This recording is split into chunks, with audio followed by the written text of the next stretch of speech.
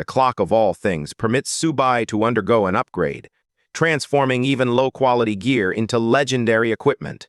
Clearing the 999th floor of the Tower of God is a supreme-level achievement, marking the culmination of intense challenges and growth.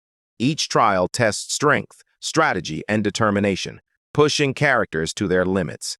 As they confront formidable opponents and intricate puzzles, the stakes soar, culminating in a thrilling climax that defines their quest for power and purpose.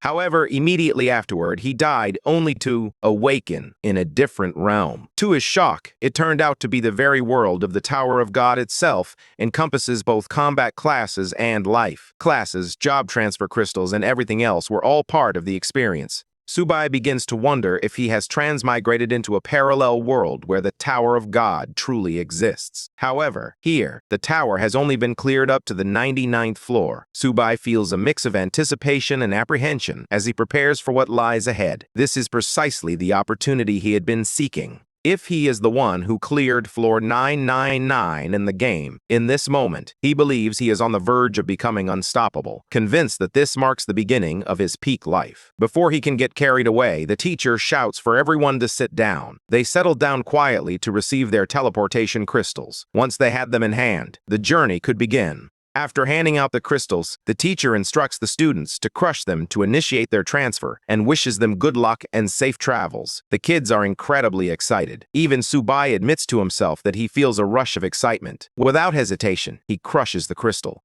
A notification greets him, welcoming him to the Tower of God. It states that his personal information has been bound, data is being processed, and he should wait. Moments later, another message chimes in, indicating that the upload has failed. A pre-registered account has been detected, and it is attempting to log in. Sububai feels his pulse race. If it can log into his old account, he will be invincible. But soon, another notification arrives. The account information does not match, the login has failed, and the system is attempting to clear data. Sububai becomes furious. The thought of his old save file being deleted irritates him more than anything. In an instant, all his progress is erased. He is greeted once again by the familiar sights of the Tower of God.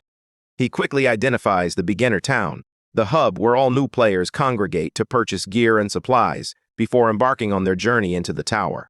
As he surveys the area, receives another system message. Having cleared the 999th floor in the original Tower of God, he is being awarded the supreme artifact, the clock of all things. He mutters he finds himself in a state of confusion, questioning what this experience is truly meant to be. In the Tower of God, he recalls that items and gear are ranked by color, white for crude, gray for common, and green for uncommon. Rare blue for perfect, purple for epic, and orange for legendary. However, the clock of all things is on a completely different level, with its quality marked as Supreme Artifact is a heaven-tier reward with no level requirement. Its effect is both simple and terrifying. It allows for upgrades. According to the description, it is a clock that can successfully upgrade anything with a 100% success rate, though it comes at a very small cost. The ambiguity surrounding its effect adds to its intrigue. He decides to make himself feel more at ease. However, as a beginner with limited resources for upgrades, he chooses to explore the town first. He even wonders if the tavern lady might remember him and be able to help. Suddenly, another announcement echoes through the air. Yan Nation has become the first to clear the newbie zone, and all Yan Nation players are now celebrating their achievement. With a blessing granted, stats increased by 10%. The crowd erupts in excitement, cheering for Sword. Goblin, who was the first to clear it, has set the stage. Sububai examines his own stats and reflects that since the Tower of God has become a reality, they can no longer view it as just a game. If someone dies here, they really dies. Still, he notes that a 10% stat boost at the beginner stage is incredibly useful for job transfers. Then he remembers his supreme artifact. If it truly works, even junk tier gear can be upgraded directly to legendary status. He tests this on his novice equipment, and to his amazement, it succeeds. The clock of all things truly upgrade items with a 100% success rate. He gazes at the newly transformed legendary gear in hand. He begins to feel a surge of joy, just as he is starting to celebrate another. The notification has cut him down. The system informs him that the action has failed due to insufficient coins. Sububai suddenly realizes he is completely broke. With a heavy sigh, he admits to himself that The first step in this world is not about conquering the tower, it is about making money. After all, in the Tower of God, money solves everything. At the Tower of God, thousands of beginners gathered, facing a harsh reality. Their beginner protection lasted only 7 days. If they didn't change their class in that time, expulsion from the tower awaited them.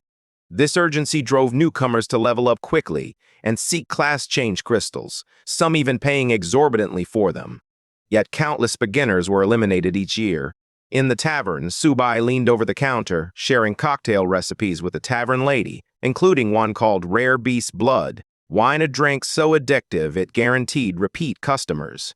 The tavern lady shot him a sharp look and warned him not to be joking. Sububai remained calm and offered to sell the recipe for 5 gold coins, assuring her there was no trick involved. After a moment's hesitation, she agreed to the deal. 5 gold meant nothing if the recipe was genuine. Still, she cautioned him that if he was lying, he wouldn't survive the repercussions. Sububai felt no concern. He had a collection of far better recipes tucked away in his mind. 5 minutes later, gasps filled the tavern as the wine glittered in the glass like a glowing red crystal captivated everyone's attention, leaving them wide-eyed in awe. Then, the crowd erupted in excitement. People pushed and shoved, fighting to get a sip exactly the reaction Sububai had anticipated. The tavern lady tried it herself, and her eyes lit up. She immediately asked how many recipes he had, expressing her desire for every single one. Sububai chuckled. He told her he had a total of 5 recipes, and now that they knew each other, he would offer her a discount. 20 gold coins for all of them, the tavern lady grinned. She remarked that he was quite the man, and that she was starting to like him.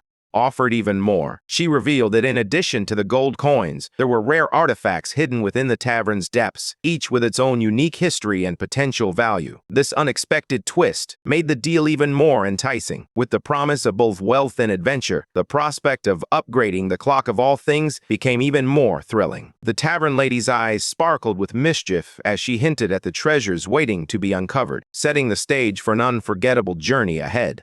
He pocketed the premium quality dagger, feeling satisfied. Without hesitation, he decided it was time to move on. The tavern lady told Sububai that if he ever came across rarer wine recipes in the future, she would be interested in buying them. Sububai replied that he was on it for the sake of their long-standing friendship. The tavern lady laughed and called him a smooth-tongued kid. Without wasting any time, Sububai decided to upgrade. His weapon requires a significant amount of silver for upgrades, but the stat boost is definitely worth it, provided he can successfully change his class. Spending money early is the smartest choice, as wasting time on slow development is not an option. He invests his silver in upgrades and is rewarded with impressive results, showcasing remarkable statistics. Clearing the first floor of the Tower of God will be just as challenging, as easy as slicing through a watermelon.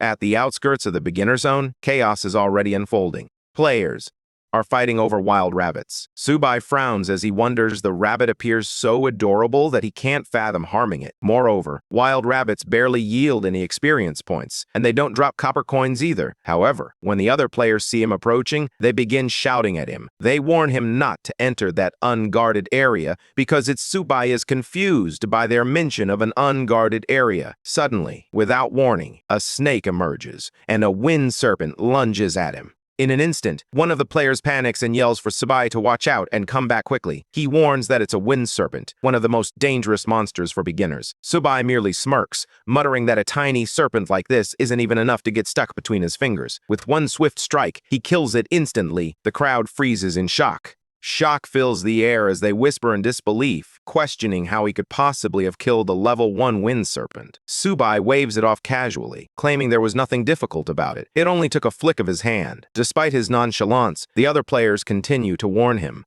They remind him that if a wind serpent lands a critical hit, it can kill a beginner instantly. With their weak gear and low stats, none of them would survive such an attack. Dying once in this world means being gone forever. Sububai tosses a few copper coins toward them and expresses his gratitude for the warning. He tells them to take care of themselves too. The players wish him luck as he walks away, though once he's gone, their tone shifts as they whisper to one another about his recklessness. One of them expresses frustration, noting that he even attempted to help Sububai but was met with a cold dismissal. He mutters that Sububai will likely be dead in 5 minutes regardless. Meanwhile, Sububai pushes further outside the safe zone and notes with satisfaction that there are far fewer players in this area. That's exactly what he was hoping for. He wanted it. Another wind serpent appeared, but just like before, Sububai cut it down in an instant. This truly felt just like the game, Tower of Gods, where leveling up involves battling rabbits and wind serpents. It felt painfully slow. Sububai realized that if he wanted to make real progress,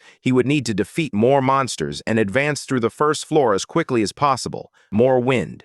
Serpents suddenly slither out from the grass, but he cuts them down one after another. Instead of retreating, he stands his ground, ready to face whatever comes next. Feeling tired, he also feels excited, almost playful. Hunting monsters like this was definitely faster, but the drop rate remained frustratingly low. Then, an announcement shook. The entire tower is now open. Season 10 of Tower of Gods has officially begun, and all first-time players will receive the tower's blessing. Kill records in the beginner zone have been reset, and luxurious rewards await the first players to achieve victory. New players, give it your all and strive to surpass the pioneers. Sububai paused. Season 10 had officially begun. If that was the case, he had no intention of allowing anyone else to claim the first kill rewards, especially not while he possessed the divine item, the clock of all things. Around in the beginner zone, the nobodies whisper among themselves, speculating on who will achieve the first kill this year. However, none of them dare to dream too big. They already know the odds are against them. It is believed that the inheritance will go to one of the three prominent families of the eastern region. These individuals were born into privilege. Some even claim to have seen the eldest daughter of the Lin family recently. She was adorned in a complete legendary set, valued at tens of thousands, possibly even millions. A full set could fetch tens of millions, and she was also accompanied by high-level bodyguards protecting her. Compared to individuals like that, ordinary beginners had no chance. They pushed the thought aside and returned to chasing rabbits. Meanwhile, Sububai continues to mow down wind serpents one after another. Suddenly, a notification from Ding appears, congratulating him. Notification appears. This time it announces that he has unlocked a new skill, Shadow Step. Intrigued, Sububai examines the details. The skill allows him to move swiftly and silently, perfect for stealthy maneuvers. He smiles, realizing this could give him a significant advantage in upcoming challenges. With renewed determination, he prepares to test his new abilities on other activities instead of focusing on leveling up. As he assesses his progress, he understands that to catch up with the top rankers nearing level 3, he needs to prioritize his efforts and strategize his gameplay more effectively. Time earlier studying the clock of all things, after entering the tower. That brief delay had cost him a spot on the focuses on his strategy, determined to close the gap. He visualizes his path to victory, knowing that hard work and perseverance will pay off. Each challenge he faces only fuels his ambition, and he remains confident that soon he will reclaim his position at the top of the leaderboard. He focused on the black iron chest he had just received, examining its intricate designs and sturdy locks, intrigued by the secrets it might hold. When he opened the chest, he found only a basic set of cloth armor and 30 copper coins. The system then instructed him to choose which gear he wanted to upgrade. Now equipped with a weapon and some armor, he considered his options, knowing that the beginner boss wouldn't hit that hard anyway. Defense wasn't a priority. What truly mattered was dealing damage. He decided to focus on upgrades for the dagger. The system inquired about how many times it had been used. Each upgrade would cost a maximum of 50 copper coins. Without hesitation, Sububai pushed it straight to the maximum, achieving 8 upgrades in total. In one go, more than 9 silver coins vanished, but he could afford it. The stats refreshed. The first upgrade enhanced the base attributes, while the subsequent upgrades only added more on top. Attack power. Nevertheless, his total attack had now approached 100 points, though it was still labeled that despite the excellent grade, the numbers were already comparable to those of rare weapons. Sububai realized then this mysterious watch truly was a legendary treasure. With this tool in hand, it was time to step into the first floor of the Tower of God. However, the beginner boss only spawned 10 times. On the first day, whoever secured the kill earned the right to enter the tower. Even teams could compete for this opportunity, but only a limited number of spots were available. The first killer was almost guaranteed entry, and that was Sububai, who hurried to secure his place in the battle. As he approached the boss's location, the sounds of clashing steel and fierce roars filled the air. Goblins. Someone was already there and he couldn't believe it. The first kill was supposed to be his. On the field, a group was locked in a fierce battle, with goblins outfitted in high-quality gear that gleamed brilliantly. At the center stood a young woman clad in rare armor, Lin Yuchan, the Lin. The absence of her family was palpable. In comparison, Subai's dagger suddenly felt cold and distant. Lin Yuchan called for her second faction to regroup, expressing her frustration with the situation. She urged her team to come together and strategize for the challenges ahead. Meanwhile, she instructed the third faction to push forward and ordered her men to distribute potions quickly. They complied without hesitation. However, hesitation lingered when one of her aides informed her that they would soon reach the first floor. Yuchan reminded him not to underestimate the Li and Bo families, as they were formidable forces to be reckoned with. Multiple routes could lead to the plains. Then her gaze landed on Sububai, and her men noticed him as well. They asked who he was. Sububai explained that he was on his own, not part of any team, and that they could continue their fight while he passed through. The Lin family members exchanged doubtful looks were exchanged. For their battalion, fully equipped, it had taken half an hour just to clear the forest. Yet this young man had arrived alone. It didn't make sense. Her aide warned Yuchan that Sububai was trying to use their fight as a distraction to slip past and steal from the boss. Yuchan immediately issued new orders, instructing her 3rd battalion to take action. Potion use was essential, and she directed them to coordinate with the 4th group to stop Sububai with all their might. She was determined not to let anyone take her. The soldiers turned toward Sububai, prepared to block his path. Sububai, he only sighed. To him, they were nothing more than a nuisance. Sububai frowns and tells them that they are already fighting their own monsters, so there's no need to drag him into it. The Lin families, he only sneers. In his eyes, Sububai is merely a level 2 rookie, and he can't comprehend why this kid has the audacity to resist.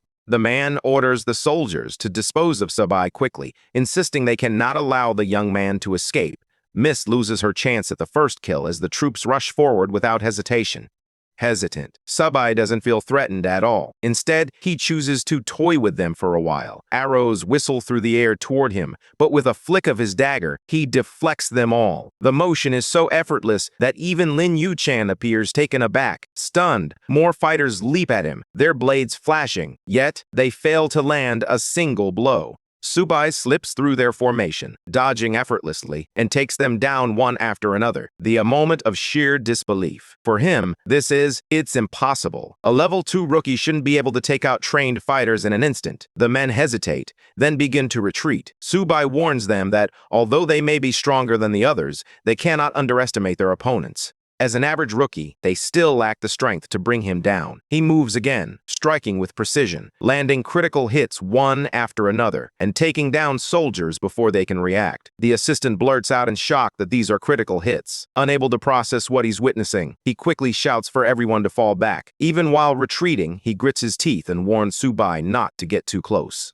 Not to get too cocky. He asks if Sububai even knows whom he has angered. Sububai coldly dismisses him and tells the man he doesn't care who they are. Anyone who stands in his way won't walk away unscathed. The threat is clear. The assistant's face twists with rage. Before he can respond, Lin Yuchan suddenly interrupts. She tells her aide, Zhang Fei, to be quiet. Then she turns to Sububai and calmly suggests that they should consider making a deal. Everyone is stunned when Lin Yuchan proposes making a deal. Sububai narrows his eyes, curious about the details. Yuchan studies him carefully. He has just arrived. Alone, yet from the way he fought earlier, he is clearly no ordinary player. She tells her assistant, steps in to support her, emphasizing that true understanding often comes through conflict. She urges him to be clear about what he wants in order to move forward. Zhang Fei looks uneasy, but Yuchan silences him. Delays in their progress in the Tower of Gods would have serious consequences. She understands that Zhang would never be able to bear that responsibility. Finally, Sububai speaks up. He informs them that the anger, unable to accept the terms, he believes they are being extorted and that the price is far too high. The tension in the room thickens as he confronts the man, demanding a reconsideration of the deal. Anger, demanding to know if Sububai is dreaming. Sububai coldly replies that the cost of maintaining their lives, and asks if anyone has any objections. Once again, Yuchan interrupts Zhang. She agrees to Subai's demand, but she gives him 3 gold coins, telling him he can consider the rest a token of friendship. She also asks him to add her as a friend. Sububai then informs her that 1 more gold coin is needed to add her as a friend. To everyone's disbelief, Yuchan Those behind her clearly dislike the arrangement, but none dare to oppose her decision. Zhang mutters that this stranger is clearly taking advantage of the situation. Ignoring him, Yuchan suggests an alternative. She suggests that they hunt the beginner area boss together to claim the first kill reward. Sububai considers this idea and himself that the first boss in the eastern beginner area must be very important to her. He agrees but adds a condition. He will lead the group. This pushes Zhang over the edge. He snaps that Sububai must be dreaming. The Lin family elites, trained since childhood, have no reason to follow a mere level 2 rookie. However, Sububai remains firm. If they want to kill the boss, but they must follow his orders. Otherwise, he has nothing more to say. He won't allow anyone to slow him down. Yuchan surprises everyone by agreeing to his demand. However, Zhang protests once more, reminding her that Sububai is a stranger and not someone they can trust. Yuchan, however, dismisses his concerns.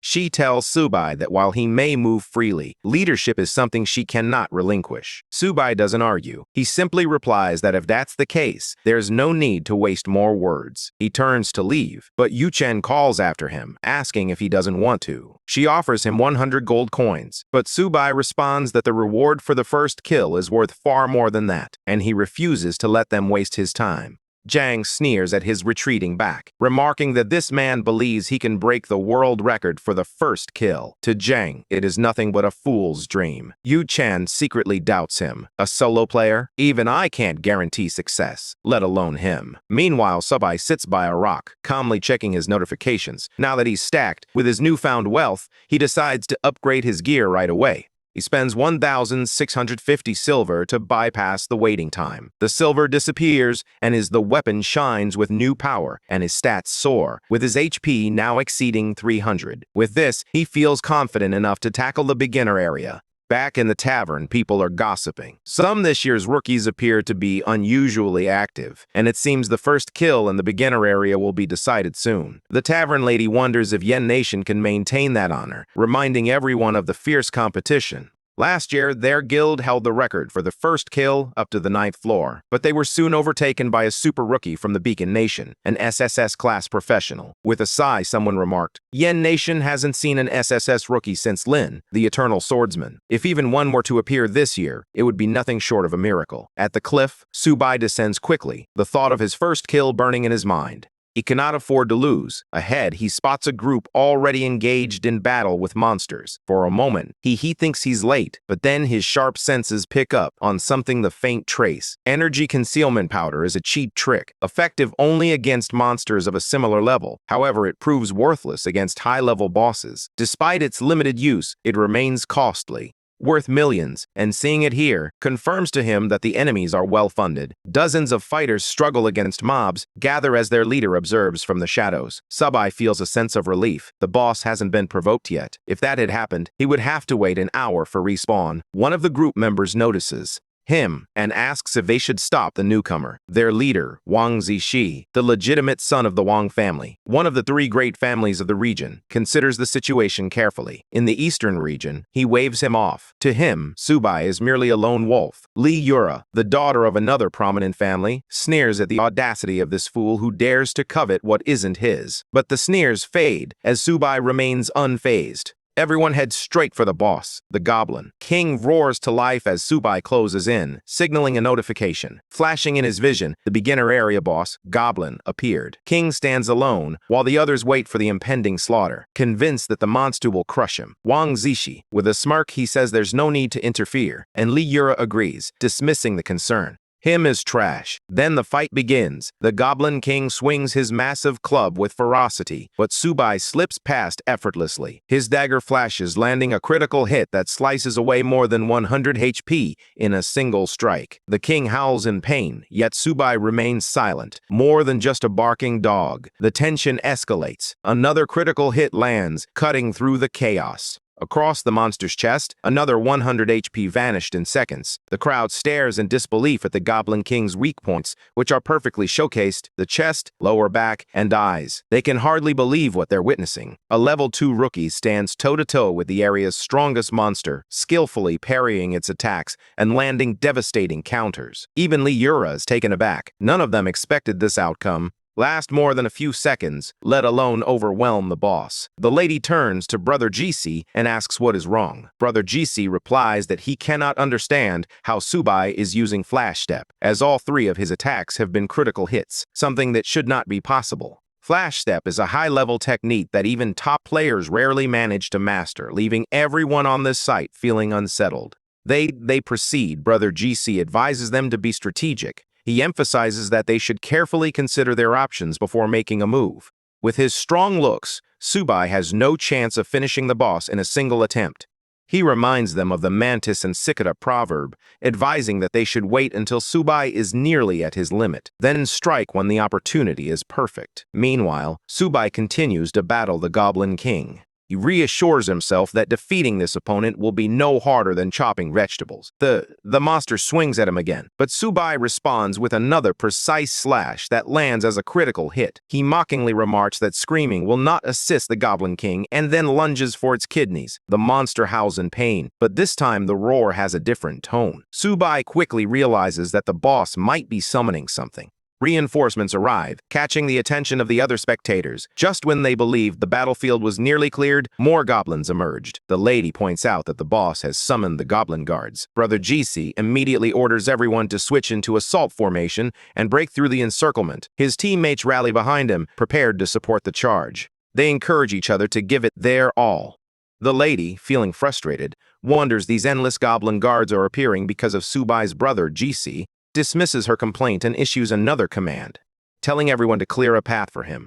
His teammates respond by saying they will support him, urging him to take the lead. Another member chimes in, saying they will carry him forward, all shouting encouragement for Brother Wong to push ahead. In his own brother GC believes there is still time. With Subai's damage output, there's no way he could deplete the boss's remaining health instantly. By using a magic scroll, Brother GC is confident that he can secure victory and claim the first kill in the Eastern Zone for himself. He understands that they are planning to strike at the last possible moment to steal his achievement.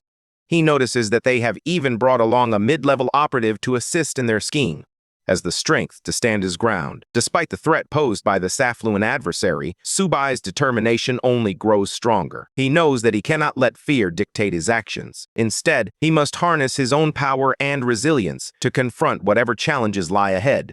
At that moment, Brother GC declares that Sububai will be destroyed along with the boss. He activates the mid-grade flame burst scroll, unleashing an explosion across the battlefield. The crowd erupts in cheers, believing that their leader has finally succeeded. They praise Brother GC as truly awesome. While he assumes victory is his, the supposed winner begins to feel uneasy. He begins to worry as the system stays silent. Then, with growing dread, he blurts out his concern about why the system hasn't announced the result yet. Just then, a notification appears, declaring that the East Zone Beginner Town boss has been defeated by players Sububai and encouraging everyone else to keep working hard. The news hits hard. The entire crowd reacts like a thunderbolt, their excitement quickly giving way to shock and disbelief.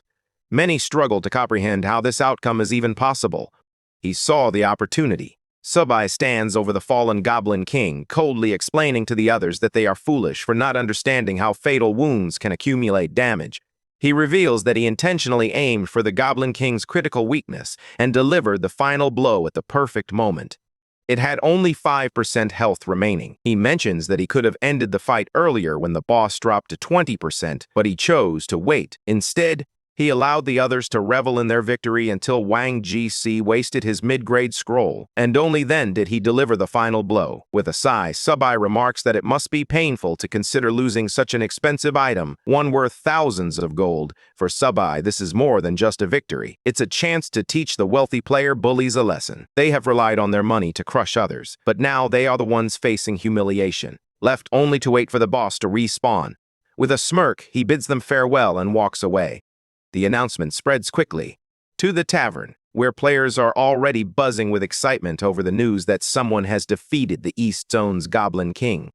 They are further shocked to learn that the first kill did not go to one of the three great Clans. Speculation rises immediately. Some wonder if the East Zone has a hidden noble family behind this mysterious player. Others insist that whoever the killer must be a serious contender, possibly even someone from a secret clan. Some speculate that it could actually be Sububai, but another player quickly dismisses this idea. He argues that Sububai is merely an orphan and could never rise above the three great families, suggesting that the true identity of the killer remains hidden. It must be someone else with the same name. Yuchan, upon seeing the notification, is left speechless. She lashes out in frustration, ordering her team to advance to the settlement at full speed. Her command is met with an immediate response. A unified response of agreement comes from her people. Meanwhile, Brother Wang's anger intensifies than ever, now fully directed at Sububai. The tension in the air was palpable as everyone turned their attention to him. The lady interrupts, expressing concern about their current situation. Brother Jixi reassures her that they have a solid plan in place and that taking a moment to recharge will only strengthen their chances against the next challenge. He emphasizes the importance of teamwork and strategy, reminding everyone that they've faced tough battles before and emerged victorious. Before his words can settle, a portal opens in front of them. Out steps Yuchan, her expression ablaze with intensity. Anger fills her as she demands to know if they plan to take the second boss as well, snapping that she never gave them permission. Just a notification appears before Sububai, announcing that he is the first player in the East Zone to defeat the Goblin King. This achievement grants him access to the Tower of God's reward silver chest. That he should take advantage of this rare opportunity. As he approaches the chests, he feels a surge of excitement. With a swift motion, he lifts the lids, revealing their contents. That rare gear might be hidden inside. The first chest reveals a pair of rare boots known as One Step Away, along with 10 silver coins. The second chest contains a small XP potion and 30 additional silver coins. He inspects the boots and notes that they provide a valuable speed boost, although the level requirement remains beyond his current reach. As he organizes the rewards, another thought strikes him. Having secured the first boss kill, he now has a chance to climb the Season 10 Global Tower Leaderboard. Should now be open. He pulls it up and checks his standing. His name appears at rank 98, a surprisingly low placement considering he left the beginner village less than 2 hours ago and has already killed the Goblin King. He realizes that the top players in other regions must have defeated their bosses nearly an hour earlier. Clearly, wealthy and powerful competitors are not confined to the East Zone. They are spread across the globe, determined not to fall behind. Sububai quickly drinks the small XP potion, receiving a temporary 10% boost to his experience gain. He steels himself. Thinking he has no time to waste, he notes the clock reads 9,016 p.m. With the buff active, he prepares to grind as quickly as possible. Turning back to the portal that is opened, he steps forward without hesitation, eager to discover what awaits inside the first dungeon of the season's Tower of Gods. Sububai enters the first floor of the Tower of Gods and instantly identifies it as the Dark Maze. The tower's beginner zone dungeons are notorious for their diversity, each one entirely different in theme, layout, and enemies. Dark Maze, while only an entry-level floor, is notorious for its mid to high difficulty. It can be a death trap for most new players. However, Sububai remembers this place every path, every turn, every hidden dead end. He has memorized it all from his years in the game. The maze hasn't changed. The same patterns still apply, giving him a major advantage. Before he can take more than a few steps, however, a pale hand bursts through the ground. A gaunt. A figure drags itself upward, skin stretched tightly over bones with eyes glowing faintly. Notification identifies it as a ghoul. Sububai recalls their previous encounters. They are fast, aggressive, and lethal in groups. If they manage to encircle him, he's finished. He reacts instantly. He activated Flash Step, closing the distance in a blur, and drove his blade into its skull. The critical strike takes down the monster instantly, but another ghoul erupts from the shadows. He stepped onto the floor right behind him. Without hesitation, Sububai pivots, strikes again, and lands another decisive blow. This time, the impact resonates, showcasing his skill and determination. The chain of kills, along with the Goblin King's earlier experience points, elevates his level to 3. Encouraged by this progress, he ventures deeper into the fray and into the maze. Soon, he reaches a fork in the path, marked by 2 glowing inscriptions. 2 tablets await, 1 blue and 1 red. The blue tablet signifies the easy route, while the red marks the challenging path. Sububai doesn't hesitate. She knows that more challenging paths lead to greater rewards. He chooses red. The tablet disappears, and a massive door materializes in front of him, thrumming with ominous energy. Meanwhile, far away in the Yan Kingdom, the Yu Dynasty Guild headquarters is bustling with activity as reports come in. In the guild's conference room, a woman stands to deliver her update. She shares that young Master Zheng Kai's progress has been smooth so far. Sitting at the head of the table, guild leader Zhou Wang listens with a calm yet stern expression. He reminds her that an early lead is meaningless. The title of Rookie King only belongs to the one who seizes the final prize. The woman smiles politely, insisting that with Zhou Wang's careful arrangements, the young master will be well taken care of. Zheng Kai is all but guaranteed victory this season. However, her words ignite the leader's fury. He roars at her, calling her a fool and warning that the Rookie King is not a title that can be inherited or bought. Every past king carved their name through survival against overwhelming odds, becoming one of the guild's legends. The assistant bows his head, acknowledging the leader's criticism. Zhou Wang exhales slowly, his temper cooling. He admits softly that he only hopes his son will not disappoint him. Back in the maze, Subai's situation grows increasingly dire. Ghouls continue to claw their way up from the floor, their shrieks echoing through the darkness. They attempt to encircle him, lunging from every direction, but Sububai remains alert, cutting through their ranks with precision. Them down one by one before the track can close in around him. So far, Subai's critical hits have been precise and effective, allowing him to eliminate his targets with deadly accuracy. He has been carrying him effectively. In less than half an hour, his kill count has increased significantly, and the tower's generous experience rates continue to propel him forward. After finally clearing a room full of ghouls, something unusual catches his eye, a glimmer of light reflecting off an object hidden in the shadows. A gray tablet, half hidden against the wall, marks the entrance to a concealed chamber. Choosing the difficult path has proven worthwhile. He turns off the engine and heads inside. The moment he enters, more determined than ever, ghouls surge out of the ground, emerging in greater numbers than ever before. Their shrieks echo in the chamber as they swarm from every side. He counts. There must be at least 50. Without hesitation, he dives into battle, slashing through them in a blur. Flash step becomes his rhythm, his blade delivering critical strikes with precision. As bodies collapse one after another, half an hour later, the final ghoul falls. Subai is breathing heavily, but the notification flashing before his eyes makes it all worthwhile. He has leveled up to 4 and gained 2 free attribute points.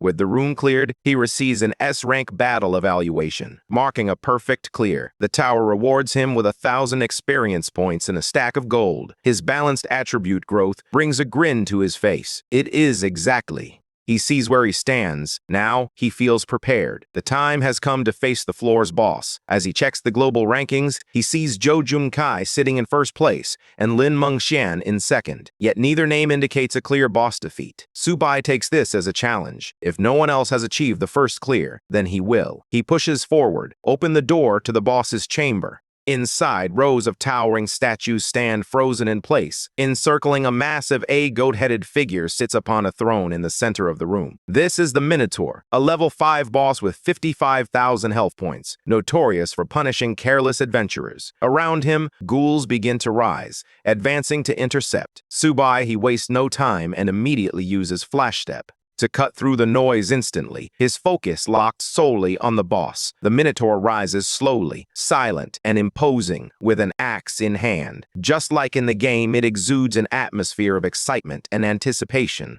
along with an oppressive aura. Subai hurls his sword at it, testing its defenses, but the boss remains unfazed and does not fall for the trick. A thunderous sound echoes through the air. A roar erupts as a violent wind blasts through the chamber, shaking the floor and rattling the walls. Even the statues lining the sides begin to stir, with stone dragons breaking free from their pedestals to join the fight. Instead of fear, Subai feels his blood pumping. The battle has finally become worthy. The Minotaur swings its axe in a devastating arc as Subai leaps into action. Subai utilizes a gap step to evade the crushing strike and delivers a critical blow to the beast's shoulder. The strike connects, but the boss's massive health bar barely shifts. Only a sliver disappears, a mere 150 points. With that, the real battle has only just begun. The Minotaur lashes out, its massive axe swinging toward Subai. He sidesteps with Flash Gap, remaining unfazed, and shifts the momentum against the boss and its stone.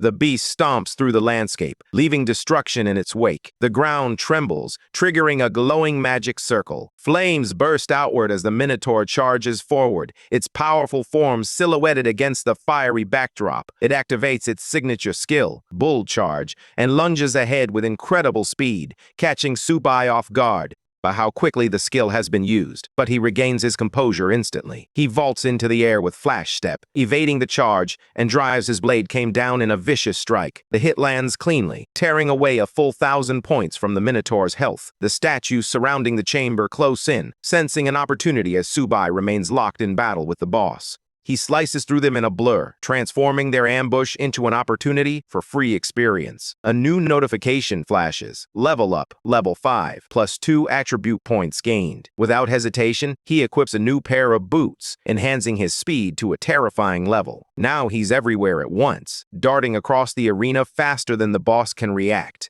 The Minotaur roars and swings, but each attack misses as the agile hero deftly dodges and weaves through the onslaught. Sububai circles around, striking from a distance. The monster grows frantic, thrashing in all directions, unable to pin him down. Suddenly, the hero appears behind the Minotaur, who attempts to counter by charging forward. In its berserk state, the Minotaur's stamina depletes too quickly, causing the effect to fizzle out before it can deliver a decisive blow. Seizing the moment, Sububai plunges a deep stab into its hide, resulting in heavy bleeding and a significant drop in the Minotaur's health bar. Left staggering, the beast becomes an easy target. Sububai presses in relentlessly, delivering a final blow that strips away 3,000 HP. In a single blow, the towering beast collapses onto the stone floor, its body dissolving into motes of light. The tower system flares with a congratulatory message. Boss Minotaur slain. Tower of Gods. Floor 1 cleared. His reward is an entry ticket to Floor 2. The system congratulates Sububai once more,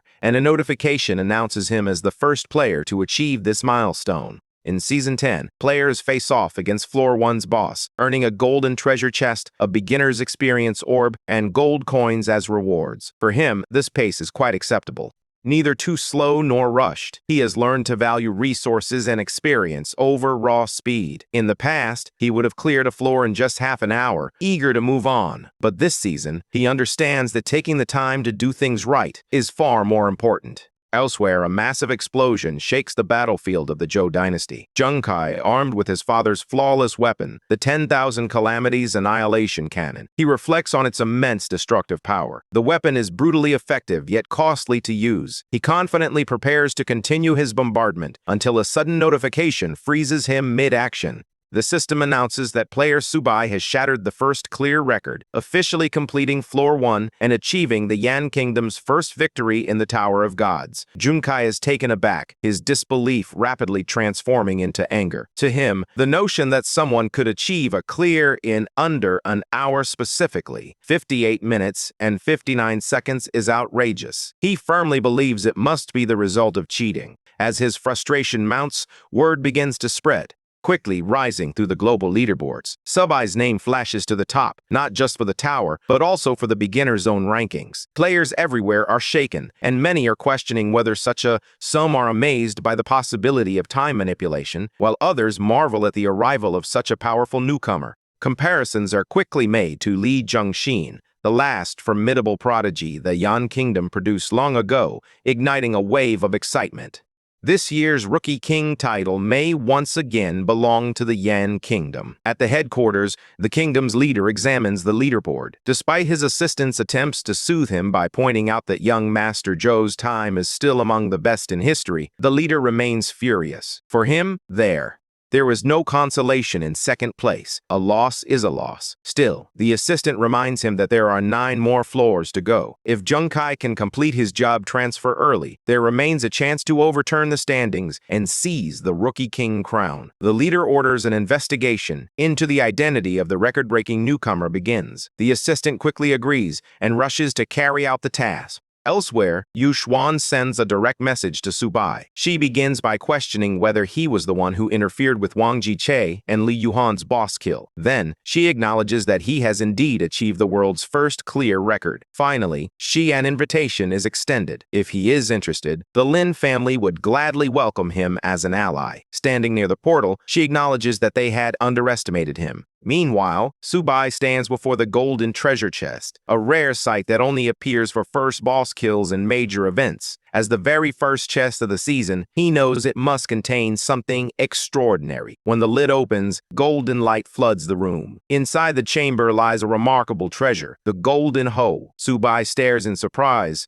wondering if this could be the legendary version he had once heard about. An item of immense value appears in the later stages of the game. Next to it lies a beginner's experience orb. Using the orb immediately grants him 60,000 experience points, pushing his level up to 6. Without hesitation, he dedicates his time and resources to achieve his goals, spending 3,280 silver to bypass upgrade times and focus on enhancing his equipment. The stat increases are significant. It feels satisfying, and the temptation drives him to upgrade. He laughs again as his power continues to surge. With preparations complete, Sububai set out on his journey, ready to face whatever challenges lay ahead. He steps toward the portal, setting himself a small goal. An ambitious goal is to clear the first 10. 4s are completed within 24 hours. The scene unfolds as workers hustle to finish the task, ensuring every detail is attended to. The atmosphere is charged with urgency and determination as the deadline looms closer. The focus then shifts to the Naka Desert, where he suddenly appears.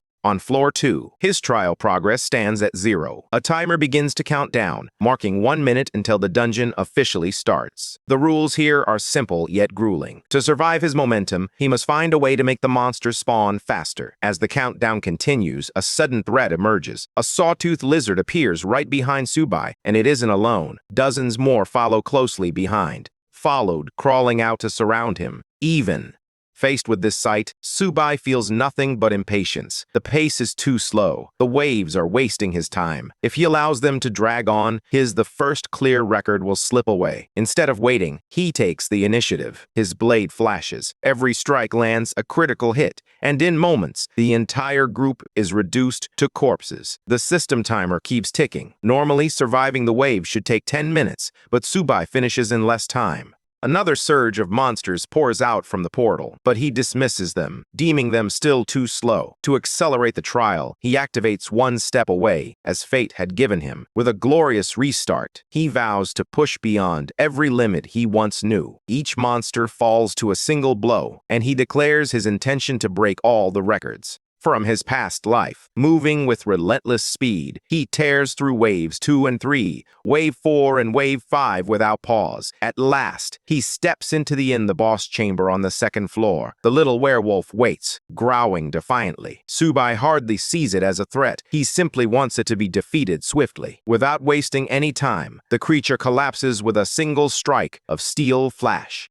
The clear notification rings out, granting him a floor 2 entry ticket to advance to the next level. Laughing to himself, Sububai turns toward the reward waiting at the center of the chamber, another golden treasure. He opens it eagerly, and as expected from a flawless clear chest, a brilliant light emanates from within. Light spills forth, illuminating a piece of top-grade equipment inside. Link the purple gold armor. He upgrades it once, being careful not to push the level too high, or he won't even be able to wear it yet.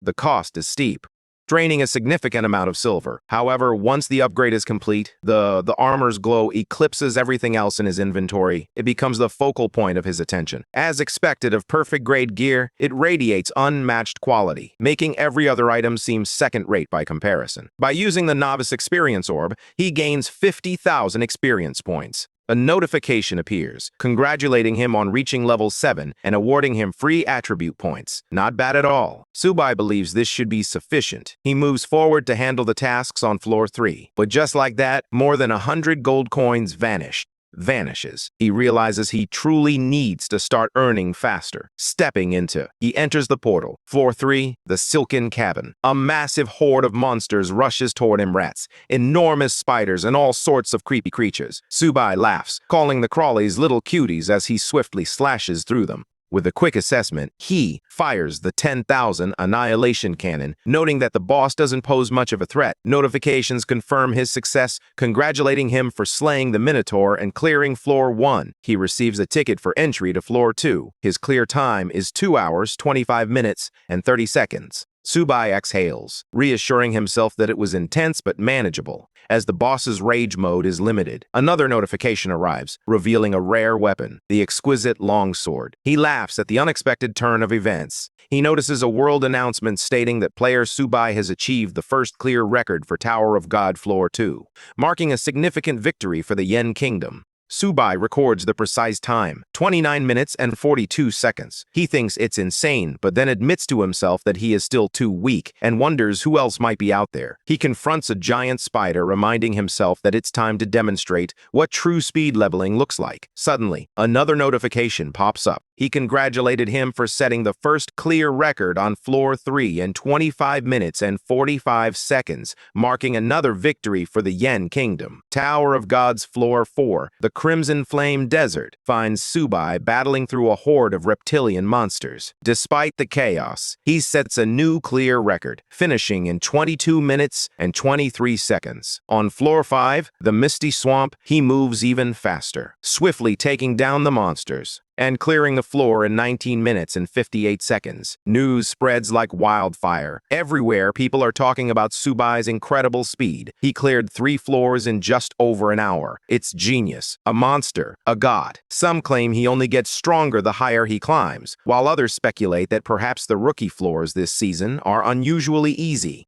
Someone mentions Joe Junkai, the son of the Dynasty Guildmaster, noting that he heard Junkai brought the 10,000 Annihilation Cannon to Floor 1. Another person confirms this, explaining that the cannon has disappeared from the weapon rankings, likely melted down into a newbie weapon.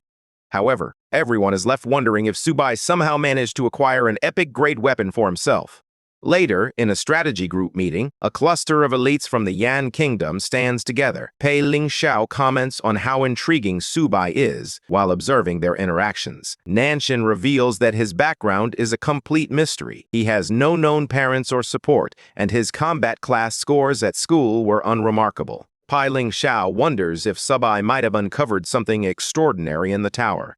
Nanshan notes that even for the first-tier strategy group, epic-grade gear is incredibly rare, with only about 10 pieces existing throughout the entire Yen Kingdom.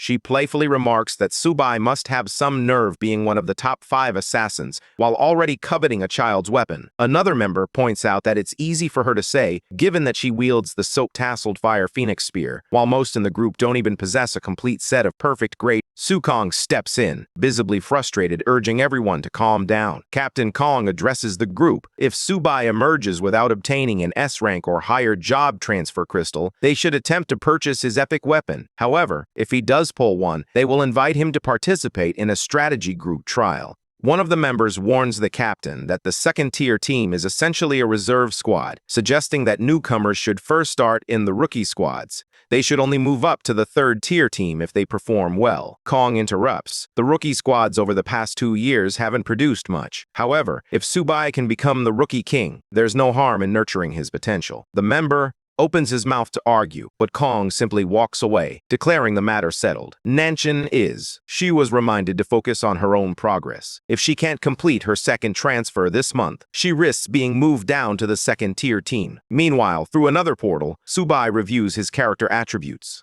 He observes that his luck isn't too bad. With each level up, he receives 8 random stats, but upgrading the gear is draining his resources. Each upgrade now costs around 13 gold, and with only 300 available, he can't afford to make the necessary improvements. Clearing Floor 10 will earn him approximately 500 gold, and claiming the Rookie King title adds another 200. Still, he worries about where he'll find more money, feeling essentially broke. Then, he recalls Lin Yuchan's messages. She asked if he was the one who had sniped Wang Jiasai's boss, and congratulated him. In the first clear record, the Lin family expressed their willingness to cooperate, inviting him to join as a guest retainer. They initially offered a contract worth 20 million annually, which was later increased to 30 million. To demonstrate their commitment, they had already transferred 100,000 in real currency to his account, referring to it as a red packet in case the deal fell through, and they apologized for pursuing him earlier. After reviewing the messages, Sububai decides it's time to get down to business.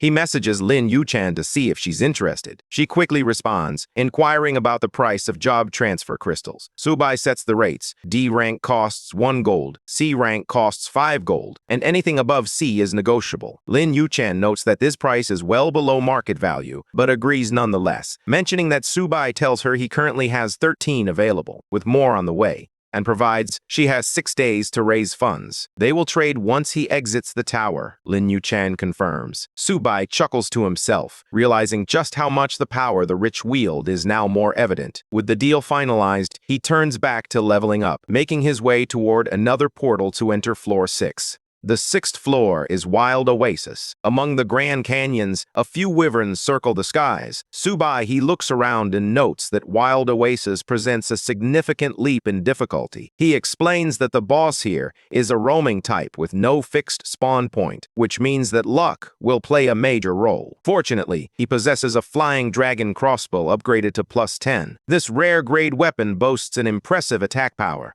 He equips the long-range gear and notes that it's fortunate he prepared it in advance. However, he acknowledges that he didn't bring enough arrows. He will need to use them sparingly if he wants to maintain his pace. With the great crossbow in hand, he moves forward. Soon, a monster comes flying straight at him. For Sububai, this is the perfect opportunity to test his new weapon. The creature is down before him. It realizes what's happening. One by one, the monsters strike from different angles, but his bolts hit with sharp accuracy, taking them out instantly. When a few sneak up behind him, Sububai turns to face them. He reacts immediately, spinning around and landing precise shots in a full sweep, clearing them as he moves forward. Once the area is quiet again, he nods in approval, stating that the weapon's effect is.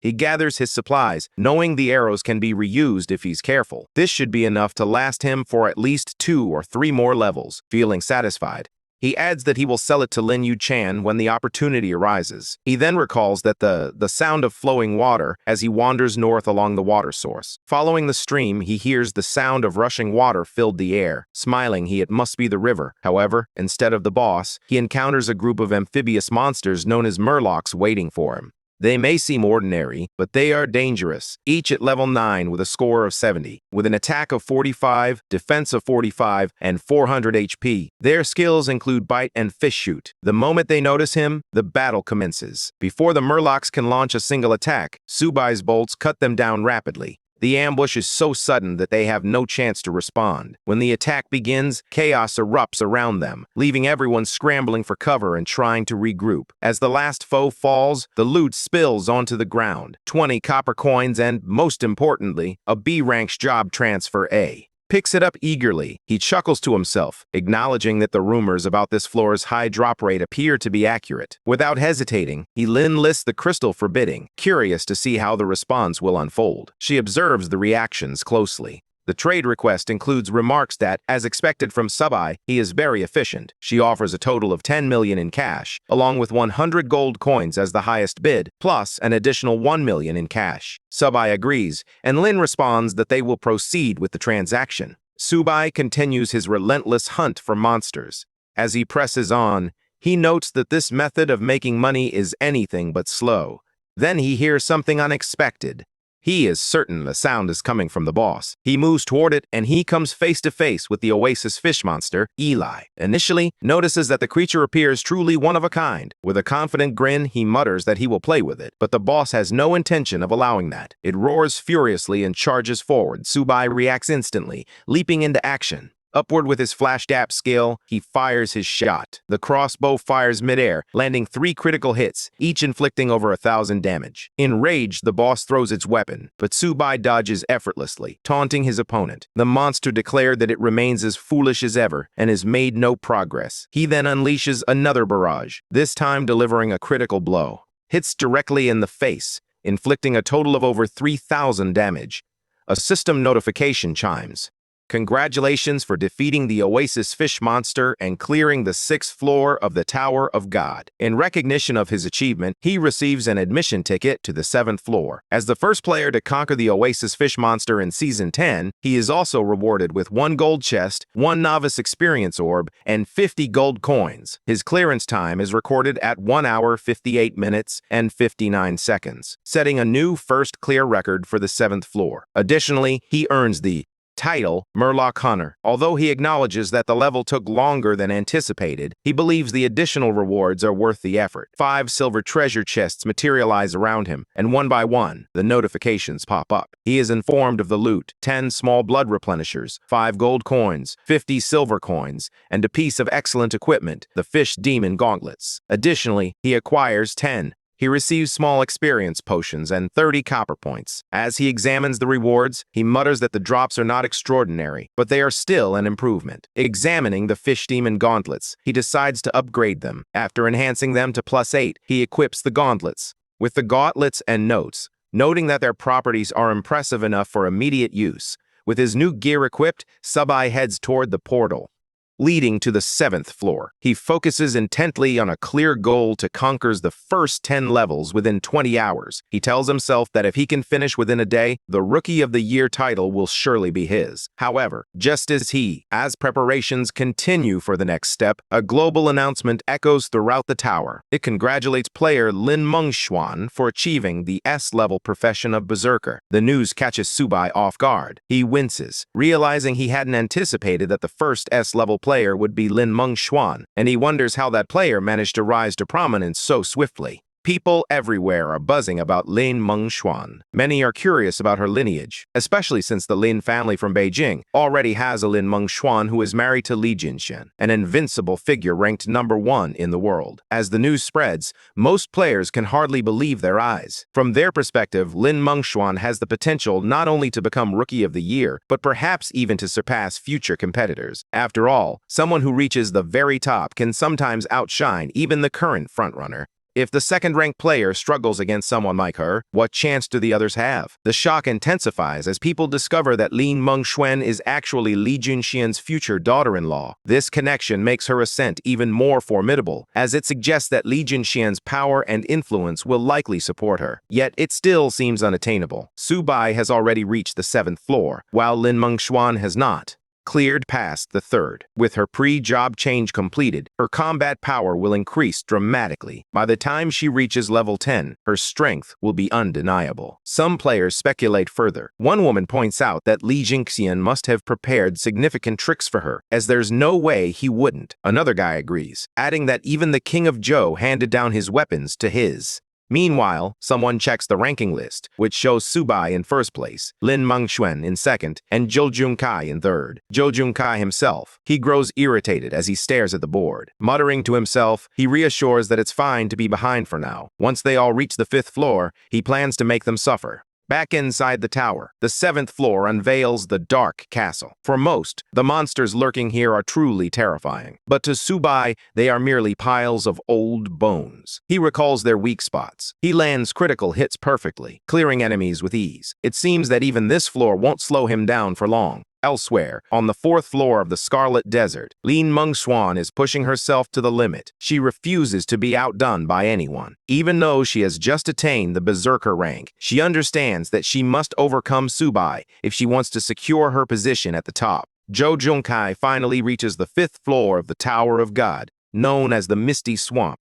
Laughing proudly, he declares that with the Fate Stone fragment in hand, he can finally change his job. Notification soon confirms it. He has obtained an SS-level job change crystal and successfully transferred to the rare SS-ranked gunner class. However, as Zhou celebrates his breakthrough, Sububai is already far ahead, battling through the Tower of God's 8th floor, the Abyss of Pain. The grim Reaper-like monsters that lurk here don't stand a chance against him. Sububai continues to land critical hits, shattering their bones one after another.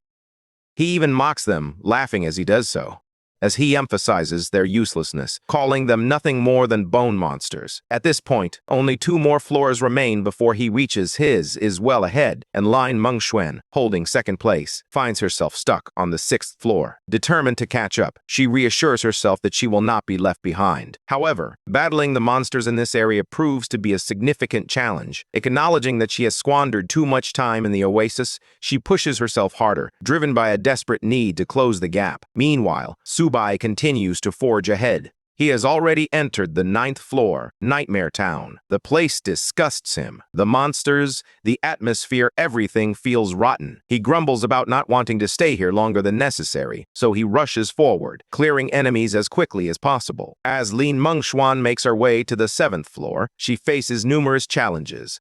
Sububai charges directly into the 10th Nightmare platform, where he finally confronts the floor boss, Nightmare Harms. Sububai doesn't waste any time. He refers to it as the Little Nightmare, declaring it the final hurdle between him and the Rookie King title. The monster roars in response, unwilling to tolerate his mockery. However, Sububai isn't interested in playing games. He charges forward. Striking directly at its kidneys, the attack forced the boss to stagger. Nightmare Harms attempts to seize him, threatening punishment for daring to desecrate the Nightmare's domain. Sububai scoffs and kicks the boss's hand away in mid-air. He mocks the creature, insisting that the trick didn't work before and won't work now. With a ruthless strike, he declares that the monster's rightful place is in hell, not standing in front of him. With one massive strike, Sububai finally takes down the boss. The monster emits a pitiful cry, insisting that nightmares are supposed to be invincible, and questioning how it could possibly be defeated by a mere young man. Almost instantly, a wave of notifications floods Subai's vision. He receives congratulations for breaking the first kill record, clearing the 10th floor of the Tower of God, and achieving yet another victory for the Yan Kingdom players. His clear time is recorded at 54 minutes and 23 seconds. The system also announces that he is the very first player this season to conquer the 10th floor. As a reward,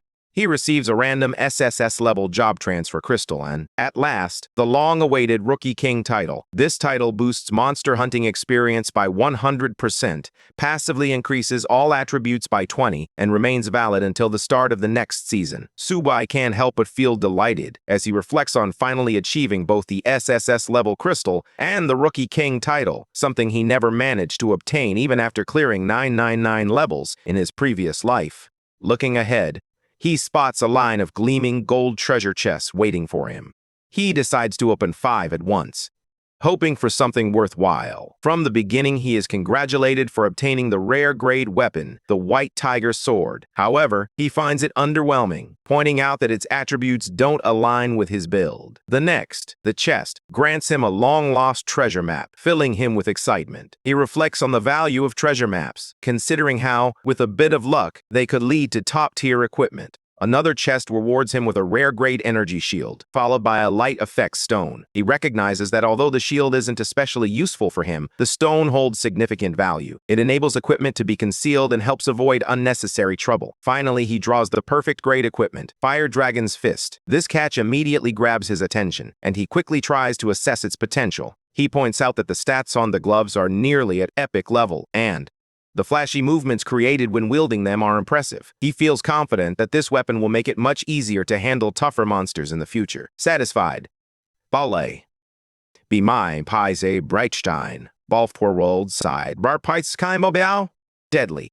He then decides to clear out the remaining 30 or so silver treasure chests.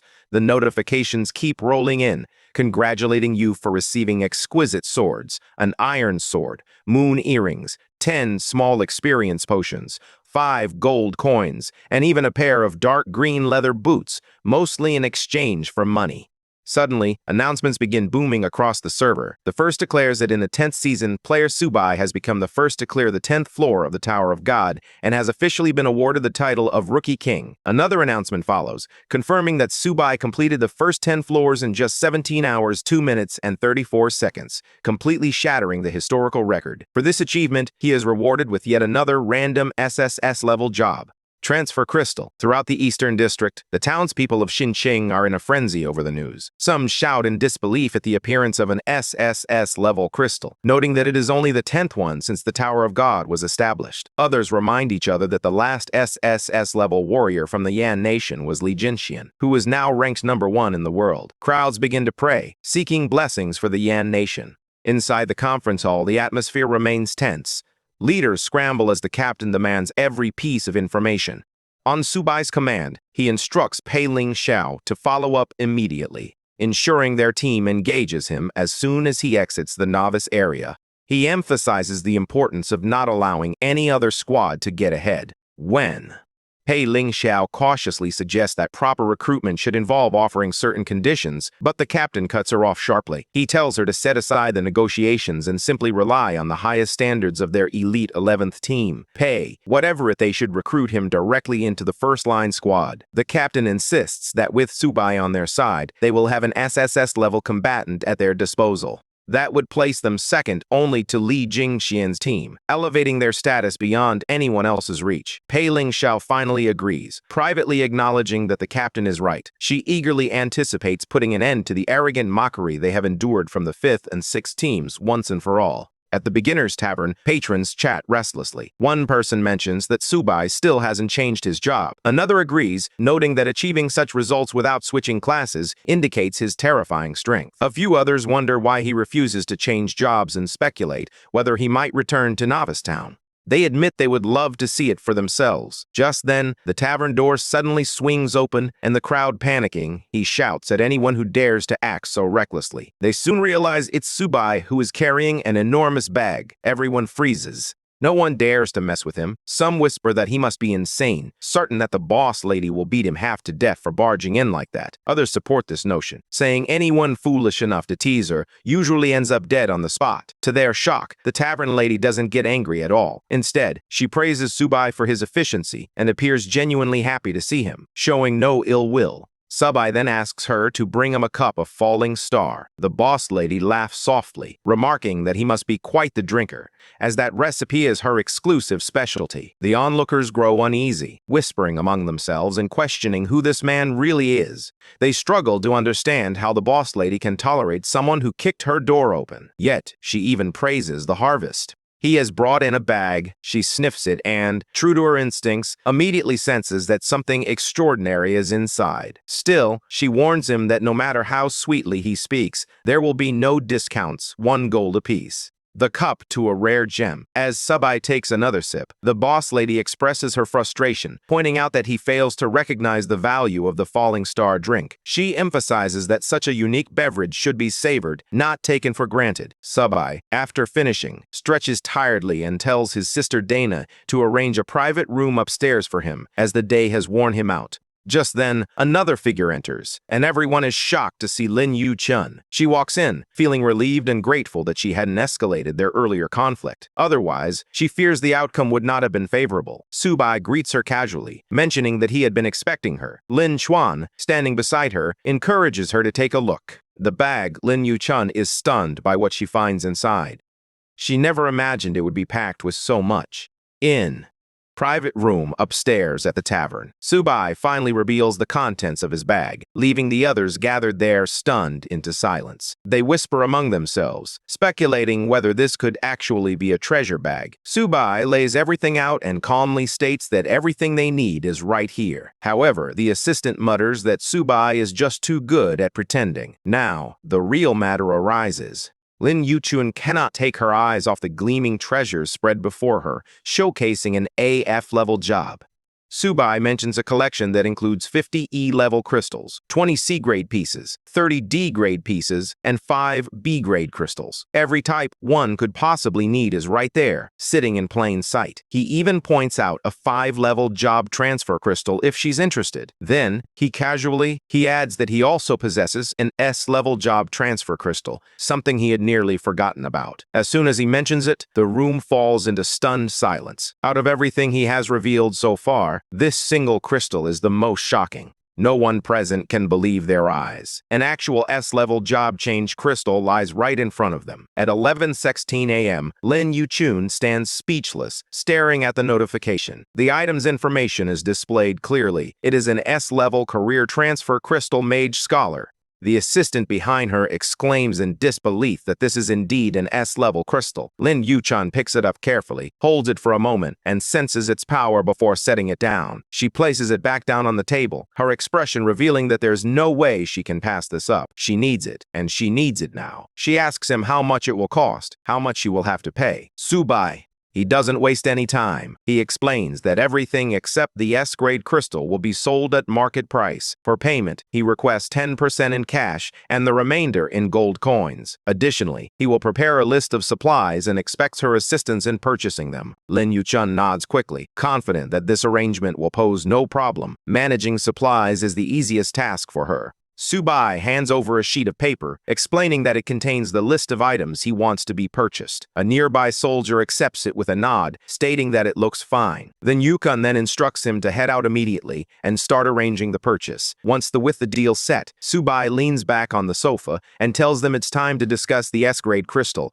asking Lin Yuchan for a quote. She begins calculating swiftly, determined not to let this opportunity pass her by, and promptly makes an offer. 200 million in cash. The figure leaves a significant impact. Sububai was stunned. He hadn't expected something so outrageous. 200 million? He thought to himself that it couldn't really be worth that much. After all, he had already seen treasures of insane value, and this crystal didn't seem to be on the same level. But Lin Yuchan isn't done yet. She explains that S-level job transfer crystals are always in short supply, making her offer more than reasonable. In addition to the cash, she promises 200,000 gold coins and even includes a house in Linfeng City, the first of its kind.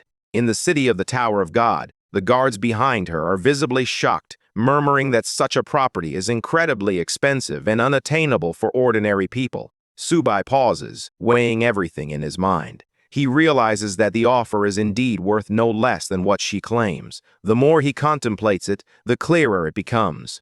Lin Yuchan waits quietly for his response, watching him intently. Finally, he states that he understands and will not haggle further. I am inquiring if payment within 7 days would be acceptable. For Lin Yuchan, that isn't a problem. She agrees immediately and encourages him to sign the document. The contract is prepared and signed without any delay. Lin Yuchan watches every stroke of the pen as if fearing that something might go wrong.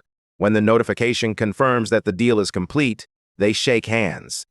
Sububai expresses that it's a pleasure to work together, and she responds that she looks forward to their cooperation. With the deal finalized, Sububai invites her to share any additional thoughts she may have. Lin Yuchan admits that the entire world already knows he has obtained an SS-level job transfer crystal and informs him that the Lin group would gladly welcome him. Sububai simply waves it off, saying they can discuss it later, as he has no intention of changing his mind. This response puzzles Lin Yuchan. She wonders why he wouldn't switch jobs immediately, questioning whether he isn't concerned that someone might come along and take his position. Sububai laughs it off, stating that he has his own plans. He then excuses himself to return to his room and rest. The regulars whisper that this is the first time they've seen the Lin family's eldest daughter act so gently with anyone, sparking speculation about the identity of the mysterious man. Some suggest he might be Sububai, but others dismiss this idea, noting that someone who has cleared the 10th floor of the Tower of God wouldn't be wandering around in beginner's gear.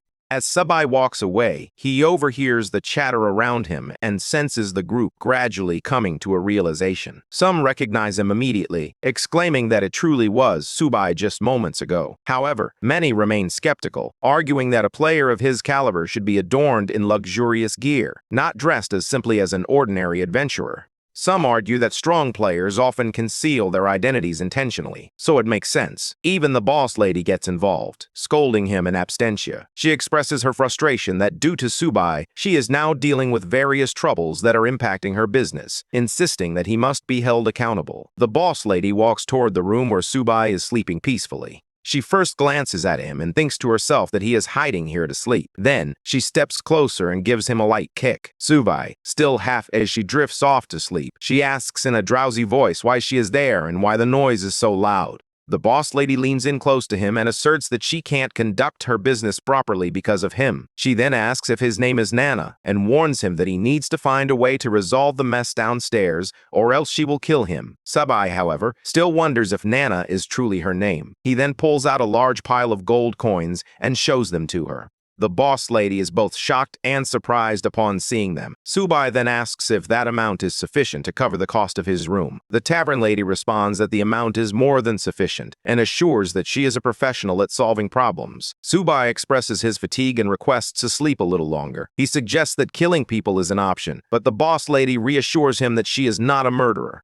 Sububai then informs her that he has a business deal to discuss. The tavern lady is surprised to see he has brought her a unique blend of spices. She asks how many recipes he has this time, but instead of a recipe, he presents her with a tantalizing new concoction that promises to elevate her dishes to new heights. Sububai takes out a crystal, leaving the boss lady speechless. She remarks on his impressive abilities and asks if he truly obtained an SSS-level job transfer crystal. Sububai responds that he plans to begin God's test. Hearing this, the boss lady finally understands, but she still wonders how he knows about God's test. Sububai. He reflects internally that he has taken the test over 100 times in his past life, and, naturally, he is familiar with it. However, he chooses not to share this with her. Instead, he tells her that she doesn't need to know the details. She only needs to answer his question about his qualifications. The boss lady explains that the crystal itself serves as the certificate for entering the test of the gods. She clarifies that within the test, he cannot earn any gold coins or equipment. There is only one reward.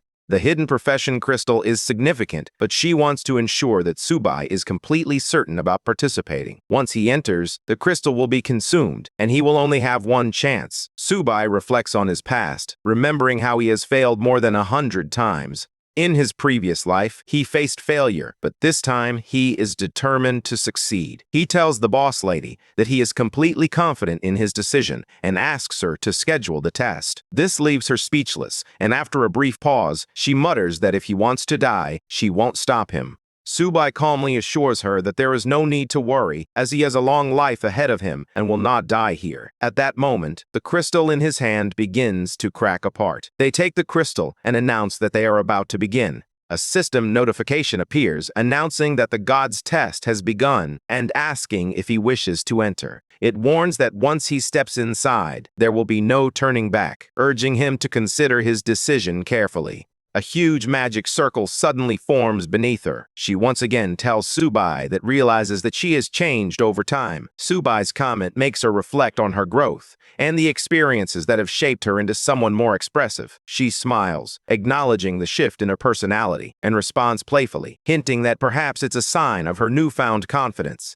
Angrily kicks him straight into the magic circle, snapping that if he truly believes she is nagging, then he can go to hell instead. With a loud bang, Sububai is pulled into the circle. As he descends, a mysterious voice echoes in his mind, telling he was warned not to use that trick. Meanwhile, the boss lady is left behind. Frowning, she wonders what that strange message could mean. She mutters to herself that this brat always gives her an oddly familiar feeling. Inside the trial, lava spreads out in every direction. Sububai lies on a solid block of ground, surrounded by the molten rivers. As he slowly rises, he reflects on how familiar this place feels, reminding himself that he is back in the god's test once more. Looking at the system notification, he confirms that it is identical to what he experienced in his past life. The message states that he has officially entered the god's test, and his equipment and backpack slots have been sealed. All amplifications have been temporarily removed and will only be restored upon passing the test. Sububai walks forward through the fiery landscape, noticing countless skulls scattered along his path. Across the ground serve as evidence of those who failed to escape.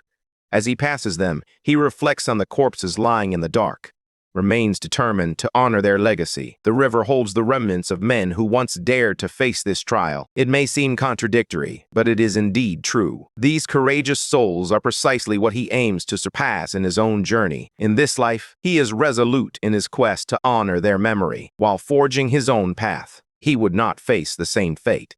Sububai checked his stat window once more and sighed as Subai's weapons and equipment offered no bonuses, and his backpack was sealed. Stuck at level 10 with an unchanged occupation, his stats were all capped at 100, giving him 1,000 health and magic. His physical and magic attacks were each 200, calculated from strength and spirit. His gear consisted of a novice longsword, a novice short sword, and a worn beginner's tunic. However, the golden shovel he had acquired earlier was not sealed. He pulled it out, gripping it tightly. A new notification flashed before him, warning that a large wave of Crypt demons was approaching. All players were instructed to prepare for battle. A countdown appeared, starting at 59 seconds and quickly dropping.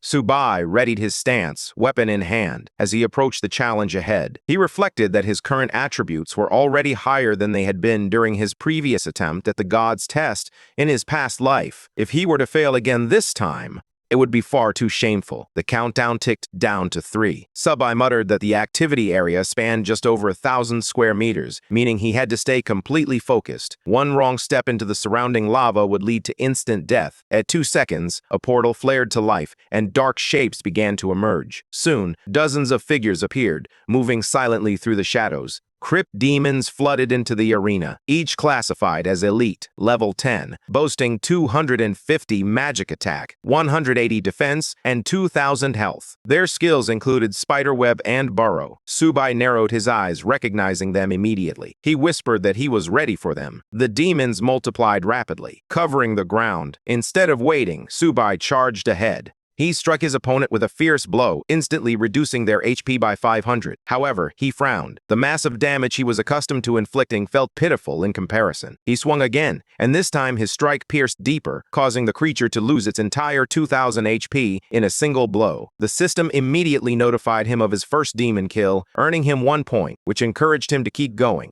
Sububai muttered that the reward seemed stingy, but he wasted no time in accepting it. He dashed forward once more, slicing through demon after demon. His critical strikes began to hit with greater force, each dealing a massive 2,000 HP in damage at once. 3 crypt demons fell before him in a single blow, collapsing under the weight of his golden shovel. Cutting steel was one of the most fundamental applications of sword energy. In addition to this, there were techniques such as Sword Chi Slash and Sword Chi Assault skills that could significantly enhance a player's combat power.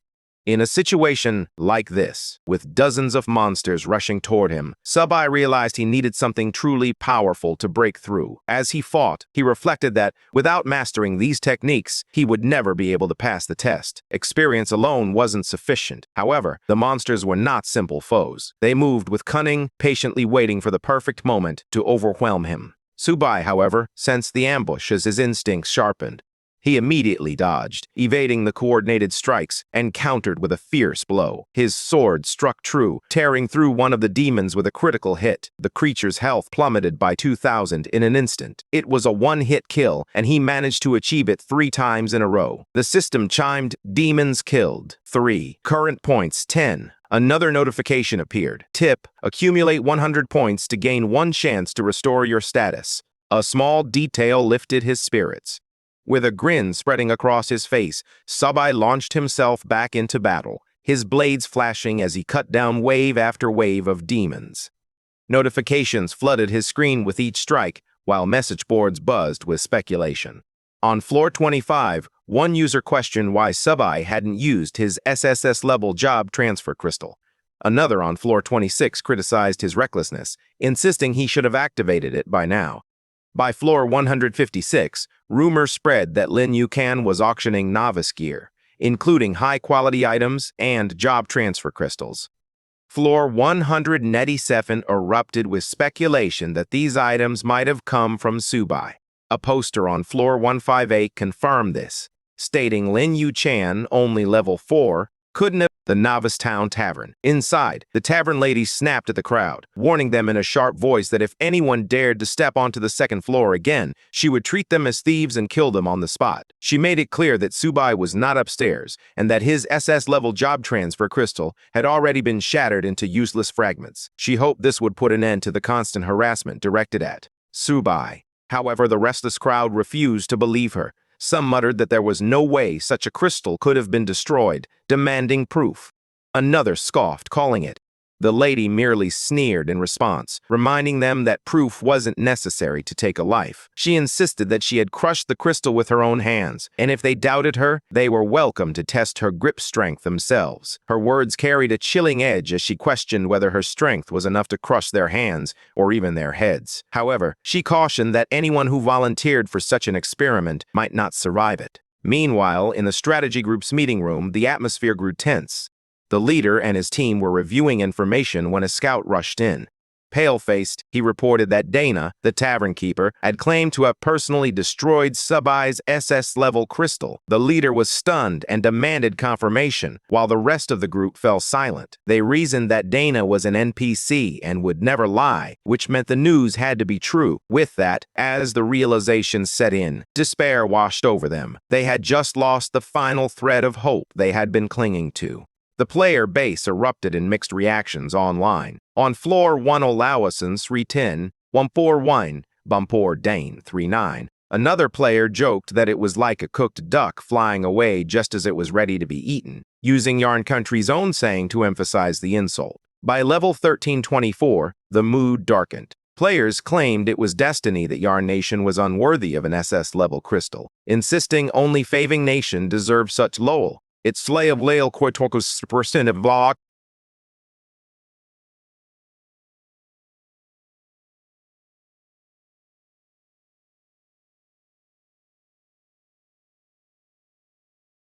At the strategy group meeting, the atmosphere was tense. The leader slammed the table and shouted in frustration, furious over the loss of such an important crystal. One of the men present smirked and remarked that he had always believed Sububai was unworthy of being on the first team, and this incident only served to prove him right. Pei Ling Shu, standing nearby, glared at him and snapped, asking why he always had to stir up trouble. The man only laughed mockingly, teasing her by suggesting that she might be attracted to Sububai. Angrily, she told him to shut his mouth. The boss, clearly irritated, intervened, demanding to know why they were wasting time bickering when all the SSS-level newcomers had already left. Pei Ling Shu quickly clarified that shouting at them was pointless. After all, she was not the one who had crushed the crystal. The boss waved. After the quarrel, he issued his next command. They were to defend the Tower of God, and the moment Sububai left the novice area, they were to capture him immediately. Another subordinate questioned the need to involve Sububai, arguing that it was unrealistic to expect him to produce another SSS-level crystal. However, the boss countered sharply, labeling them all as useless. He reminded them that Subai's record-breaking performance in clearing stages demonstrated his rare skills. With such potential, it was not impossible for another SSS-level crystal to emerge in the future. Pei Ling Shu chuckled and acknowledged that the boss's reasoning was much sharper than theirs. One of the men then asked which method they should use, torture, coercion, or inducement. The boss scolded him sharply, questioning whether he was a bandit or a prison thug. He asserted that torture was both foolish and impractical against someone like Sububai. Instead, he ordered an inducement. No matter how much money it took, they were to lure Sububai and make him reveal his true skills. He declared this was critical for the future of Yen country, and none of them were allowed to fail. Back in the God's Test at the first level, Sububai confronted another wave of spiders rushing toward him. He slashed them down effortlessly, landing critical hits and dispatching each with a single strike. Laughing with excitement, he challenged them as if they were mere little devils before his sword. Soon after, a system notification rang out, congratulating him for passing the first level and urging him to continue forward. Sububai finally let out a deep sigh of relief. 10 long hours had passed, and the first stage was finally over. His body felt drained, but there was no time to celebrate. He reminded himself that this was only the beginning, just the first level. Ahead of him stretched 9 more trials, and to clear them all, he would need to slay 1,000,000 monsters and push his way to SSS rank. As he prepared for the challenges ahead, determination surged within him. He stepped into the next area, and the environment shifted drastically. The blazing fire and molten ground of the first stage vanished, replaced by a vast open space filled with jagged rocks, some even floating unnaturally in the air. Sububai glanced at the counter and calculated that there were 11,034 enemies waiting in this new realm. Second, he braced himself as the relentless tide of stinging demons surged closer. The path ahead felt daunting, but he knew he had to push forward. With each passing moment, the countdown continued, urging him to act quickly and decisively. Sububai steadied his breathing and began circulating his magic to recover his strength. The novice period was nearing its end, and he had no time to waste. The buzzing reached his ears before he could fully regain his focus. The swarm appeared. Thousands of bees surged toward him, their wings slicing through the air like blades. He quickly recognized the danger. Their venomous stingers could drain his life with each strike. The sound of their wings filled the space, creating a suffocating cloud of noise. Instead of panicking, Sububai muttered to himself that it was troublesome, but in a way that felt just right. He exchanged his weapon for the iron whip of thorns. It was nothing special, merely novice grade. Yet its wide sweep, it became more practical here than using a single blade. The ability to switch equipment freely during the test provided him with a significant advantage. The swarm closed in as Sububai lashed out. Once, as they stepped back simultaneously, the whip tore through the air, unleashing a powerful wave of force. In an instant, 20 demons fell, struck down by a single critical blow. A A small smile appeared on his face, just as he anticipated. The whip was perfect for this battle. The bee demons were fast and poisonous, but their defenses were weak and health low. He quickly followed up with his sword, cutting down 20, then 30, and 40 more in one blow. Notifications flashed as his kill count climbed, and he continued slicing through the swarm. 12 hours later, his movements were nearly mechanical, delivering critical strikes in rapid succession. The swarm seemed endless, but with each lash and strike, he pressed a jock.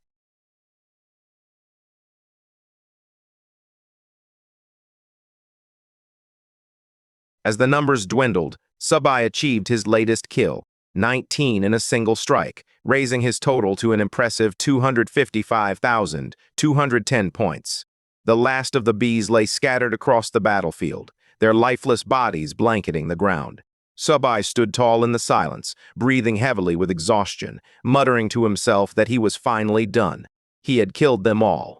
With his weapon in hand, he began moving forward again. The second level, he reflected, had not been so bad after all, despite the nearly 250,000 bee demons that had been waiting for him there. A system. The notification urged him to recover before proceeding, reminding him that more trials awaited. He obeyed, steadying his breath and regaining his strength. Soon after, another notification appeared. They sprang into action. The air crackled with anticipation as the countdown continued. 56, 55, 54. Players readied their spells and weapons, forming strategic positions. The imps surged forward, their malicious energy palpable. 53, 52, 51. With a fierce determination, the players unleashed their attacks, determined to hold their ground against the oncoming tide. 50, 49, 48. The battle was about to begin in earnest. Incantations. Sububai knocked an arrow and took aim, focusing on the nearest imp. As he released the string, the arrow flew through the air, striking its target and disrupting the chant. He quickly followed up with another shot, determined to silence the imps before their magic could take effect. As the goblin-like creatures emerged, they locked eyes on Sububai and raised their hands to chant in unison.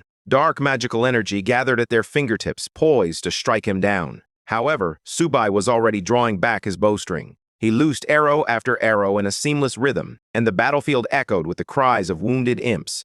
Their casting spells fizzled midway as his relentless attacks broke her concentration.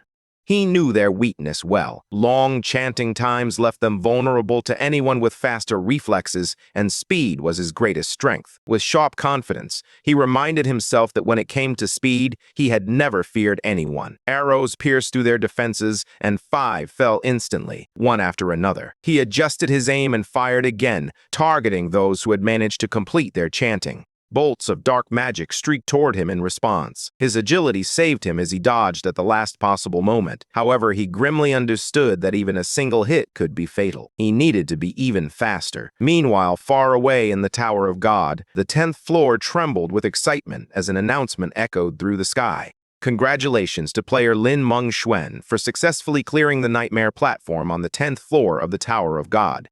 Her time was 40 hours, 23 minutes, and 15 seconds. The woman herself stood.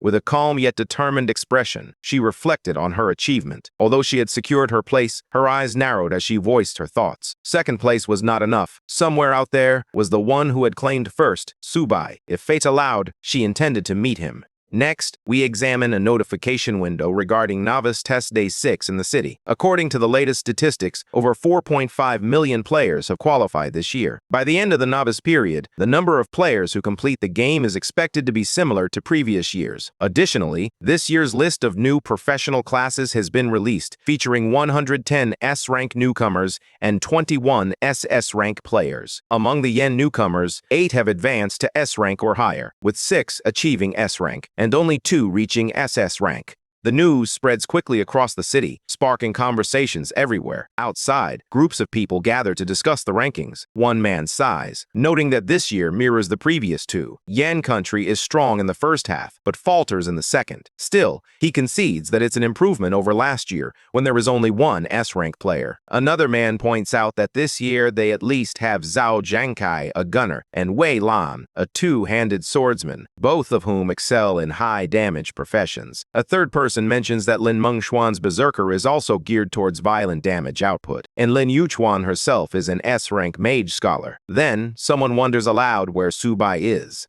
Later, in a pub, a man asks Lin Yuchan why she declined the invitations from Lin Mongwen and Cao Jiankai. He presses her further, insisting that there's no reason to pass up such a great opportunity just for Sububai. If she had accepted, the Dongqinglin family might have risen to a higher level. However, Lin Yuchan, calmly sipping her drink, instead asks whether he has completed the last-minute tasks she assigned him. She reminds him that today is the final day.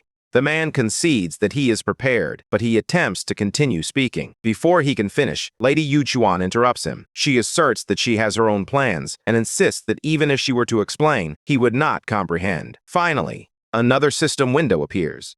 She swipes through several menus, bringing up her friend list, which includes Subai, Abnormal State, Suchi Online, and Changfei Online. After reviewing the notification, she smiles, realizing it's been 6 days since the Abnormal State was flagged, and news of the crystal's destruction spread. She believes Subai is still in the Navi zone, and is curious about the surprises he will bring upon his return. Everything she's seen him do has been astonishing and unpredictable. While others guess his next move, he defies their expectations. At least she and her group can clearly see his progress, unlike those who only speculate. The scene shifts to the 7th level of the God's Test, a mountainous area shrouded in drifting clouds, making it hard to tell if it's beneath an ocean-like abyss. A horde of stone-bodied monsters with massive eyeballs is locked in battle. They are being bombarded by countless blue magical arrows, each one exploding on impact and scattering shards of stone. The attacker is revealed to be Subai himself. He unleashes a barrage of ice arrows, each striking with devastating precision. Every shot lands as a critical hit, instantly dropping the monsters. It creates a chain of one-hit combos, and just like before, Subai's relentless assault proves effective, clearing out wave after wave of enemies. Subai scoffs at the monster's defense, noting that high defense means little when confronted with freezing attacks. The harder the target, the more brittle it becomes once frozen. While the stone creatures might have been unstoppable against other opponents, they are nothing compared to him. He climbs higher, realizing it is already the 6th day. With 3 levels still to go, he knows he must accelerate his progress. Suddenly, a notification appears. Level 8 reached. All statuses have been refreshed. Their armored bodies glisten menacingly in the light as they close in.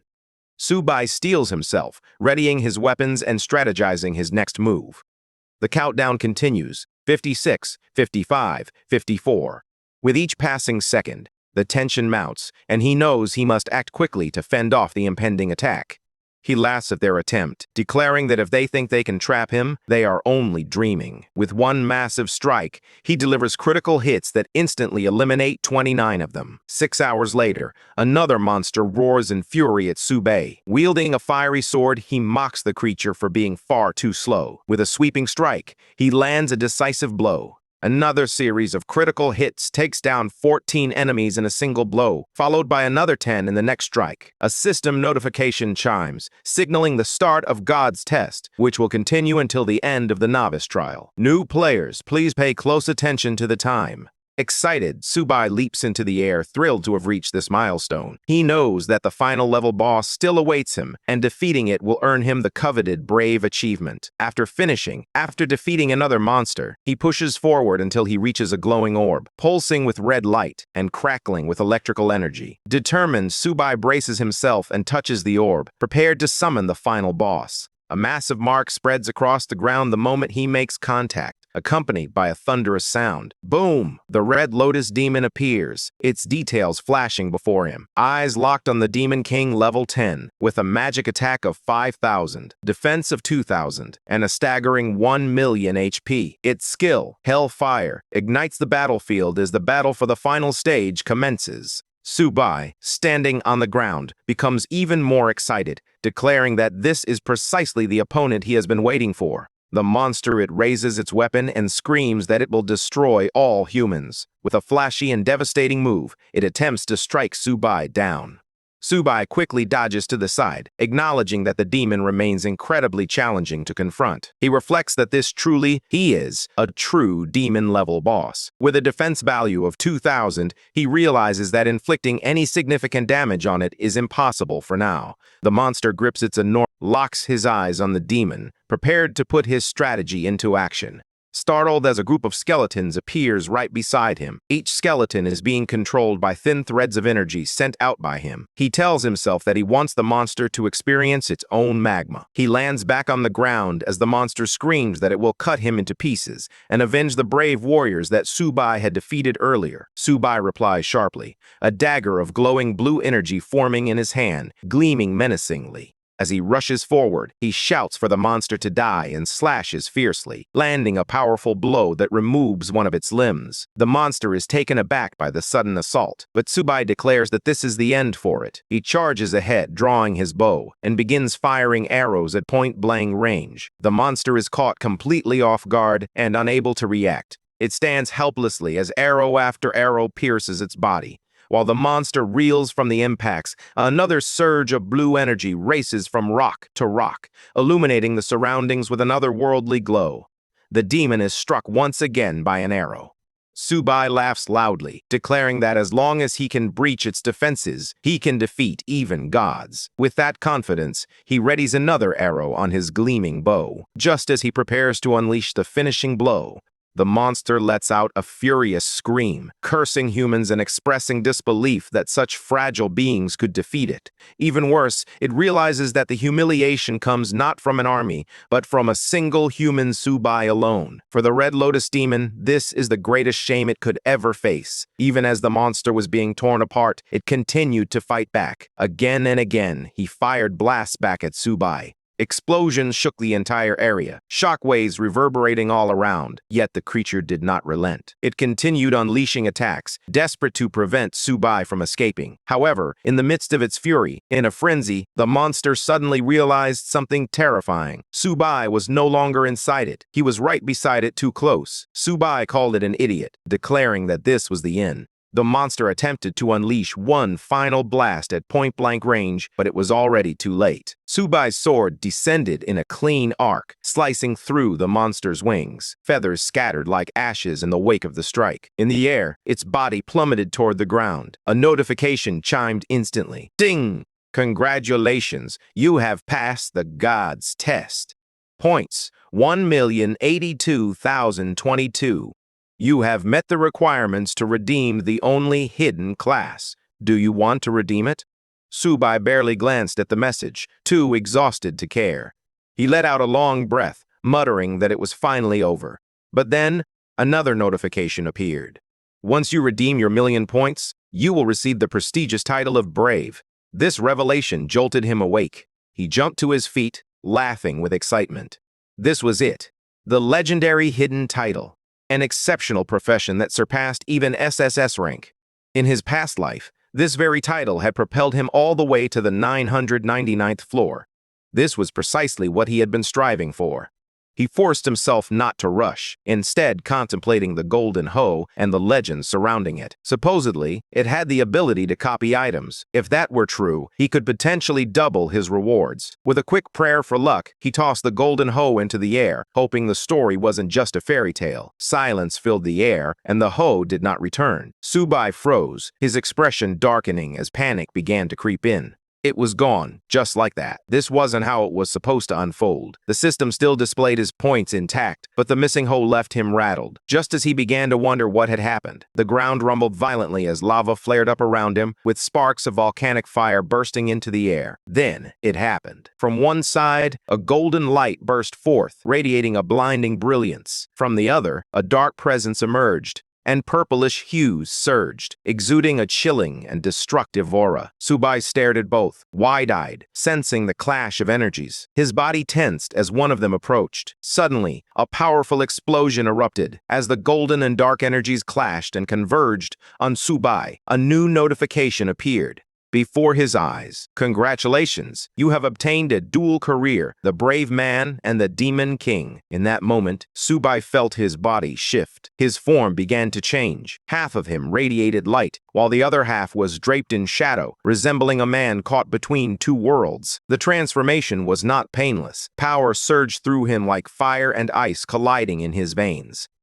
pulsing with intensity. He felt an unprecedented surge of strength coursing through him. A massive portal materialized before him, its energy swirling like the boundary between two realities. Clearing the 999th floor of the Tower of God is a supreme level reward, marking a significant milestone in the journey. This floor presents intense challenges that test strength, strategy, and determination, pushing characters to their limits. As they confront formidable opponents and solve intricate puzzles, the stakes soar, culminating in a thrilling climax that defines their quest for power and purpose. Equipped with the Cloak of All Things, a supreme artifact, the Fire Dragon Fist is enhanced to a perfect level of +1, while the Chain Purple Gold Armor also achieves a perfect level of +1. Sububai stared at the panels, feeling a surge of satisfaction. His 4 attributes had increased more than 5-fold, and his attacks had doubled thanks to his new passive ability. His mana pool was now limitless. With this kind of power, he could crush anything in his path and traverse the world without fear. Looking ahead, at the corpses of countless challengers who had failed before him, he bowed his head slightly and vowed to carry their will forward. This time, he vowed he would not rest until he had killed 2 gods simultaneously. Elsewhere, Lin Yuchan nervously stared at her friend list. Suddenly, Subai's name lit up, indicating he was part of Sha Qingfei's team. She froze for a moment before blurting out in shock that Sububai had finally reappeared. Her words sent ripples of panic through those around her, leaving them to wonder what was happening. The tremors from above felt like an earthquake shaking the town. Back at a tavern, the boss lady opened the door cautiously. To her astonishment, she found Sububai lying there comfortably, as if he had just woken from a nap. Stunned, she muttered in disbelief that he had actually succeeded. Sububai smirked and reminded her never to doubt him. The lady, still both excited and overwhelmed, he could only exclaim that he had truly achieved the impossible job. The tavern lady grew serious and told Sububai that heroes and demon kings are not meant to coexist. Sububai simply laughs and responds that he is the strongest among the strong, and she was perceptive enough to recognize it immediately. He then stands up, brushing off his clothes, says he will bring her some from his travels. He feels a mix of excitement and nostalgia as he prepares to leave, eager to explore what lies beyond the tavern's familiar walls. With a final wave to Dana, he steps out into the sunlight, ready to embrace the adventures that await him. Just before he leaves, Dana stops him and hands him a reward for passing the God's test. Sububai smiles, noting her generosity, as the reward is none other than the hidden badge, a perfect great artifact that can conceal his property panel and status. Even survive the encounter. Dana warns him that the tower is filled with numerous opposing forces against the Demon King. If he reveals himself carelessly, he risks not making it out alive. Dana warns Sububai that the tower is teeming with enemies of the Demon King, and if he reveals himself carelessly, he might not survive. Live long, she says. Sububai laughs, interpreting it as a sign of her concern, and thanks her. Flustered, Dana retorts, shouting for him to leave. The scene shifts to Lim City, the first major city after Nova's town. Here, players can accept quests, learn professional skills, and prepare for the higher floors of the Tower of God. Portals located outside the city provide direct access to the 11th through 30th floors. As Sububai strolls through the streets, a wave of familiarity washes over him, and he quietly remarks to himself that he is back. Soon, he notices Yuchan standing with her group. He smirks and tells her that she has found her place. Yuchan, clearly relieved, runs up to him and says she has finally waited long enough. She asks where he has been, as he disappeared for so many days. Inside the Lim Chamber of Commerce, Yuchan politely invited Sububai to take a seat. Sububai accepted, reflecting inwardly that the Lim family truly lived up to its reputation for establishing such a luxurious private club in the heart of Lim. Once everyone was seated, Sububai acknowledged the impressive speed with which they had gathered the resources. Yuchan confirmed this by presenting the inventory, explaining that after deducting the 3,000 gold coins spent on supplies, the remaining 17,000 gold coins were all intact. She sipped her fine drink as the guards around her exchanged quiet glances. A small cough escaped her before she carefully shifted the topic. She then asked about Subai's current career rating. Sububai frowned, curious about her motivation for asking. Yuchan waved her hand slightly, assuring him that her question was not intended to offend. Rumors were spreading, claiming that he had lost his job at Chain's Crystal, with many online even mocking him for it. Sububai was surprised and wondered aloud how anyone could have known about it. Yuchan explained that word had spread. The rumor spread because Dana, the novice tavern owner, claimed to have crushed his crystal with her own hands. Sububai acknowledged that this was indeed true. Yuchan felt a quiet unease. The rumors appeared to hold some truth, yet Sububai displayed no signs of concern or even regret. She reassured him politely, referring to him as a man of exceptional ability, someone who stood above their entire generation. To her, his calm demeanor could only suggest one possibility. He might have already obtained a new SSS-grade crystal. This thought offered her some relief, but Sububai dismissed it, brushing off the matter as nothing more than an SSS-grade crystal, hardly worth any concern. He looked back at her and asked directly what she wanted from him. Yuchan took a moment to gather herself before explaining her request. She wanted him to join the Lin family's guild and collaborate with them to defeat the boss. At that moment, Subai's expression hardened as he recognized that the difficulty of the Tower of God had significantly increased after leaving the novice area. Her suggestion was not unreasonable, but he made his stance clear. He would assist them in attacking the boss, but he would not join any guild. He resolved that his responsibility would only he could lead them in clearing the 5th floor. The team composition required 5 magic professions, all focused on high damage output. Including too many support or defensive roles would jeopardize their chances of achieving a record run. Yuchan's eyes widened at that, and she practically leapt to her feet, asking if he truly intended to set a record. Sububai merely shrugged inwardly. He understood the numbers. Clearing a level cleanly usually required 20 people, but setting a record demanded a different approach. When Yuchan doubted its feasibility, Sububai urged her not to waste her time if she lacked faith in him. He noted that the reward for a record wasn't as enticing as a first kill, so his motivation wasn't financial. Yuchan followed him, quickly recovering from her earlier surprise. She asked when they should start and inquired if the team name could include the Lin clan prefix. Sububai agreed to start tomorrow, as he had matters to attend to today. Yuchan beamed and quickly set things in motion. Her assistant pulled her aside and whispered that Sububai supposedly no longer had any SSS-level crystals. Could he really lead them to break a record? The assistant muttered that the entire situation felt like a lie. Yuchan shot him a sharp, cold glance. She reminded him that when Sububai was a newbie, he could slice through 3 or 4 of them effortlessly. If they had treated him as an enemy back then, they might all still be trapped in Novice Town. With that, she instructed him to assemble 4 B-ranks magicians and keep 1 slot open for her as a backup. No more foolish questions. The assistant stammered his agreement, concealing his private resentment as he suspected Sububai was documenting a swift demise. Later, at the city lord's mansion, a guard named Wu Kai stepped forward and firmly declared that Sububai could not enter without permission. He warned that the guards would shoot first and ask questions later. Sububai tilted his head and inquired about the commotion, then offered to share a secret to gain entry. The man blinked, torn between suspicion and curiosity. Sububai simply told him that the only real requirement was strength. If you were strong enough, gaining entry would be no problem at all. As Sububai approached the entrance, the guard suddenly straightened, his tone shifting entirely. He addressed Sububai with respect, calling him Sir Brave, and invited him inside, explaining that the city lord was currently at training.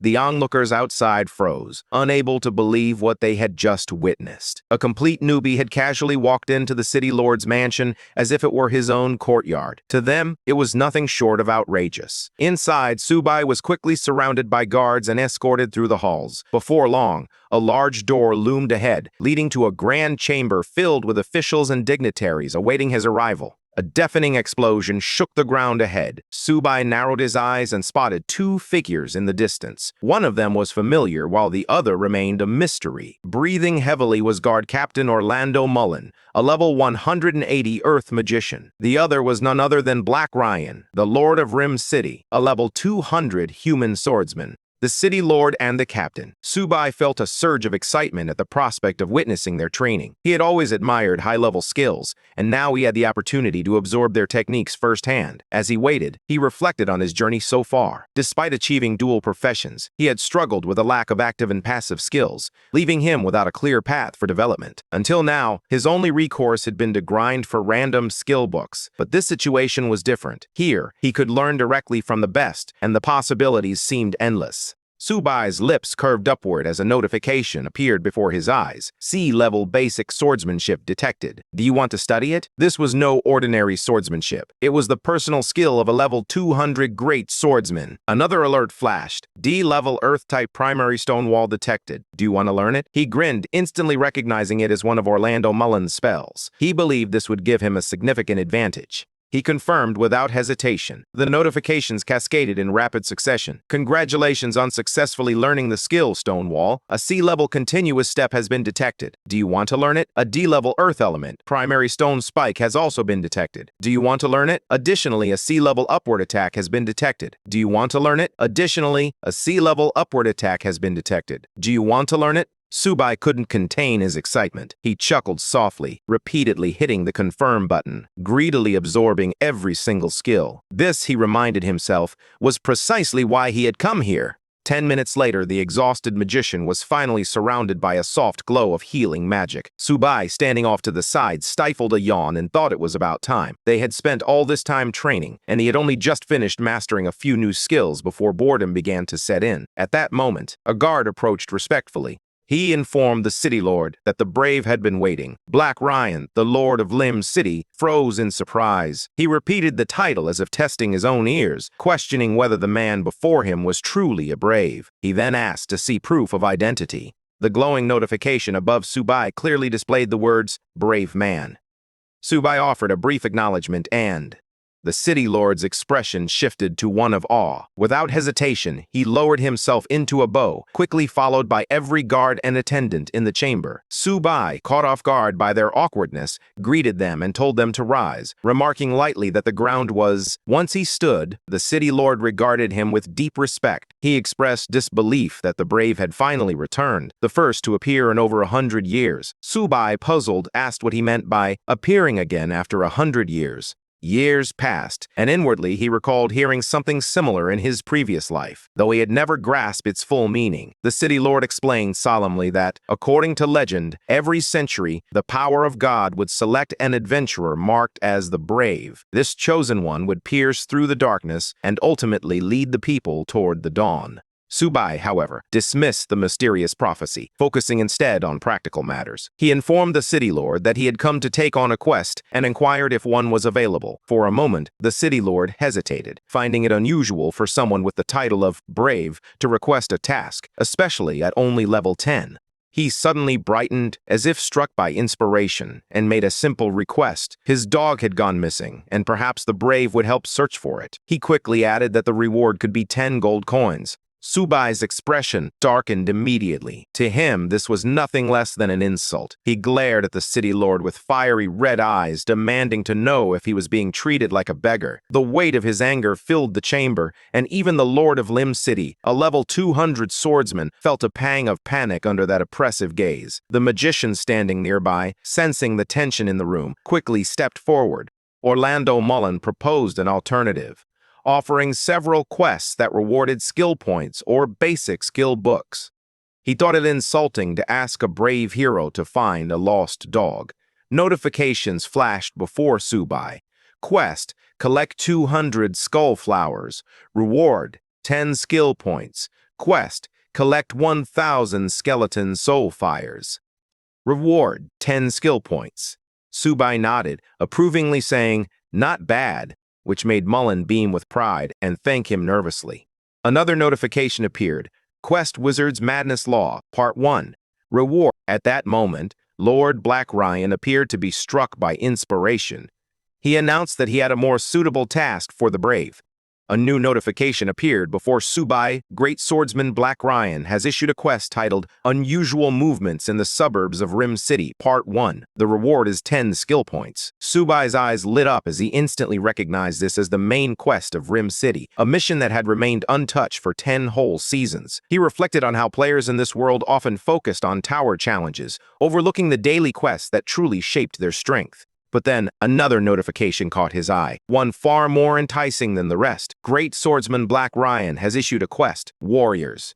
Guidance. Reward, 50 skill points. The city lord fixed his gaze on Sububai, his expression grave. With utmost seriousness, he explained that legends always portrayed heroes as unparalleled masters of combat. He asked, his voice heavy with expectation, whether the brave would be willing to offer guidance to his warriors. Sububai immediately recognized this as a test, a challenge not only of strength, but also of reputation. Sububai inquires whether this is intended to be a challenge mission and asks how they plan to compete. He reflects that sparring with high-level NPCs isn't particularly appealing, yet the offer is too tempting to decline. The city lord expresses his gratitude and proposes a handicap, stating that he will limit their levels and skills. He encourages Sububai not to hold back and to strike as hard as he wishes. Sububai decides to warm up and requests that both opponents be set to around level 30. Orlando blinks in surprise and asks if Sububai truly intends to fight two opponents at once. He notes that Sububai has just returned to full-time play and likely doesn't have many skills yet. Black Ryan concurs, stating that being at level 30 will only cover the basics. Sububai tells them to stop arguing and to fight now, as he has other business to attend to.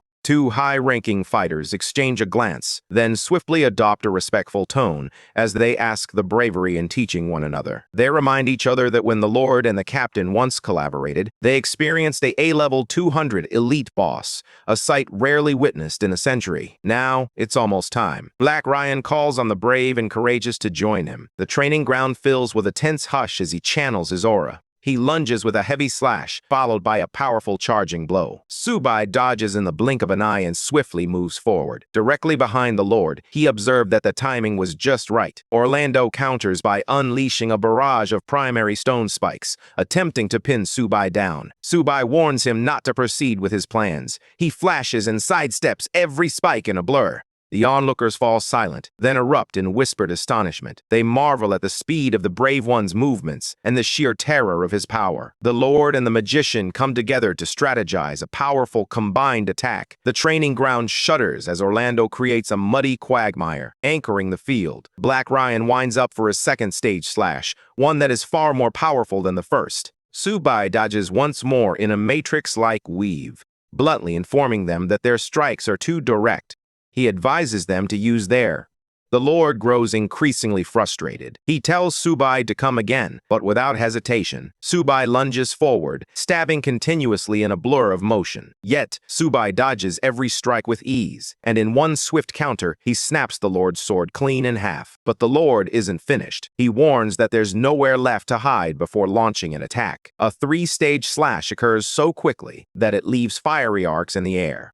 As he glances at the magician, he realizes the man has already been taken hostage. The spectators gasp, shouting that it's unbelievable. The crowd erupts as the captain falls in less than half a minute. They cheer, proclaiming that the brave hero truly lives up to his title. The magician urges his lord to take action, but Black Ryan hesitates. He questions whether this is truly the kind of strength expected from a level 10 adventurer. Doubt gnaws at him, as he wonders what kind of power lies hidden within this man. Determined to uncover the truth, he steadies his stance once more. He refuses to admit defeat, particularly to someone he considers so low-level. The very thought feels humiliating. With renewed fury, he charges forward, unleashing a four-stage slash enveloped in blazing fire. The energy surges towards Sububai. A raging storm approaches, but just before it can strike, Sububai vanishes from sight. In the blink of an eye, he reappears behind the Lord, his blade glowing as he unleashes a flash of sword chi. The impact sends the Lord sprawling, unable to regain his footing. When the dust settles, even Black Ryan must concede defeat. Sububai points his sword at him and declares that he is still far from achieving his goals.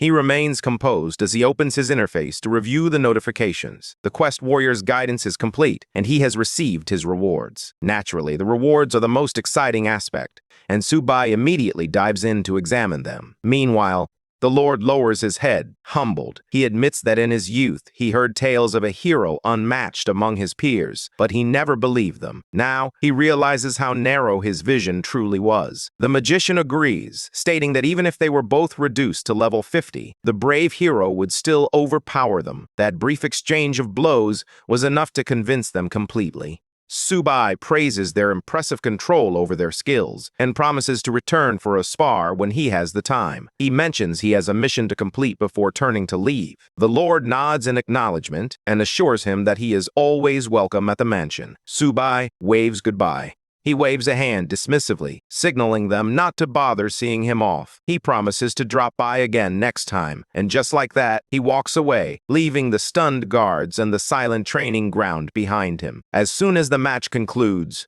Sububai rushes past the crowd without a word, uninterested in chatting or basking in their admiration. His only goal is to move forward. Behind him, the Lord observes in silence before finally speaking. He tells the magician that Sububai truly embodies the prophecy, the one destined to guide them toward the dawn. Still puzzled, the magician asks what that dawn after darkness truly signifies. The Lord simply replies that time will reveal the answer, and advises him to wait and see. Outside, the city of Rem stretches out, bustling with activity. Its streets form two main circles, the inner district reserved for nobles and the outer ring teeming with adventurers. Most players navigate the city using teleport points scattered throughout. Sububai moves through the crowd with purpose, believing it's far safer and more efficient to concentrate on learning new skills before taking on greater challenges. He opens his skill panel and sees he has 50 skill points remaining. The screen displays his options in glowing text. A C-level basic swordsmanship upgrade requires 20 skill points,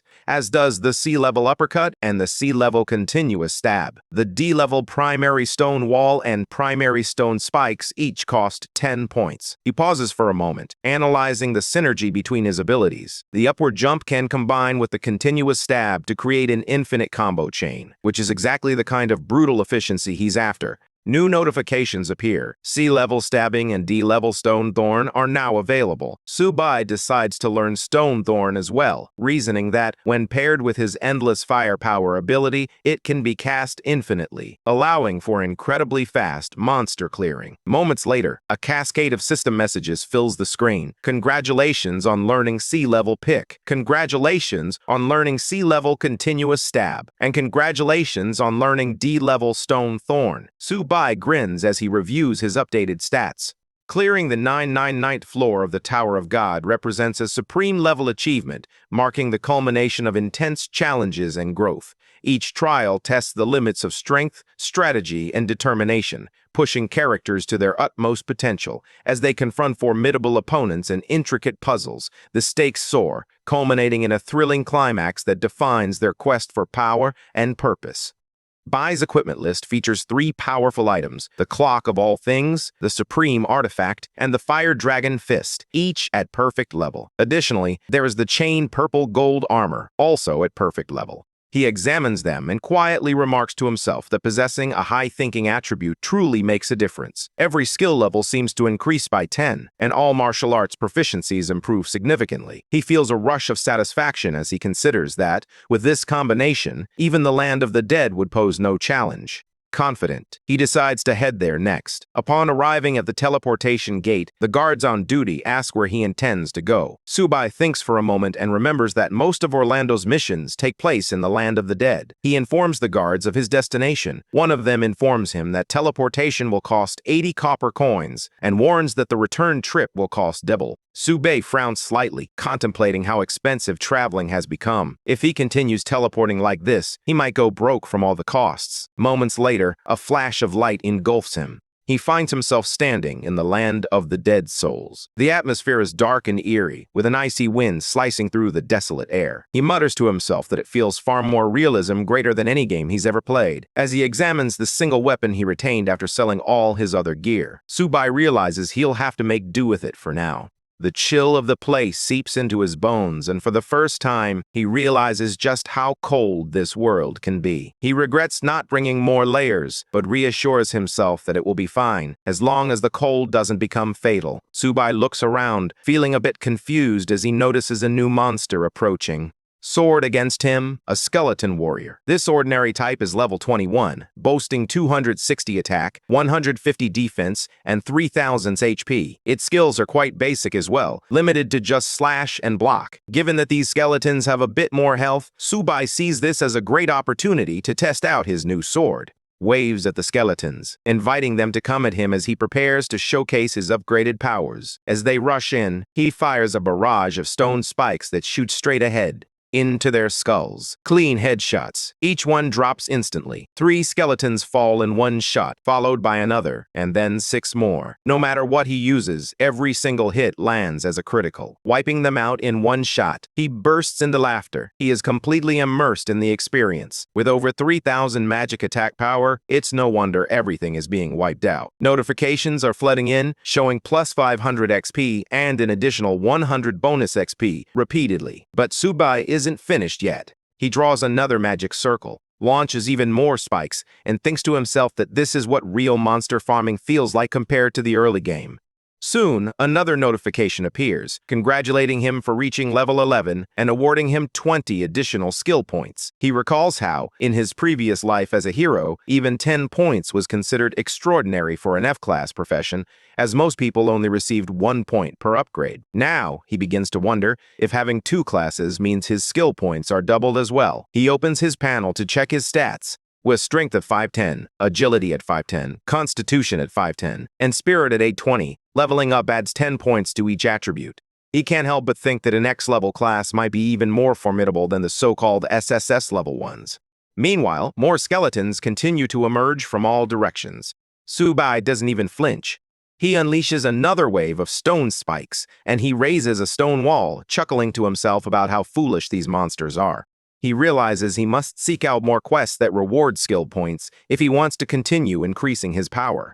As Sububai looks up, a notification appears before him, indicating that the collection of Skullfire, 1,000 out of 1,000, has been completed. The message also reminds him to turn in the task on time. The reward, 10 shiny new skill points. He smiles to himself, feeling a sense of accomplishment that one task is finally done, even though a long road still lies ahead. Before he can even relax, more skeletons begin to crawl out of the shadows. Among them, he notices a much larger one, the kind of monster that instinctively signals trouble. The name floating above its head confirms it. Skullfire, an ordinary boss at level 48. With a physical attack of 1,000, defense of 800, and a massive 500,000 HP, it poses a significant challenge. Its skill list includes soul absorption, sacrifice, stomp, and critical strike. Without wasting a single second, Sububai raises his hand and unleashes another round of stone spikes. He laughs, remarking to himself that the more spikes that appear, the more fun it becomes. His attacks tear through the skeleton army like paper. 18 fall in seconds, followed by 23 more, and then another wave goes down. The regular monsters are unable to comprehend what's unfolding.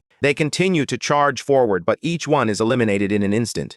At some point, even the boss seems to realize how dire the situation has become. The remaining skeletons begin to gather around it, almost as if they're holding a quick team meeting in the midst of battle. Sububai watches them closely, feeling a twinge of curiosity. He wonders if this is some sort of special move. However, he quickly reminds himself that with his infinite magical power, there's nothing they can truly do against him. A few moments later, he realizes what's happening. The skeletons aren't retreating, they're sacrificing themselves. The more they offer, the stronger Skullfire becomes. Subai's expression shifts from confident to intrigued, as he thinks to himself that this might actually... It seems the boss is preparing something significant, something so dangerous that even he might need to stay vigilant. Yet, Sububai can't help but find the situation somewhat amusing, he thinks. The boss should have likely tested a few smaller attacks first, instead of jumping straight into the big one. Now that all its minions are gone, it's all or nothing. He grins, feeling a mix of danger and excitement, and takes a confident stance, ready for whatever comes next. He quickly activates his levitation skill, rising into the air as the ground begins to shake. The air around him crackles with energy, and Sububai readies himself to counter whatever move Skullfire is about to unleash. Sububai continues hurling spike after spike, each one slamming directly into the boss and pushing him back, with 5,000 HP at a time. He doesn't even consider stopping. He's grinning, relishing every moment, convincing himself that it's not over yet. Meanwhile, the boss is beginning to show signs of annoyance, as the hits keep coming. After the hit, it remains cautious, biding its time for the perfect moment to unleash its ultimate move. It seems confident that when that moment arrives, Sububai will be finished. Sububai senses its intentions and chuckles to himself. He remarks, "Trying to provoke me? Fine, I'll give you another round." Then, without a hint of hesitation, He hesitates for a moment before leaping high into the air, aiming straight for the giant skeleton's head. As he soars through the air, he reflects on how convenient it is. His skills are not charge-type martial arts, so he doesn't have to worry about cooldowns at all. He can keep using them as much as he wants. Later, his next spike strikes the boss's skull, delivering a clean headshot that reduces its health by a staggering 20,000 HP in one blow. The boss lets out a furious roar, but it's already too late. Sububai silently mocks it, thinking that if it had relied on its own strength instead of drawing power from others, it might have lasted a bit longer. Now, however, it's just another pile of bones. Moments later, the boss collapses entirely. The massive skeleton shatters, scattering fragments all around him. A glowing notification appears. Congratulations. You've reached level 12 and earned 20 skill points. Sububai dusts himself off, smiling as he remarks. So the second mission finally shows up, huh? Around him, small skull-shaped flowers begin to rise from the ground, glowing faintly. Suddenly, a notification appears. Collected. Bonfire Longsword. Moments later, another notification pops up. Collected. Skill book. D rank, Undead Summoning. This definitely catches his attention. He stares at the skill book, pondering what kind of ability it might unlock. Skill. A new message flashes before him. Congratulations, you've learned D-Rank's Undead Summoning. The effect allows him to summon 3 skeletons from nearby corpses. Sububai nods in approval, intrigued by the ability. Eager to test it out, he activates the skill immediately. Skill. The ground begins to rumble. A few skeletons emerge from the remains of the fallen enemies. But this time, they're not here to fight him. They're here to fight for him. And let his skeleton warriors do the fighting. He checks their status window out of curiosity. Name, skeleton warrior type, melee attack, 500 defense, 500 HP, and 6,000 skills. Their abilities include a slash and a block duration of 30 minutes. He watches as they line up in front of him like a small army. Sububai folds his arms, feeling a mix of pride and curiosity, already envisioning all the ways he could utilize this new skill in battle. As he examines the panel, he realizes there's no fixed level for his summons. Their strength is entirely based on his own stats. He estimates that makes them about as powerful as level 40 monsters, which is honestly quite impressive. With that kind of backup, he thinks he could just sit back and let them handle the fight. He lets his new skeleton army handle most of the enemies for him. Feeling proud, Sububai watches as his skeletons line up neatly in front of him and chuckles to himself. He realizes that while these summons may not be much help in a one-on-one duel, they truly shine in a larger battle. The dead, and he wants to give them a chance to adjust. As he watches them gather the skull flowers, he reflects on how much easier his life has become with their help. A notification soon appears,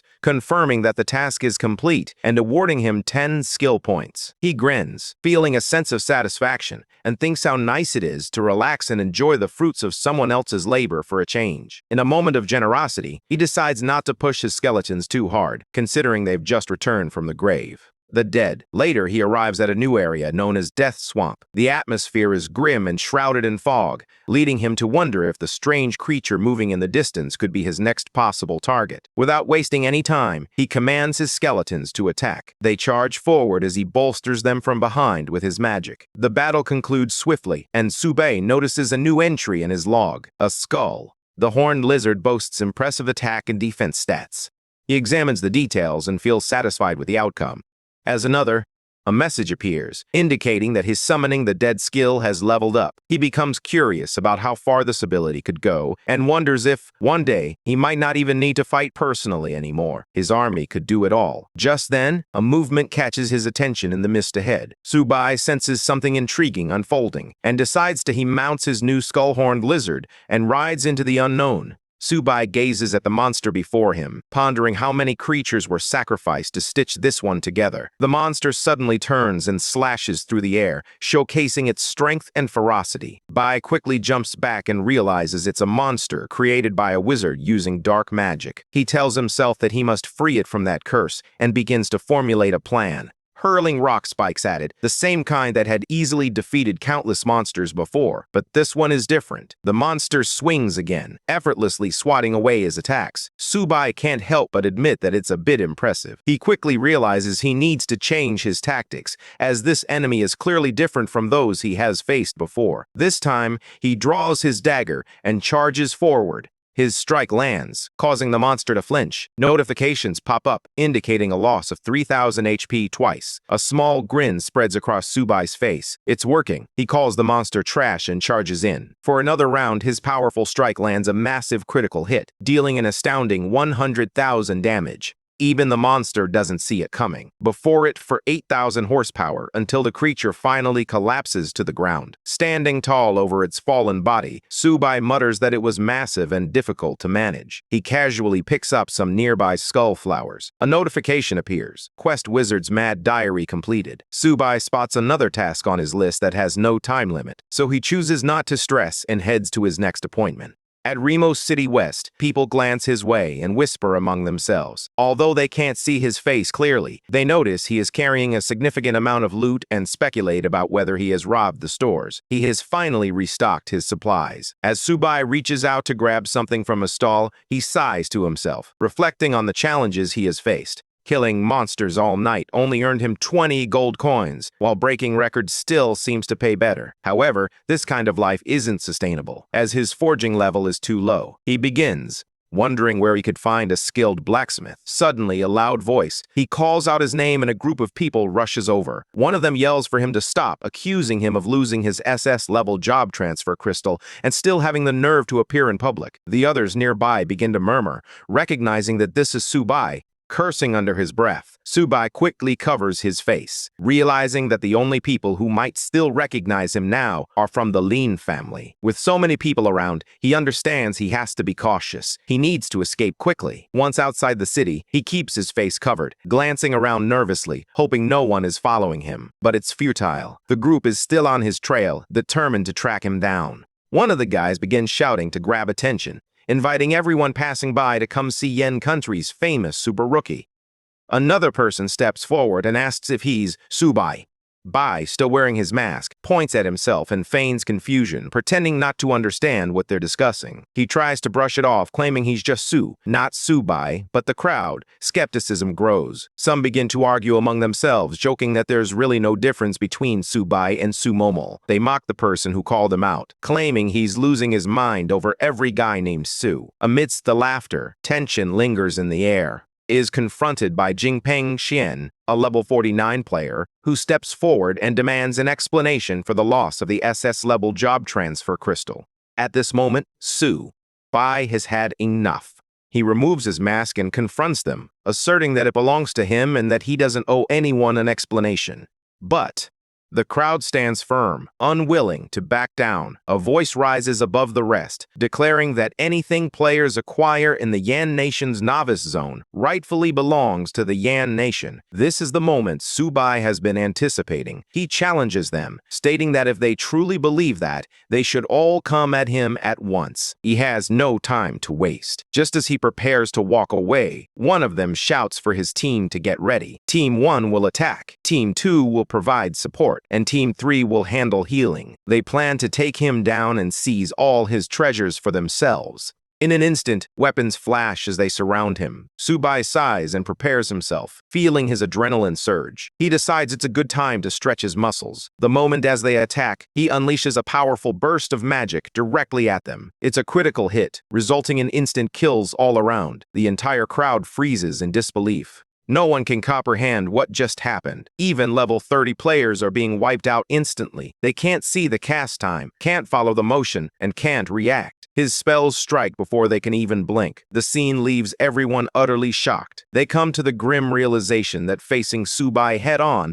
is nearly impossible. Even after witnessing his teammates fall like flies, one of them still. He believes they can win. He quickly orders the shield warriors to form a defensive line in front of him. The armored fighters rush forward, raising their shields high to block whatever Subai throws next. Subai is already prepared with another barrage of stone spikes. He gives the shield warriors a cold, serious look, one that clearly communicates, "Don't test me." Despite this, the shield warriors remain confident, convinced that their defense is strong enough to withstand anything. Then the spike struck. A loud, cracking sound filled the air as one by one, their shields began to shatter. Shock flashed across their faces. Those shields had never broken before. The realization dawned on them. Even their strongest defenses wouldn't hold up here. At a distance, a few bystanders watched the scene unfold. whispering among themselves and questioning whether Subai is even human. One of them admits that it now makes sense how he managed to break records in the novice area. Meanwhile, the stubborn leader refuses to back down as he watches his front line crumble. He changes tactics and orders the magicians to launch ranged attacks. The mages immediately begin chanting onslaught of their failed attacks. Subai takes advantage of their momentary distraction. With a swift motion, he lowers the stone wall and counters with a wave of his hand. A torrent of energy surges forward, overwhelming his opponents. They scramble to regain their composure, but it's too late. Subai's power is undeniable, and he presses the attack, leaving them no chance to recover. He unleashes a torrent of magic. Fireballs explode in bright bursts. Ice arrows shoot through the air with deadly precision, and spiked stones erupt from the ground, creating a chaotic battlefield. The determination in his eyes reveals his resolve. He is ready to give everything he has. In the next instant, the battlefield erupts in chaos. One after another, bright flashes of red and blue explode across the area. Notifications flood the screen. Critical hit, instant kill. Critical hit, instant kill. It's a massacre. Every single one of them goes down in one hit. The surviving leader watches helplessly as his teammates fall, realizing this isn't just a strong opponent. This is something completely beyond reason. Panic finally sets in. He tells himself, the only option left is to run. Perhaps that's his only chance at survival, but even that thought feels hopeless. Subai doesn't strike one as someone who allows his enemies to escape. Just as he turns to flee, Subai bursts forward like a bolt of lightning, showcasing his incredible speed and determination. Lightning strikes, blocking his path. Before the man can take a second step, Subai stands directly in front of him, wearing that same amused grin, as if the entire fight had been nothing more than a warm-up. He strides forward, draws his sword, and points it at the stunned man. He demands to know who sent him and warns that there's no point in trying any foolish tricks this time. There won't be another chance. Seeing no way to escape, the terrified man trembles before Subai. He confesses that no one ordered him to act. It was all his own foolishness, and he pleads for mercy. But deep down, he hears a chilling voice, warning that if he speaks the truth, his entire family will die. He realizes he is doomed either way. If he talks, he dies. If he stays silent, the consequences are just as dire. Stays silent, but he might still act. Out of desperation, he decides to take one last shot and attacks. Subai, however, is prepared. The moment the man swings, Subai counters effortlessly and strikes him down in a single move. The crowd freezes in shock, their disbelief palpable as they process the sudden turn of events. With faces pale, Subai calmly sheaths his weapon and walks away, muttering that even if the fool didn't speak, he would still finds it difficult to focus on her voice. A woman nearby, clearly distressed, calls out to Subai repeatedly. At first, he struggles to understand her, but as he turns his attention to her, he realizes she needs help. Ignores her, lost in thought. However, after she calls out several times, he finally stops and turns. She folds her hands respectfully and tells him she's sorry for everything, explaining that she has brought the real traitor and he can deal with him as he sees fit. It turns out the true culprit is none other than Subai. He studies him with a cold, serious expression and asks why he wanted to kill him and what this whole mess is about. The man, consumed by rage, he yells that Subai doesn't deserve the young lady's attention and that his arrogance is unbearable. He confesses that he just wanted to wipe that confident smile off Subai's face. Subai, now completely indifferent, tells the lady to manage her own people. She nods firmly in agreement, stating that the matter will be addressed according to family rules. Justice will be served swiftly. The traitor faces immediate retribution, the kind that leaves no loose ends. The lady apologizes once more, clearly filled with regret, but Subai simply tells her to move on. He acknowledges how decisively she managed everything. No hesitation, no mercy where it wasn't deserved. Justice has been served, clean and sharp, with. They both step forward toward the portal leading to the 11th floor of the Tower of God. Subai surveys the crowd gathered around him and declares that since everyone is present, they should form a team immediately. He emphasizes the importance of clarity from the start, ensuring there is no confusion later about who is with him and who is not. The area they are in is essentially a hotspot for monsters. Swarming with creatures tainted by the outer gods, the upper Tower of God presents a daunting challenge. Lin Yuchan steps forward to deliver a quick report, noting that they have encountered 3 wind mages and 1 fire mage, all B rank and approximately level 20. Sububai nods in approval and requests that they all share their skills.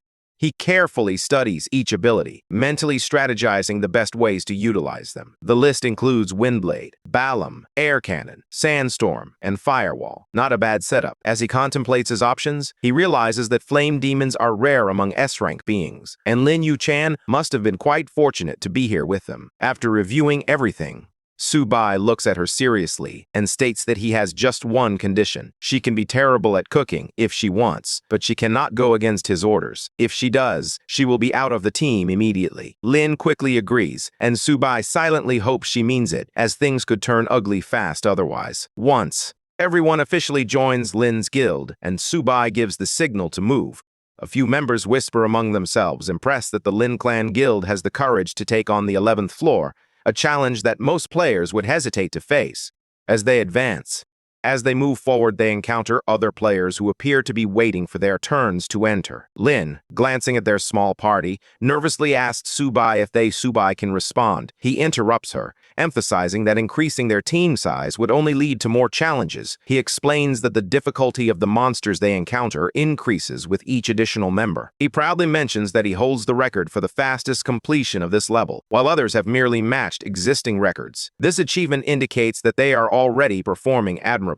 Lin's surprise is evident, and she begins to inquire further. But before she can finish her thought, Sububai continues. A system notification pops up. Preparation time is about to end. Everyone quickly draws their weapons. Lin and the mages begin gathering their mana, readying their spells as the countdown flashes in the air. 3. Sububai draws his sword and calmly instructs everyone to stand still. He wants to avoid any sudden movements until they know exactly what they're up against.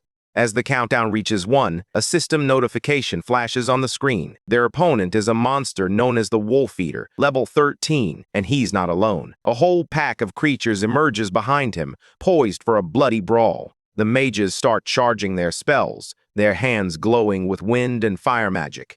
However, the 36th monster falls, causing the others to hesitate. They charged in fearlessly at first, believing the spikes couldn't possibly harm them that much. But the growing pile of bodies tells a different story. Yet, they remain mindless beasts, continuing to rush forward, only to be skewered one after another. In mere seconds, another 29 fall. Lin Yuchan stands there, completely stunned. She always knew Sububai was strong, but this level of power is beyond anything she has ever seen. The other mages exchange glances, coming to the realization that they are merely spectators to a display of extraordinary strength. In a one-man massacre, Lin can't shake the feeling that Sububai seems to have no cooldowns at all. He casts spells endlessly. As the last monster falls, the battlefield falls silent. Sububai calmly sheaves his sword, dusting off his hands as if nothing had happened. Lin, still in awe, tells him that she's never witnessed a mage fight like this, not even among the strongest she's encountered. Sububai simply replies that what she saw was just the beginning. It can be done even without weapons, using only bare hands. Those words leave Lin utterly speechless. Speechless, the other mages start whispering among themselves, declaring they've finally found a true powerhouse to follow. Lin Yuchan simply nods and suggests they move on, prompting the group to begin walking again. Sububai takes the lead, urging everyone to hurry and keep up. Soon they reach the edge of a cliff that offers a breathtaking view of a massive arena below. Sububai starts launching his stone spikes, and the mages around him follow suit with their own spells. Although they know Sububai hardly needs their assistance, they still join in, eager to feel useful and contribute. Just when it seems like everything is under control, a sharp screech echoes behind them as a monkey-like monster suddenly leaps toward the group. Lin Yuchan, still engaged in combat with the enemies in front, remains unaware of the threat. However, Sububai reacts instantly. He turns, draws his blade in one smooth motion, and strikes the creature down before it can reach her, saving her without a word. The group continues to push forward. They push forward through waves of monsters until the terrain shifts, leading them to a location known as Kikapo Hilchori's Slope. The air here feels heavier, charged with tension. Sububai quickly takes charge of the situation. He turns to Lin Yuchan and instructs her to summon the flame demon. Lin acknowledges his order and begins chanting. A summoning circle illuminates beneath her feet, flames spiraling upward, and in the next moment, the Balrog appears, a towering demon wreathed in flames, its eyes burning with fury and a fierce hunger for battle. Sububai instructs everyone to prepare for combat. Lin responds that she's ready, standing resolutely beside her fiery companion. Shortly thereafter, new monsters have emerged. Hilchuri, level 14, are stronger and more aggressive than their predecessors. The mages immediately begin casting Sandstorm and Firewall, while Balrog He charges straight into the horde, unleashing a roar that shakes the very ground beneath him.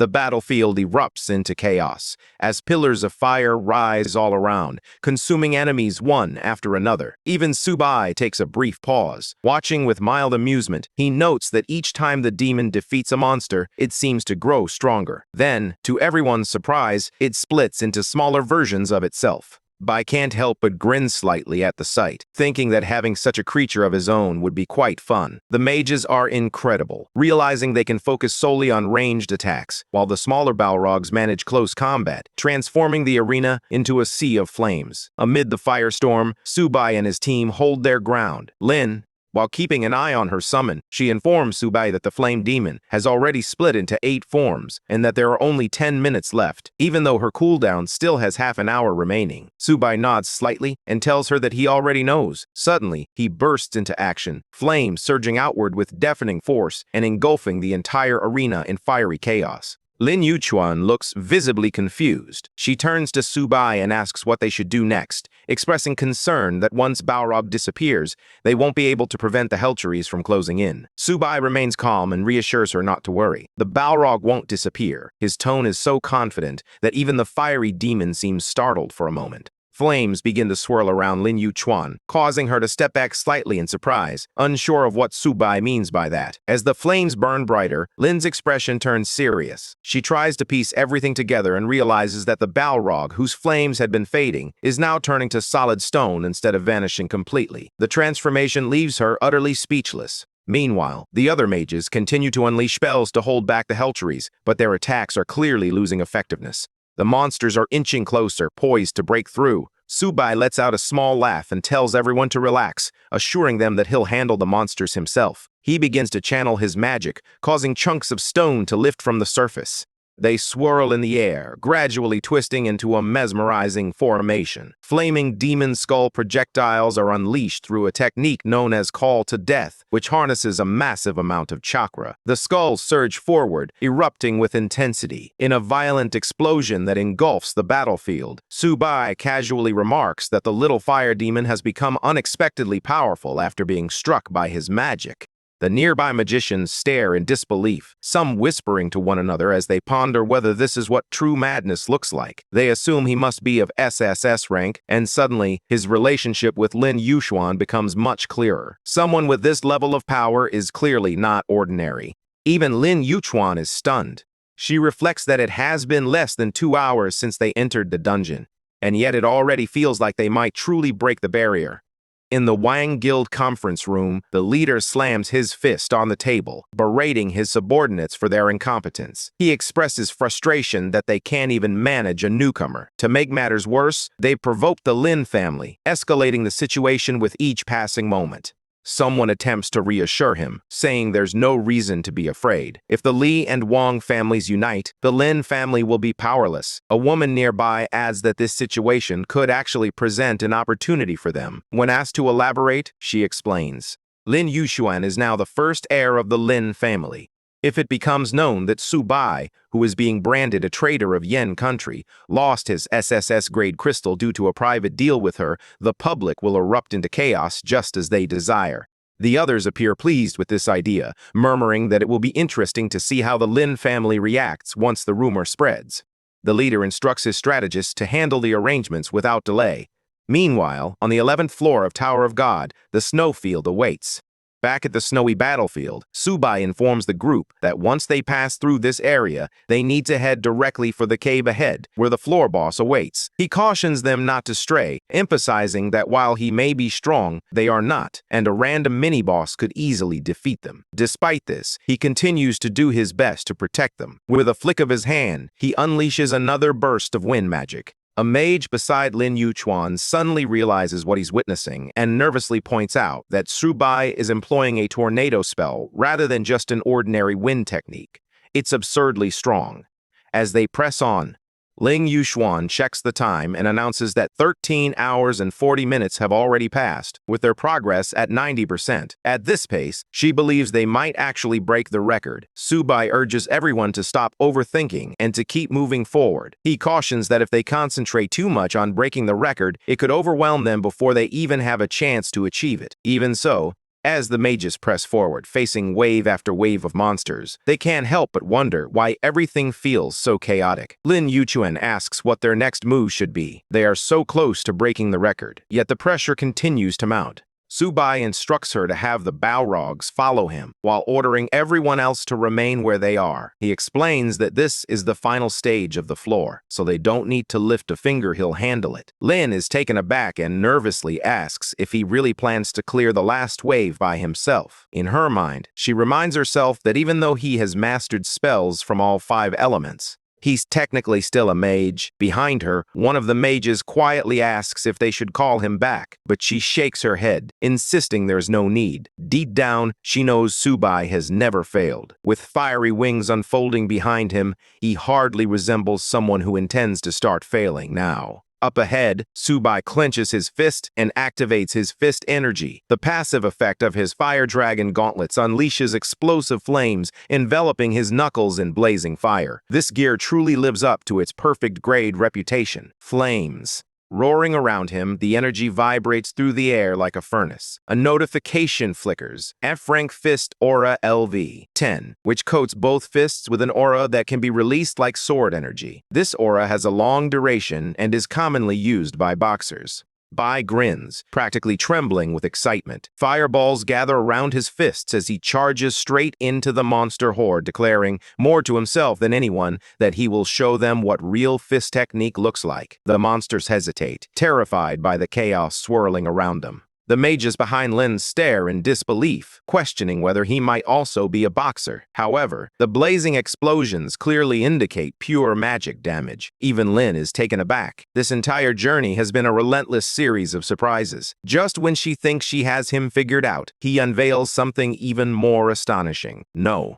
Regardless of the size or strength of the monster charging at him, Sububai meets it with a flaming punch, obliterating it in a single blow.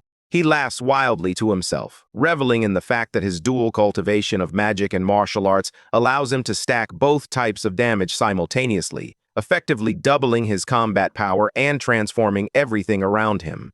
As they push forward into the ash, the monsters keep multiplying, and their strength is formidable. Sububai realizes that trying to eliminate every last one is futile. He believes it would take too long, and the waves won't cease until the dungeon boss is defeated.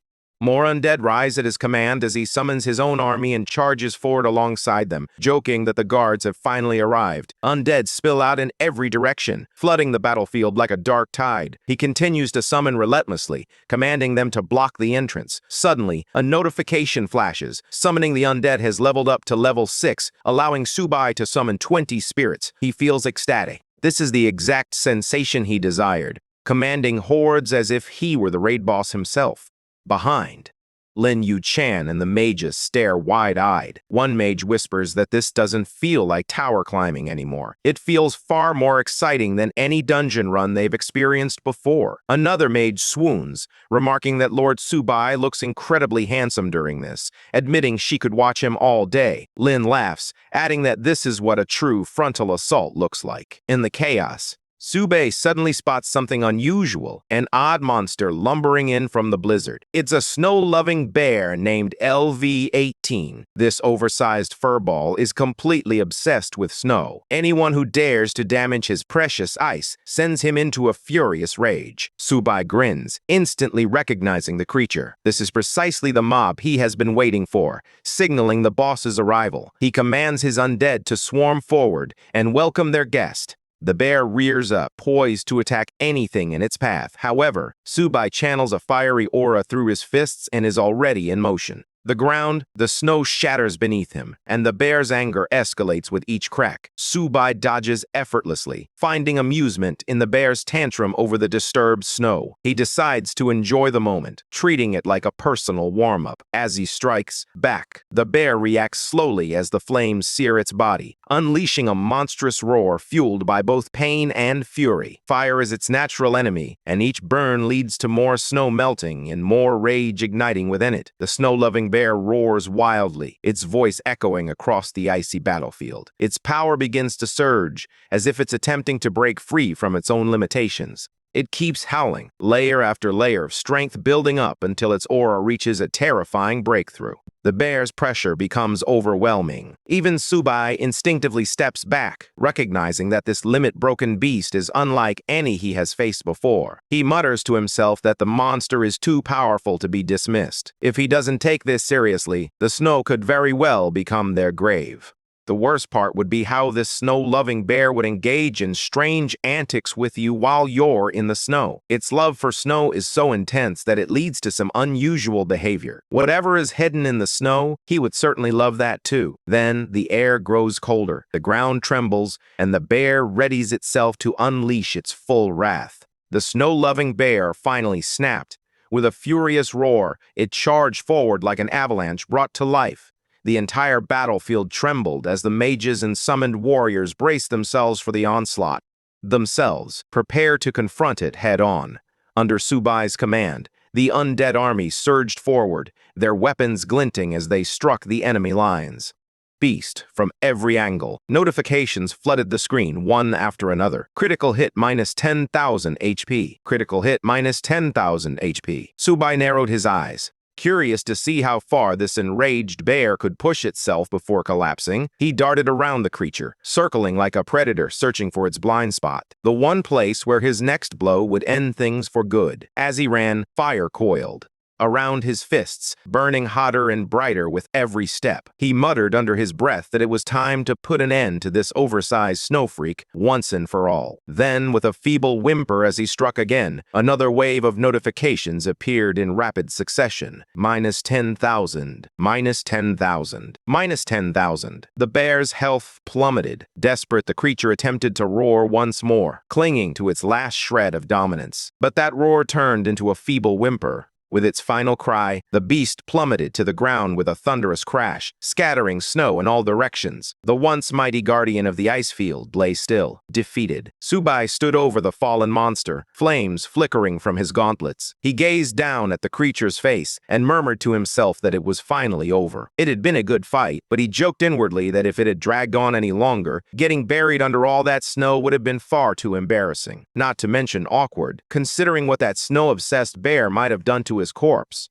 From a distance, Lin Yuchan and the mages watched in stunned silence, unable to comprehend how effortlessly Sububai had defeated such a formidable boss. They had fought alongside him before, but this time, his power felt entirely different. None of them dared to approach. The overwhelming energy radiating from Sububai made their skin prickle. Even Lin Yuchan, despite her confidence in him, recognized the wisdom in keeping her distance from the blast radius of his magic. It wasn't that she doubted his abilities. It was simply that a man capable of vaporizing monsters of that size likely didn't require any backup. Then, just as the tension began to fade, a new notification appeared before them, glowing brighter than the rest. Lin Yuchan froze, her eyes widening. The mages around her started to whisper, trying to guess its meaning. Was it the system announcing their record-breaking clear time? Or something far worse, a warning of danger that even Sububai hadn't anticipated? The icy winds howled louder, as if the tower itself was holding its breath. When the glowing notification finally settled, the entire team went still for a moment. Lin Yuchan was the first to read it properly, and her eyes widened as she realized what the system was saying. It wasn't danger. It wasn't a warning. It was history. The system congratulated their party for clearing the 11th floor of the Tower of God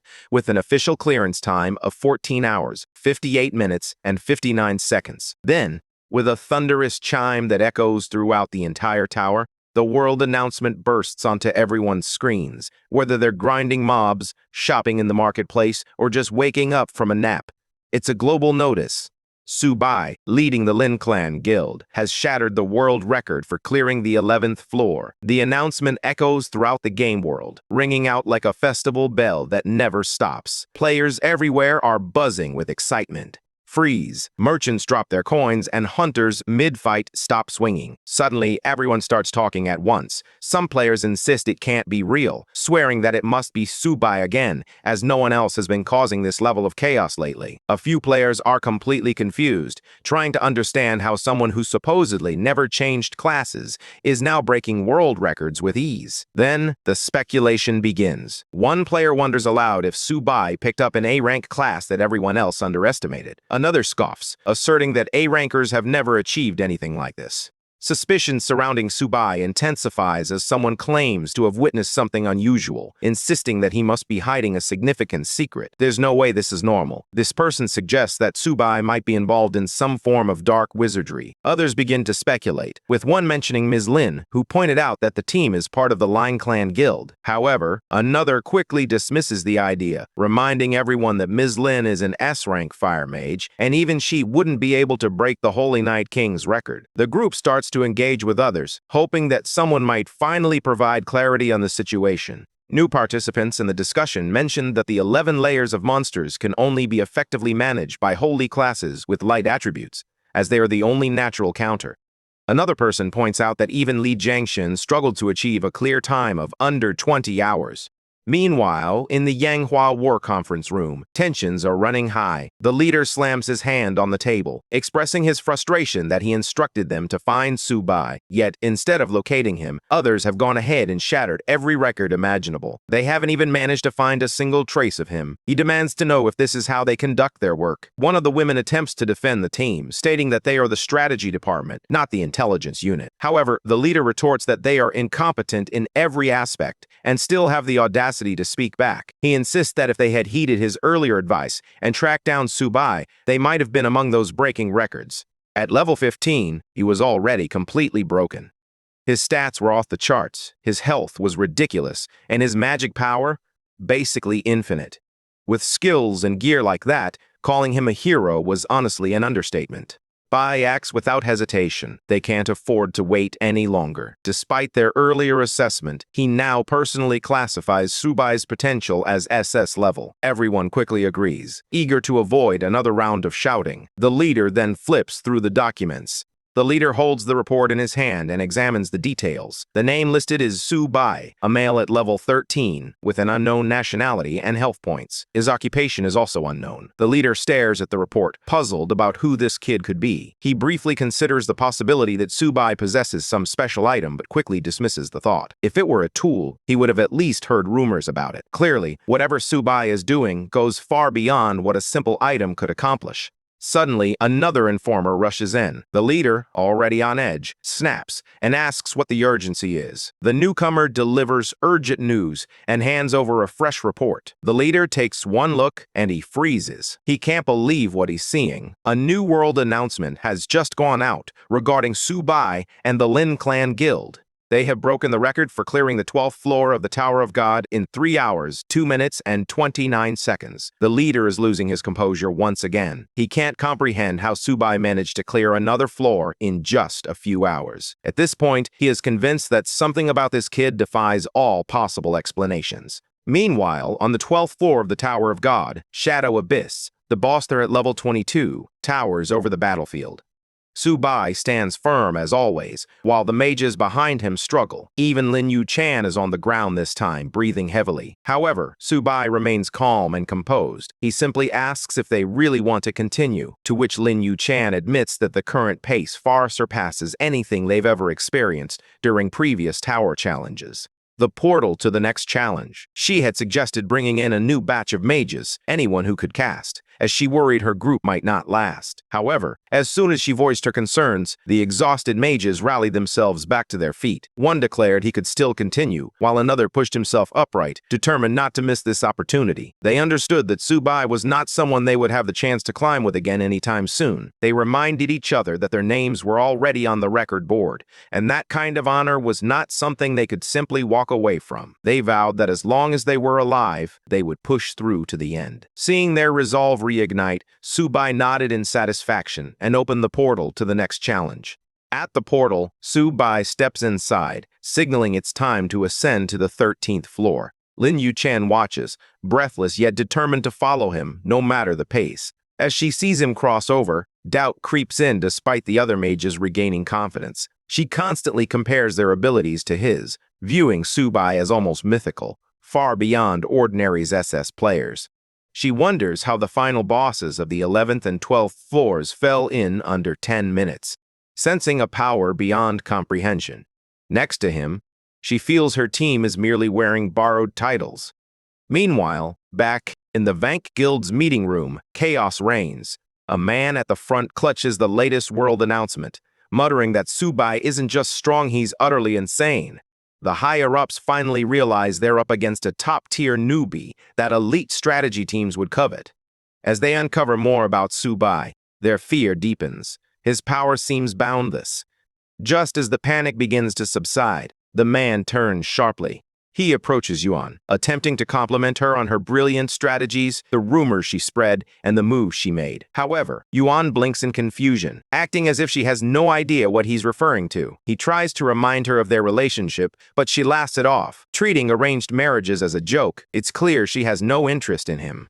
He pushes harder, insisting that she was the one who told him to stall Subai. Now that the consequences of that decision have exploded in their faces, he is drowning in guilt. He continues to blame her, arguing that they should have befriended Subai, begged him to collaborate with them, anything, because allowing someone like him to slip away was a disaster. Yet Yuan still refuses to take responsibility. She insists she never told him anything, and accuses him of blaming her to avoid facing his own shame. She even states that she prefers a man like Subai, someone capable and powerful. The situation is just too much for her to handle. As she exits, the whispers grow louder, with her peers marveling at her ability to manipulate the room. They highlight her talent for knowing precisely when to feign innocence, when to express outrage, and when to redirect the blame onto others. Yuan's departure is nothing short of theatrical, leaving her audience captivated and slightly envious of her skillful performance. They can continue yelling pointlessly if they want. She's done. She sees him panic and tries to stop her, stumbling after her like an idiot, but she doesn't even slow down. She's not looking for someone like him anyway. She wants someone on Subai's level, someone who can fight monsters, protect people, and stand strong without relying on others. Meanwhile, on the 13th floor of the Tower of God, a sinister atmosphere envelops the area. The moment Subai steps in, the battlefield ignites. Notifications flash continuously. Critical hit, 1 strike, 1 kill. Whatever appears before him meets its end. The mages continue to cast their spells. Despite the fact that their attacks barely leave a mark at this level, they persist in their efforts, resembling ants nibbling on scraps while Subai single-handedly manages the entire battlefield. As more monsters emerge, the situation intensifies. Subai feels increasingly frustrated. This battle is painfully slow for him. The monsters, known as Harse-free, are level 22 and resemble rabbit-like creatures. They move quickly, burrowing into the ground the moment he swings at them. They pop out to nibble at his ankles before diving back into their holes, evading his slashes. Subai quickly instructs the team to guard each cave entrance. They agree immediately, fully aware that even a random mob could likely take them out in a single hit if they make a mistake. Then, Subai changes tactics. He starts hurling fireballs into each burrow, one after another. Instantly, the rabbits realize they're doomed. Their low squeaks echo all around as flames chase them underground. Subai laughs to himself. He reflects on how cunning rabbits are said to have 3 burrows. He realizes he has already taken over all of them. With every exit blocked and the tunnels filled with fire, he knows the next few moments will be nothing but a series of explosions. Boom, boom, boom, explosions erupt everywhere. Every tunnel, every burrow, and every corner where the monsters might escape is engulfed in flames. The remaining escape routes are sealed off by Yuchan and the mages, who, for once, are executing Subai's plan perfectly. With all paths blocked, the rabbits have no choice but to emerge, only to be blasted into dust. When It's over. Sububai stands amidst the smoke, glancing quickly at the battlefield before casually noting that it's done. That was fun. Now, it's time to visit the boss. Yuchan, however, is completely exhausted. She drops to the ground, breathing heavily and chugging water as if her life depends on it. Despite her fatigue, she manages to ask why Sububai has the energy of 1,000 people after clearing 3 levels in a row. He hasn't even taken a sip of water yet, leaving her unsure if he's human or something else entirely. Eventually, they arrive at a gloomy mansion where a swarm of bat-like creatures circles ominously in the sky, while others crawl along the ground. Sububai, Yuchan, and the mages take in the eerie scene together. The boss of this floor is Vince Slater, level 25. Inside the mansion, a group of terrified children finds themselves surrounded by wolves, clearly trapped and helpless.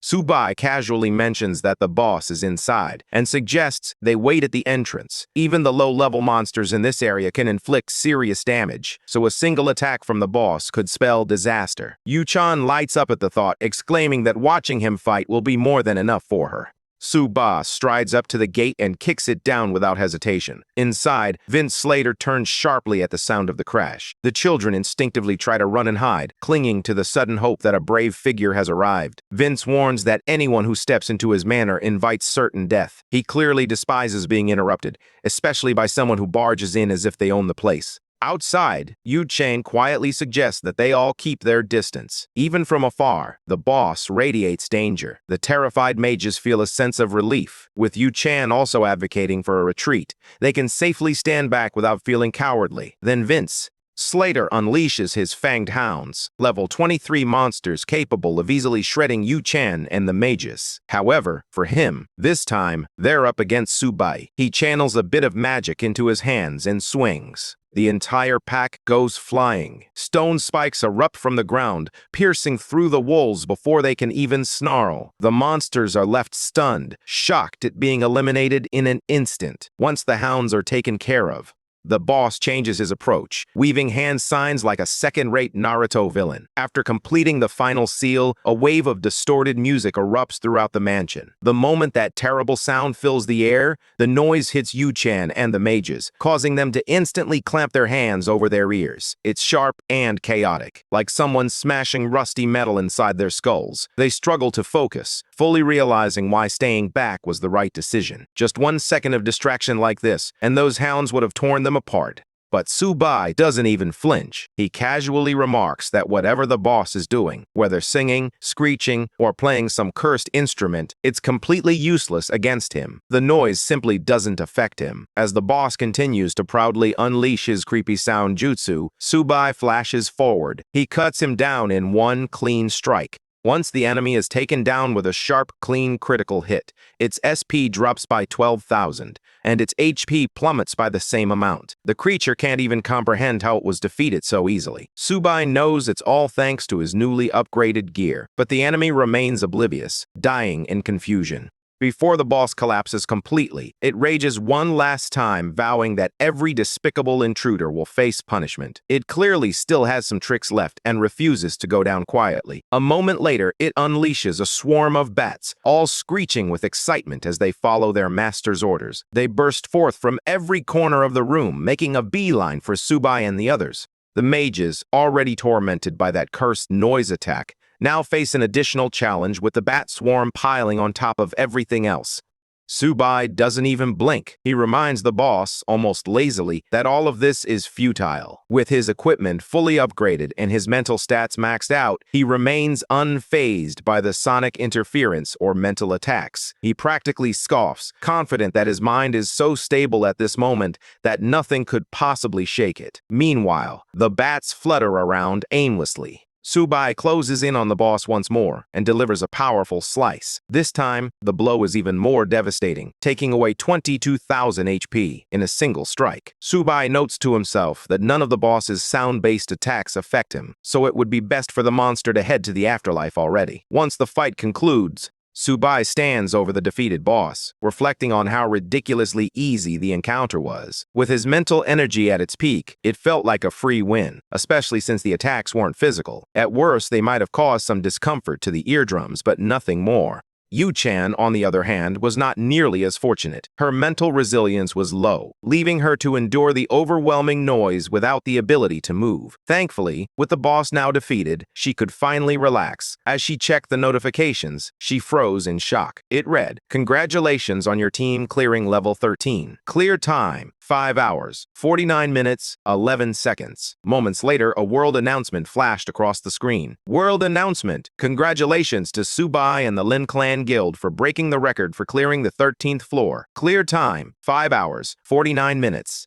11 seconds. Yuchan is stunned. She can't believe they took down such an annoying boss so quickly, especially one that relied on sonic harassment and mental interference. She herself couldn't even lift a finger, and the mages behind her were equally frozen. Yet, in the end, she knows exactly why this record was broken. Sububai did everything. They wanted records, and Sububai, as always, delivered. To calm everyone down, Sububai, he informs them that the situation is under control and suggests they take a 2-hour break to recover before moving on. Yuchan agrees without hesitation. She's clearly relieved and agrees with the plan. After fighting non-stop for nearly a full day and night, she feels she has finally earned a break. She even admits that following a pro is enjoyable, even if he's the one doing all the actual work. Later, while camping, the magicians excitedly chat about everything that happened. One of them complains about being exhausted, but insists it was the most fun he's ever had leveling up. Another agrees, saying he's never enjoyed grinding enemies this much before. Meanwhile, Sububai sits quietly in the background, letting everyone else talk. But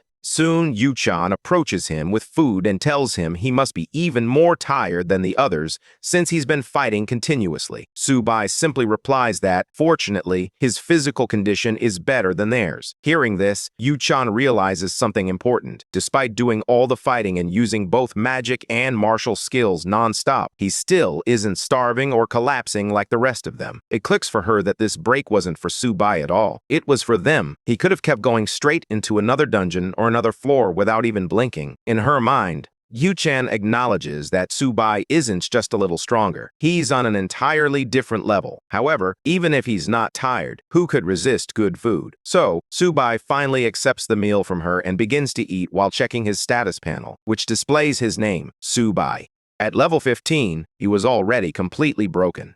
His stats were off the charts, his health was ridiculous, and his magic power, basically infinite. With skills and gear like that, calling him a hero was honestly an understatement.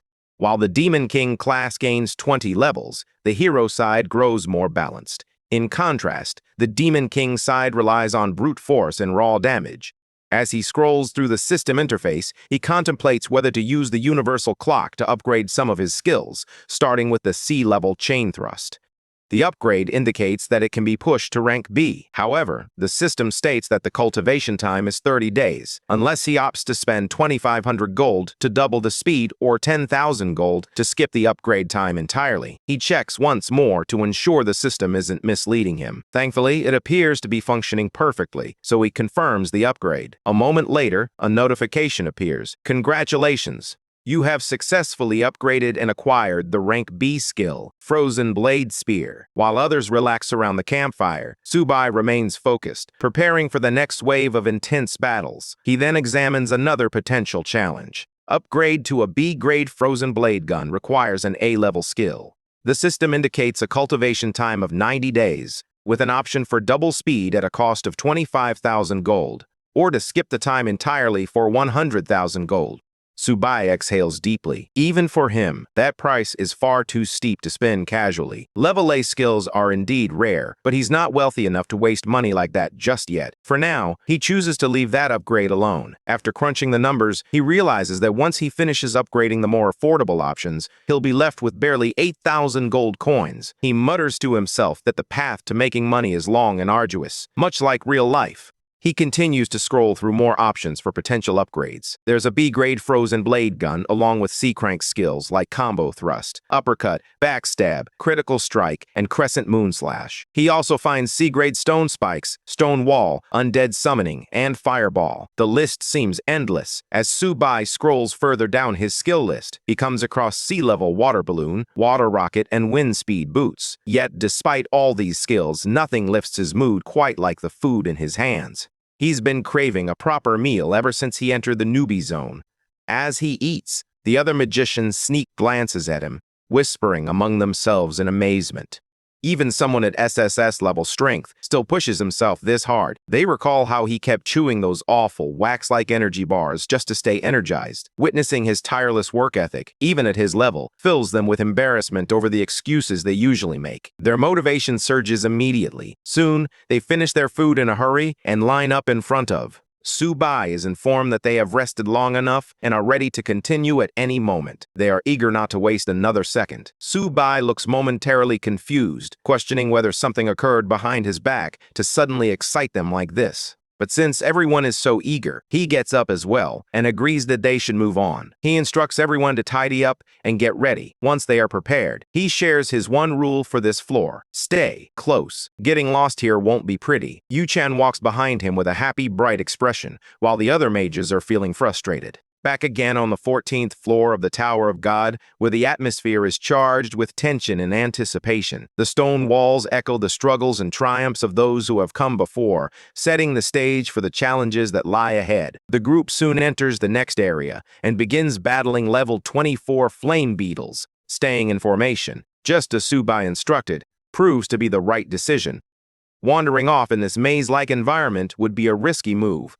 Further into the dense foliage, they encounter man-eating vines. Sububai quickly switches to his archery skills, skillfully slicing through the vines with precise arrow shots. However, after continuing their journey, as they venture further, Yuchan suddenly begins to doubt their path. She quietly confesses that it feels like they wandered into the wrong area, surrounded by emptiness and silence. Concerned, she fears she might be leading them astray. Sububai reassures her that they are indeed in the right place. He explains that this area is a hidden boss zone, so the silence is to be expected. He encourages her to stay close and then channels his magic. Power surges as a glowing magic circle forms on the ground. The group positions themselves at the entrance, just as they did before, and the flame demon materializes once again with a rumble. They aren't standing idle. They are preparing. Sububai takes the lead and steps forward into the quiet area. But suddenly, Yuchan feels a shift, an odd sensation in the air, as if something massive has just stirred beneath the ground. As soon as Sububai steps forward and the boss's name materializes before them, twin golems, level 29. Sububai immediately recognizes them. In a familiar, almost nostalgic tone, he mutters that it has been a long time since he last encountered these two stone idiots. He examines their massive bodies and casually remarks on the toughness of their stone shells, as if he's inspecting old furniture rather than formidable bosses. He draws his upgraded weapons. The golems lock their glowing eyes onto him, with both sides poised, waiting for the perfect moment to strike. The moment arrives in an instant, as both golems charge forward. Sububai doesn't back down. He leaps upward and stomps down on their heads with a resounding bang, brushing off the attack as if it were nothing. He mocks them for being utterly useless, saying, being made of rock is irrelevant when he wields weapons capable of crushing anything. The twin golems, meanwhile, they keep bumping into each other as they attempt to reposition. Their clunky bodies collide loudly, creating a raucous sound. They seem more frustrated than dangerous. Sububai watches as they tumble, moving around and patiently waiting for the next opportunity. He has already analyzed their routine and recognizes that they have exhausted their options and their little trump card. When one of the golems tries to reflect an attack, Sububai scoffs at the attempt. The action unfolds quickly as he begins to dismantle parts of their stone armor, leading to a full engagement on both sides. Golems suddenly freeze, their eyes glowing ominously. A massive laser erupts from their bodies. Sububai instantly dodges, sliding back as the beam tears through the surroundings. Lin Yuchan watches the explosion from the entrance, nearly collapsing at the sight. She wasn't prepared for such destructive power from a hidden boss, and witnessing that beam fly past is enough to make her skin crawl. Sububai charges straight at the golem with full momentum. Just as he's about to make contact, he leaps into the air, aiming for a powerful strike. He smashes his fist into the creature's face, landing a precise and powerful blow. A strike powerful enough to make even a stone giant flinch. The golem staggers back, clearly irritated. Sububai doesn't give his opponent a moment to breathe. He continues to unleash attack after attack, as if he's running through a shopping list of techniques. Seizing the opportunity, he decides this is the perfect moment to test out his newest move. He mutters that he will use these golems as experimental dummies, then prepares a chemical gun in one hand and a frost blade in the other. He aims to observe exactly how these effects behave on a tough target.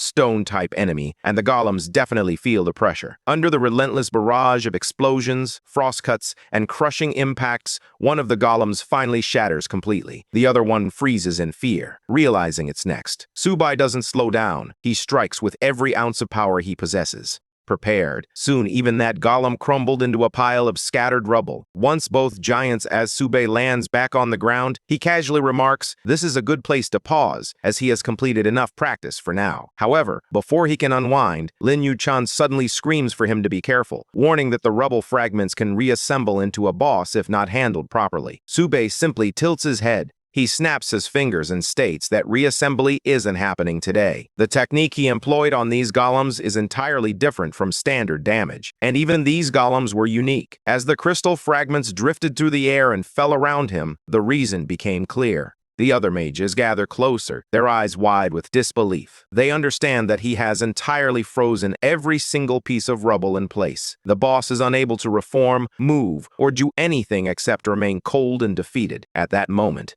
the system notifications appear before everyone. Congratulations on clearing floor 14. Clear time, 30 hours, 45 minutes, and 12 seconds. World announcement. Congratulations to Sububai and the Lin Clan Guild for breaking the record on floor 14 of the Tower of God, with a record time of 30 hours, 45 minutes, and 12 seconds. Another floor, another record shattered. Lin Yuchan nods proudly, acknowledging their accomplishments, while Sububai urges them to keep moving. They are now on the final floor. Meanwhile, outside on Central Long Street in Rim, crowds have gathered, buzzing with curiosity and panic. One person remarks that he hasn't seen Sububai anywhere on the professional ranking list. Another questions whether Sububai truly intends to break records at this relentless pace, one after another without any breaks. A voice in the crowd suddenly shouts that the Yan Kingdom has produced another monster on the level of Li Jingshen. Conversations swirl around Sububai, with some expressing frustration, others admiration, and many feeling a newfound sense of worship. Sububai has become the central topic of discussion.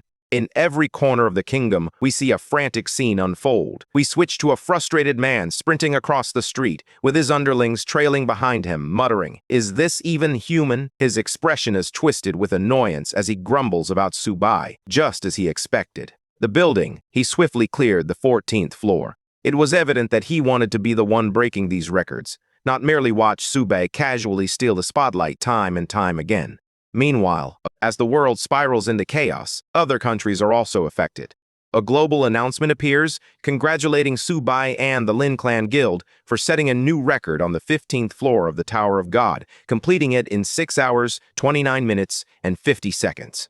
Everyone everywhere is in shock. They can't believe this guy is breaking records on autopilot, showing no intention of stopping anytime soon. Back on the 15th floor, Sububai dusts off his hands and says, "Done. See you all." He stands over two massive, collapsed teddy bear-like beasts and a giant bird, which are clearly the bosses of the floor. Lin Yuchan quickly stops him, explaining that thanks to his help, the Lin family has gained a significant advantage. She expresses her desire to discuss with her father the possibility of offering him proper compensation. Sububai pauses at this, casually inquiring about the nature of the compensation. The answer is enticing, potentially appealing enough that he might even consider assisting them again in the future. Any astute clan head would certainly recognize the value in such an opportunity. A moment later, a portal opens, and several mages from the Lin family arrive. Lin Yuchan looks visibly relieved. He turns to Sububai and explains that the reward depends on his choice, either shops or gold coins. If he selects coins, he will receive 10,000 gold per tier. Without hesitation, Sububai chooses gold. Lin Yuchan nods and informs him to wait 3 days while they gather the total amount. Even Sububai is impressed by her ability to raise such a significant amount of money in such a short time. It clearly demonstrates the wealth of the Lin family. He agrees and adds that if they want him to break more records in the future, they can reach out to him, and he'll even offer a 20% discount. Lin Yuchan doesn't seem surprised at all. She already knows exactly what Sububai is capable of. In response, Sububai simply thinks, "Sure, whatever you say," and leaves it at that. However, the moment Lin Yuchan hears about the discount and instantly grabs Subai's hand, her eyes sparkling with excitement. She asks if he really means 20% off. When Sububai confirms it, he immediately regrets his words, but Yuchan happily declares that the Lin family would like to reserve the first 30 floors for record-breaking runs. She He asks if that's acceptable. Meanwhile, Sububai mentally collapses, thinking to himself, great, I should have kept my mouth shut. On the 15th floor, he realizes he has lost 30,000 gold. Why am I like this? He tries to play it cool, coughing lightly, forcing a laugh, and saying, hey, no problem. Even though he's screaming inside, Lin Yuchan is thrilled. She smiles so brightly that it seems her face might burst with joy. She thinks to herself that even if the Lin family has to mortgage properties to gather that much gold, it's worth it, as they'll get their name on 20 consecutive tower records. The rise of the Lin clan finally feels tangible, but then Sububai states he has one condition. He tells her, I only want you, and her entire face turns bright red. She freezes, stunned and flustered, unable to believe he said something like that so casually. For a moment, she thinks this is some kind of confession. Shyly, she murmurs that it's a bit sudden, but Sububai quickly clarifies before she gets carried away in her thoughts. He explains that what he meant was he wants just the two of them to form a team. For the tower, no extras, no additional mages, no unnecessary burdens, and nothing romantic, just pure efficiency. It crushes her expectations instantly, though she hides it well. She nods quickly and agrees, saying it's fine. She thinks to herself that on the 14th and 15th floors, they were barely able to keep up anyway. In fact, they slowed him down more than they helped. With everything decided, they finally wrap things up. Lin Yuchan waves and says goodbye. Sububai waves back, assuring her they will meet again in 3 days, at the same place and time. He leaves right after, as he has other matters to attend to. Inside Lim City, people are buzzing about Subai's incredible tower runs, yet ironically, none of them recognize him as he strolls by. Suddenly, a new system notification pops up, Wizard's Mad Diary Part 2. An infection source has emerged in the southern part of the city. The notifications inform Sububai that completing the southern infection source request will reward him with 20 skill points, while investigating the Lim City suburbs will grant him an additional 10. After reading both, he mutters to himself that 30 skill points is quite a generous reward. He decides that tackling all the Lim City quests first will perfectly occupy the 3 days he promised Lin. Yuchan approaches the quest board and examines every available mission. He carefully browses through each line, identifying quests that seem enjoyable or offer rewards that are worth his time. After selecting all the ones he wants, he approaches the reception desk and informs the clerk that he has accepted every mission available to him. Outside, he stretches and remarks to himself that he has taken on every available role. Shortly after, he encounters the city guards. One of them asks where he wants to go. Sububai replies that he is heading to the Shershan mine and adds that there's no need for further checks. The guards immediately activate. The teleportation array activates. A blinding light flashes behind him, and in the next moment, he's standing inside the Shershan mine. He rubs his eyes and mutters that he forgot to close them again, reminding himself that at this rate, the teleport lights will blind him someday, before he can even begin to move. Another notification pops up. Pei Ling Jue is sending him yet another friend request. Sububai stares at the request and shakes his head, reminding himself that there is no. He realizes that accepting it would transform his peaceful life into a nightmare. After a moment of contemplation, he once again rejects the request. Meanwhile, at her residence, Pei Ling Shu is losing her composure. She slams her hands on the table and exclaims that Sububai has rejected her 27 times. She can't believe he has the audacity to continue this behavior. Her irritation intensifies and she immediately sends another request, but this time the system informs her that the message failed to send because she has been blacklisted by the other party. She goes silent for a moment, her expression twisting with anger. Gritting her teeth, she mutters that Sububai can just wait. She refuses to believe that someone like her can't corner him inside Lim City. Determined to show him the consequences of ignoring her,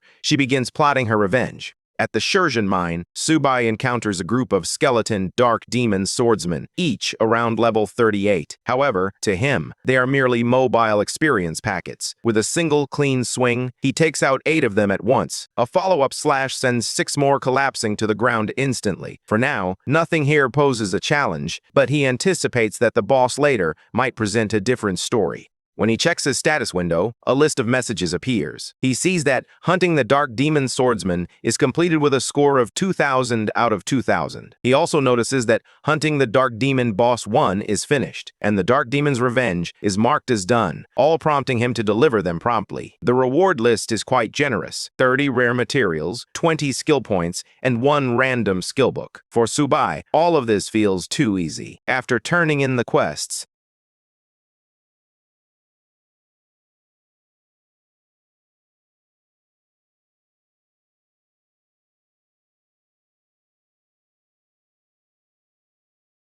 summons more skeletons, and quickly realizes that his summoning the dead skill has become even more powerful. Now, he can call forth sturdier skeleton soldiers, capable of independently defeating monsters. His undead army continues to grow like an unstoppable snowball. He tells himself that the next destination is Garteen Snowfield, where the upcoming quest should help him grow even stronger and likely lead to the creation of an even more powerful undead. Later, Sububai arrives at Garteen Snowfield, where everything is blanketed in snow mountains, trees, and rocks, all covered in white. As he takes in this majestic scene, he feels a surge of excitement. He remarks that it's no wonder everyone is eager to climb higher. The thrill of commanding thousands of troops is simply exhilarating. He quickly realizes that the chill is too much to bear. His excitement fades as the biting cold seeps through his clothes, causing him to shiver uncontrollably. He starts sneezing non-stop and finally admits to himself that this place is no joke. If he isn't careful, fighting here could become extremely troublesome. Therefore, the next step is crucial. The frigid terrain. He snaps his fingers, conjuring a fireball that drops at his feet, erupting in flames and providing him with some much-needed warmth. Fireballs are second nature to him, so summoning them one after another is effortless. With the heat surrounding him, he feels invigorated, ready to fight, jump around, and enjoy himself as he always does. However, he soon realizes a new challenge. His movement speed has been reduced by 10 due to the biting cold wind. Even with the fireballs, the debuff lingers. His troops are also affected, unable to rush to his aid immediately if danger arises. He reminds himself to factor this in carefully once the monsters start to appear. Remembering the snow bear he fought earlier, Sububai remains vigilant as he ventures deeper into the icy landscape. The snowfield stretches before him, and he soon spots a new group of monsters. The system identifies them as fluffy yetis, level 28, and Sububai can't help but think they actually look quite cute. He chuckles softly, remarking that the yetis are adorable, but he quickly refocuses. In his mind, cuteness offers no protection. Just because a monster appears fluffy doesn't mean it deserves a free pass. He reminds himself that he's here to gain power, not to collect plush toys. Without hesitation, he snaps his fingers and commands his skeleton minions to charge in and smash the fluffy fools into the ground. The Yeti group turns out to be larger than he expected. More of them keep emerging from behind snow piles, slipping out of crevices, and even rolling downhill straight toward him. His skeleton warriors are fighting valiantly, but the numbers just keep increasing. Sububai decides not to waste any time and throws a fireball to support them. As the flames spread across the snow, the fluffy yetis begin making strange grumbling sounds, clearly unhappy. Sububai also comes to a disappointing realization. Despite his fireball skill being upgraded to level 3 and the fireball itself now much larger, the damage remains unsatisfactory. He mutters to himself that the flame demon is still leagues ahead. After all, trying to upgrading his B rank skill to A rank cost him 100,000 gold coins, and going beyond that is even more prohibitively expensive. However, he shakes off the frustration and focuses on what truly matters, completing the quest step by step without lamenting his financial situation. Pain intensifies as he begins to mix in stone spikes that pierce forward, landing critical hits. With one strike, he takes down 6 opponents at once. 13 more spikes are launched, and the fluffy yetis continue to grumble as they are pelted in the face. Then, he switches tactics. Fires ice arrows, freezing and piercing through the yetis' critical hits stack up, taking down 11 in one shot. Sububai feels the rhythm kicking in. He realizes that while his duel chanting has improved, there's still room for growth. He believes that next time, he should strive for higher-level multi-chanting. It not only looks impressive, but also feels empowering, and, most importantly, it's incredibly practical. However, a massive explosion erupts nearby, causing Sububai to freeze in confusion. He hadn't cast any spells or triggered any skills, so what could have caused it? As he looks around, ahead he sees all of his skeleton warriors lying shattered in the snow. Even the fluffy yetis are down, collapsed everywhere as if someone had switched off their batteries. Something blast must have originated from somewhere nearby, and Sububai is determined to uncover its source. As he scans the snowfield, his attention is drawn to a column of thick, black smoke rising from the ground, twisting and curling as if it were a living entity. The moment he sees it, he instantly recognizes what it is. He mutters that this is the smoke of a resentful spirit, the kind that forms when dead souls accumulate without being purified. He observes that it seems to envelop the entire snowfield. The Gartine Snowfield experimental base has essentially become a massive testing ground for restless spirits. As more black smoke hisses out, it gradually reveals itself through the haze, spreading across the area like poison. Sububai frowns, noting that the entire place resembles the Death Swamp, another location where players have consistently avoided starting the questline, allowing resentment to accumulate endlessly.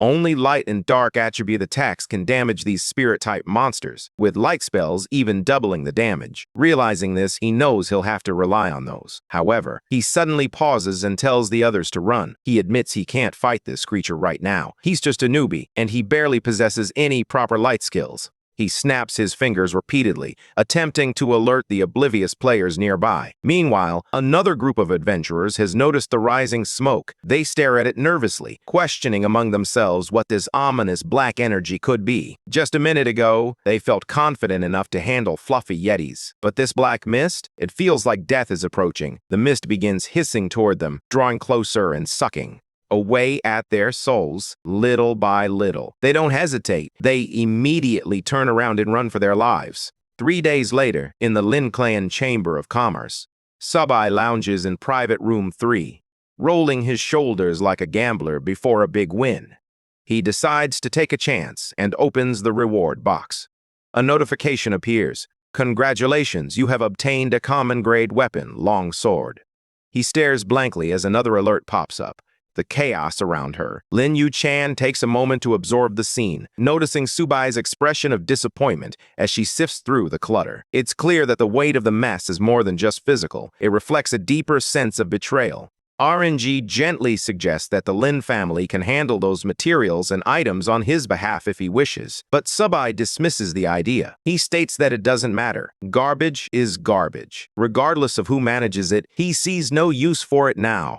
Lin Yuchan sits down across from him. Moments later, several members of the Lin family staff enter, each carrying heavy suitcases and displaying serious, respectful expressions. It's evident that something significant is about to unfold. Once the suitcases are set down, Lin Yuchan steps forward and calmly informs Sububai that she has brought both the gold she owed him earlier and the advance deposit for the upcoming tower runs. She explains that the total amounts to 100,000 gold coins. Sububai nods slowly, acknowledging her words. He remarks that the Lin Clan Association is certainly bold and, in his mind, he's already calculating the impact of that 50,000 gold deposit on their treasury. He suspects they might not have much gold left after handing over such a significant amount so freely. Accepting the money, he expresses his desire to meet her father someday if the opportunity arises. However, the moment he mentions her father, Lin Yuchan's smile falters slightly. It's clear she didn't want Su to bring up her father at all. She only wanted him to focus on her, at least for now. Nevertheless, she manages to mask her discomfort. Sububai then. He takes a moment to gather his thoughts. The anticipation of their trip to the Red Tower fills him with excitement. Sububai glances around the room, taking in the familiar surroundings before focusing on the task ahead. Once he's finally alone, Sububai examines his hands and has an epiphany. He mutters to himself that perhaps he's been receiving poor loot because his hands are dirty and he hasn't bathed. Maybe luck truly does care about hygiene. He washes his hands thoroughly, takes a bath, dries his hair, and sits down again with renewed confidence. Clasping his hands together, he declares that this time the system should be kind and grant him some light attribute skills. He opens the next bundle of rewards, and a notification pops up. Congratulations on obtaining a D-grade skill book, Holy Light Shield. Another notification follows. Congratulations on obtaining an E-grade skill book, Ice Spikes. Then comes the announcement of a B-rank skill. Congratulations on obtaining Holy Light Demon Slaying Bullet. A whole batch of light element skills pours out, including the rare Holy Light Shield. Subai's eyes light up, and he exclaims that this is more like it. He even feels a surge of excitement upon seeing the E-rank ice spikes. Laughing to himself, he reflects that if he had possessed these skills 3 days ago, he wouldn't have fled from the Gartine Snowfield experimental base in such a hurry. More notifications scroll past his vision. D-rank crosscut, B-rank battle song, and of course, the B-rank Holy Light Demon Slaying Bullet that he absolutely needed. Now he's convinced maybe the problem wasn't his luck after all. Perhaps the issue was simply not bathing. You should all remember to wash your hands and bathe after liking this video. Maybe a bit of Subai's charm will rub off on you. Just as Sububai finishes appreciating his new light element skills, The door opens once more, and another person steps inside. Subai's instincts kick in right away. He raises his hand and prepares a fire spell instinctively. The newcomer comments casually that he certainly reacts quickly, admitting even she hadn't anticipated such a sharp response. Down on the couch beside him, Sububai can't help but feel a mix of annoyance and resignation. She continues to chat, her confidence radiating as she talks about her recent achievements in the game. Sububai listens, trying to mask his discomfort, but he can't shake the feeling that this encounter is going to complicate things. As she shares her stories, he wonders how he ended up in this position, facing the very person he had tried so hard to avoid. She can't believe it's really him. She rushes forward, her excitement palpable, and exclaims how long it's been since they last saw each other. The atmosphere shifts as memories flood back, and the tension in the room begins to dissolve. The newcomer is Pei Lingzhu, a member of Yan Kingdom's frontline strategy team and a top 100 player on last season's world leaderboard. Subai remains silent, but internally, he is assessing this striking individual with a composed expression, despite feeling quite fatigued. Pei Lingzhu sits regally in her lounge, unfazed by Yuchan's shock or Subai's silence. Crossing her legs, she inquires why he isn't surprised, expressing that she expected him to be at least taken aback by the sight of a beautiful woman. Subai attempts to feign a reaction, but all he can muster is a flat "what's up?" That's the extent of the emotion he can convey. Pei Lingzhu's disappointment is evident as she calls him boring. Meanwhile, Subai quietly acknowledges to himself that she is beautiful, her presence is striking, her gear is immaculate, and her entire aura is dangerously captivating. However, he keeps this thought to himself, knowing that beauty is not something he wants to be blindsided by. After staring at him for a moment, Pei Lingzhu finally returns to business. She informs him that she is here to officially welcome him to Squad 11 of the first-line strategy team. Upon hearing this, Lin Yuchan stiffens. Although Squad 11 ranks at the bottom among second-tier teams, simply being invited to a front-line strategy team is something that ordinary players can only dream of. She understands just how significant that offer is. Subai barely reacts. He gives a slight nod, perhaps the bare minimum of surprise, and then responds politely yet firmly that he will decline. He isn't interested not in the reputation, not in the position, and certainly not even in the face of the incredibly beautiful girl making the offer. His only desire is to understand if there is any depth to the proposal itself. But Pei Lingzhu immediately rose from her seat, clearly unhappy. She questioned his refusal and warned him not to be arrogant as a newcomer, insisting that only by joining a top-tier strategy team could he access the best resources and a proper growth plan. Subai calmly stated that climbing the tower and finding guides were tasks he could handle on his own, so he didn't see the need to rely on others. This only irritated Pei Lingzhu further, as she recognized the truth in his words. He had already shattered the records for the first 15 floors entirely by himself. He then mentioned that he simply wasn't interested in joining their group. In response, Pei Lingzhu quickly adjusted her approach. She bowed slightly and explained that the higher levels of the Tower of God were far more complex than he might think, and that going alone would not get him very far. She emphasized that Team 11 was sincere in their intentions and hoped he would reconsider. Subai replied that difficulty wasn't the issue. He reflected on his past life, where he had cleared 300 floors without taking any damage, and noted that, in this world, he had already cleared around 100. Therefore, he couldn't comprehend why this challenge would be deemed impossible. Pei Lingzhu then inquired if he meant joining them as a special assistant, akin to a guest advisor. Even Lin Yuchan chimed in, clarifying that it would be similar to her own arrangement with the Lin family. He provided the funding while she contributed the labor. Pei Lingzhu reiterated this arrangement and, after a moment of consideration, agreed to treat it as an outsourced partnership. She noted that they would need a contract. Their strategy team would fully support him with manpower, equipment, and any other resources he needed. She also privately considered the urgency of winning him over before another team could snatch him up, as she wouldn't be able to justify losing someone like him once she returned. Then, to everyone's surprise, Pei Lingzhu immediately pulled out a contract, clearly showing her fear that he might run away. Subai looked at it, astonished, and realized she had even prepared the contract in advance. Pei Lingzhu pushed it toward him, urging him to review and sign it right away, insisting that they could not afford to waste any more time. Subai explained that he had one more condition. He needed top-tier blacksmiths to forge equipment for him and requested the team's assistance in gathering materials. He clarified that he would cover all the costs himself. Pei Lingxian hadn't anticipated this turn of events. She had only intended for him to sign the contract, but now additional demands were surfacing. Despite her concerns, she didn't dare to object. She assured him not to worry about the forging fees, explaining that the team would take care of them. In her mind, she felt a sense of relief that his request wasn't something outrageous, like millions of gold coins. Typically, forging expenses were covered by the team, so it wasn't an unusual request. He simply seemed unaware of how these matters usually operated.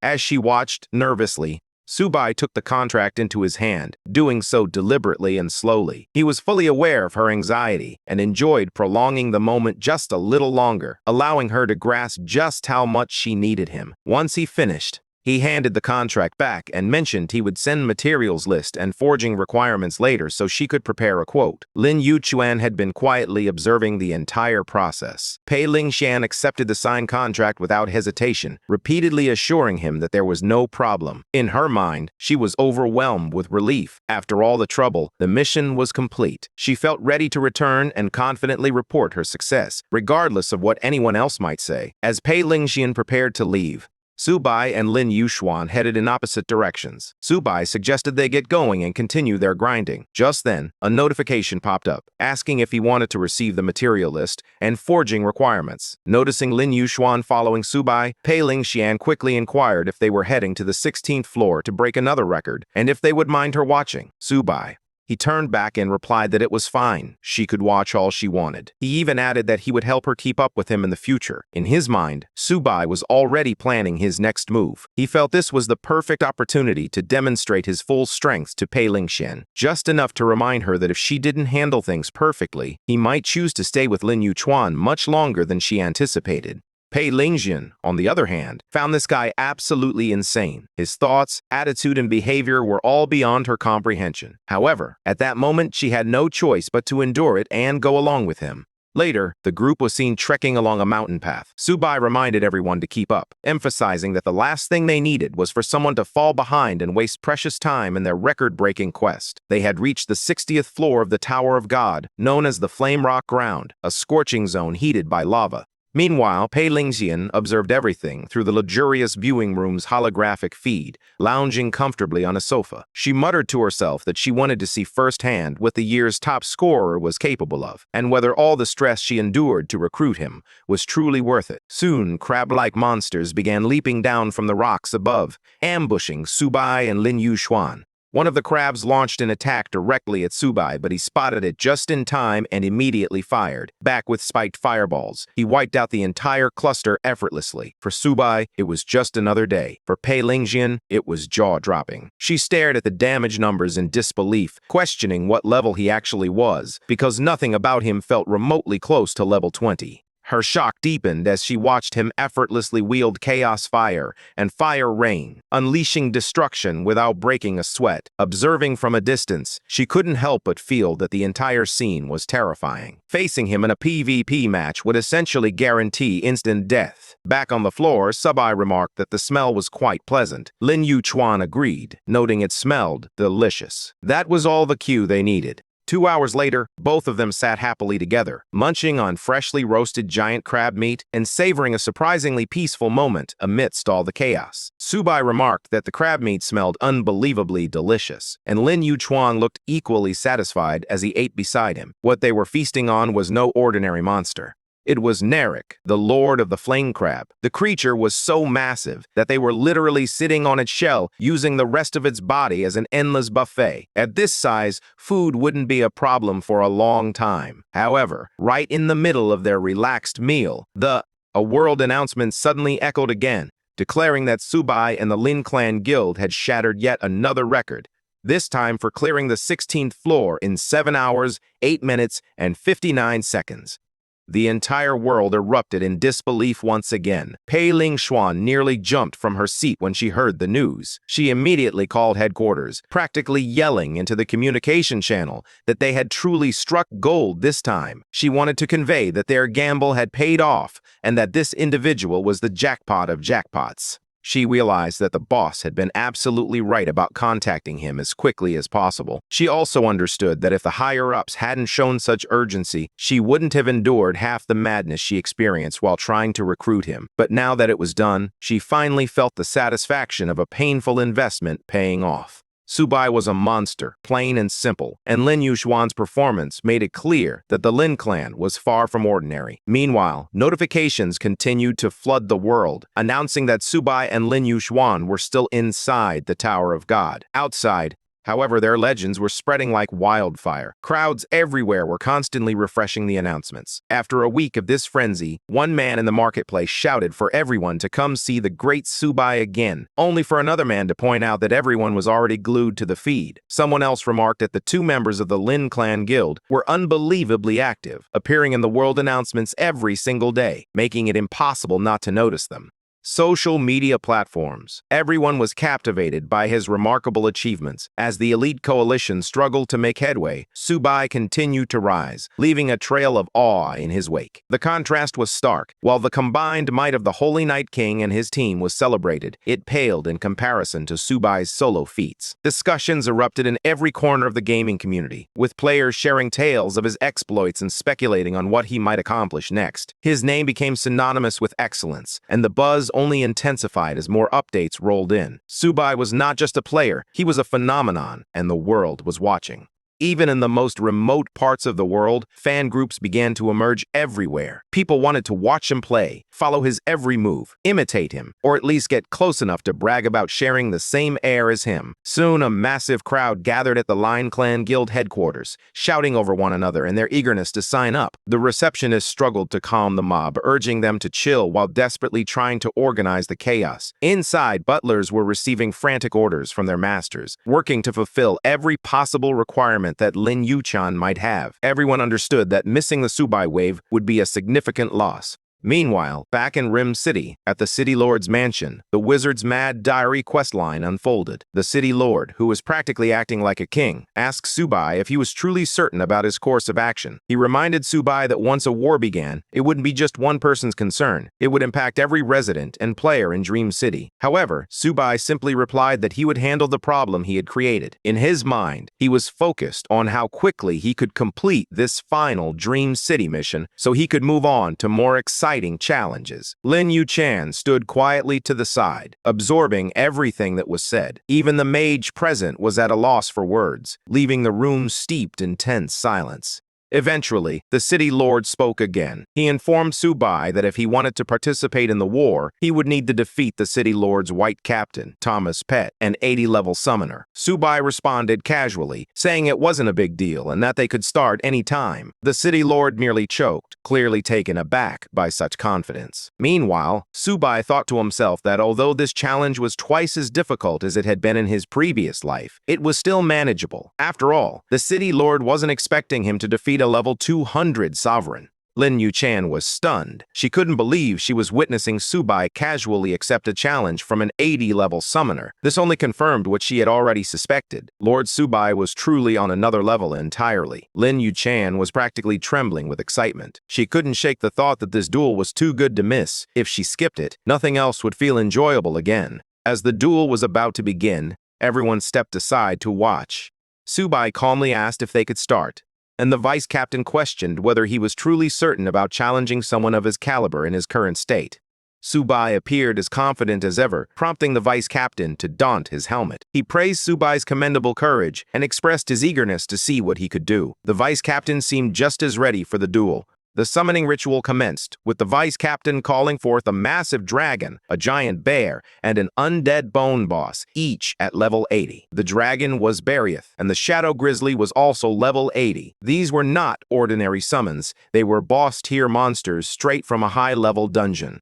Lin Yuchan was stunned. She remarked that the summoning speed was incredible, with every summon being level 80, essentially presenting 3 boss fights at once. Even Sububai had experienced moments of struggle against certain bosses, so facing all 3 simultaneously would have been a nightmare for any ordinary player. However, Sububai remained calm as he decided to test the waters with Fire Rain, beginning to cast the spell. As the flames rained down, it became evident that the vice captain was not taking any damage. This skill was too slow for PvP, forcing Sububai into predictable movements. The vice captain appeared to be counting on Sububai to make a mistake while using such a clumsy skill. Sububai smirked, as if the real show had yet to begin. He then started chanting once more, this time summoning something entirely different. The ground cracked open beneath the vice captain as sharp stone thorns erupted upward, catching him completely off guard. He hadn't anticipated threats from below after successfully evading the attack from above. In shock, he muttered to himself, questioning what those spiky formations were and how they had appeared so suddenly. Even the mage and the city lord watching the duel were stunned. They recognized it as dual element chanting, a phenomenon that is incredibly rare. The vice captain swiftly attempted to counter. He commanded Barioth to unleash a frozen lake, and the dragon immediately encased the entire battlefield in ice. Covered everything in thick ice. The dragon then took flight as the shadow grizzly employed a shadow technique that turned the entire area into a murky, swamp-like battlefield. However, Sububai dismissed it as useless and leapt into the air with effortless grace. As Sububai ascended from his jump, the vice captain hurriedly commanded his Balrog to use thrust, hoping to pierce Su just as he reached the peak of his ascent. He found himself on solid ground. Sububai wasn't worried at all. As he fell, he muttered that to catch a thief, one must first catch the king. In the next moment, he shifted his focus from the incoming Balrog to the vice captain. At that moment, another set of stone spikes erupted from the ground, wrapping around the vice captain's arms and locking him in place. The entire summoner was completely bound before he even realized what had happened.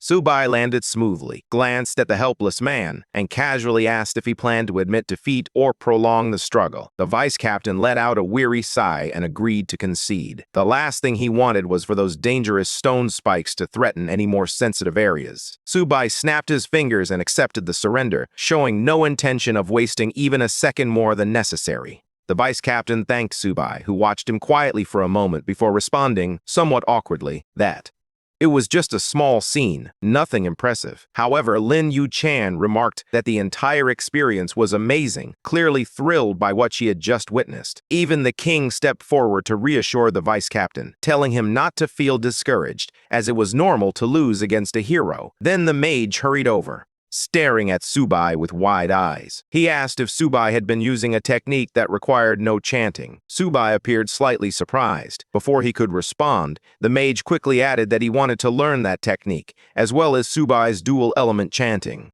A notification appeared for Sububai, announcing a special mission from Orlando, offering a reward titled Orlando's Army and the chance to obtain one of Orlando's exclusive skills. Sububai cleared his throat, agreed to the mission, and felt a surge of excitement in his chest. He couldn't believe his luck. An exclusive Orlando skill meant at least a B-rank ability, exactly the kind of reward he desired. He then turned to Lin Yuchan and invited her to join as well. Her face lit up instantly as she echoed his words, happily tagging along. Wherever Sububai went, she was eager to follow. The king approached with a serious expression and explained that since Sububai had passed the test, he would now be entrusted with a final task that would impact the entire population of the city. He urged Sububai to take it seriously. Sububai responded with a brief nod. The king announced that the mission would commence in 24 hours. And instructed Sububai to coordinate with the other players to establish a joint defense. However, Sububai casually replied that it wouldn't be necessary, as he intended to guard the south gate alone.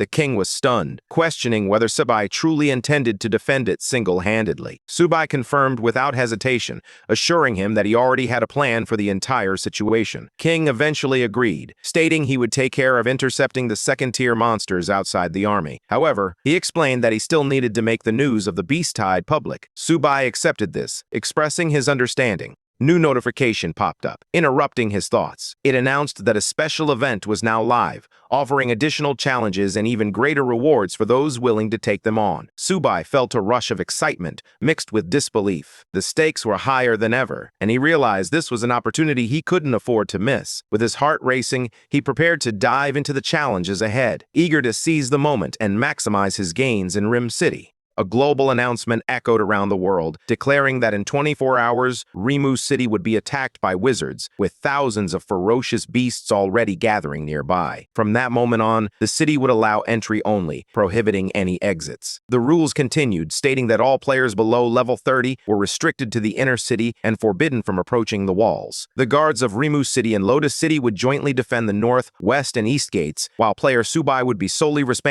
the south gate. All players participating in the event would operate under Subai's command, and his battlefield authority would take precedence over everyone else's. As soon as the broadcast ended, the entire main town square erupted into chatter, with people whispering that it seemed like a dangerous, large-scale mission.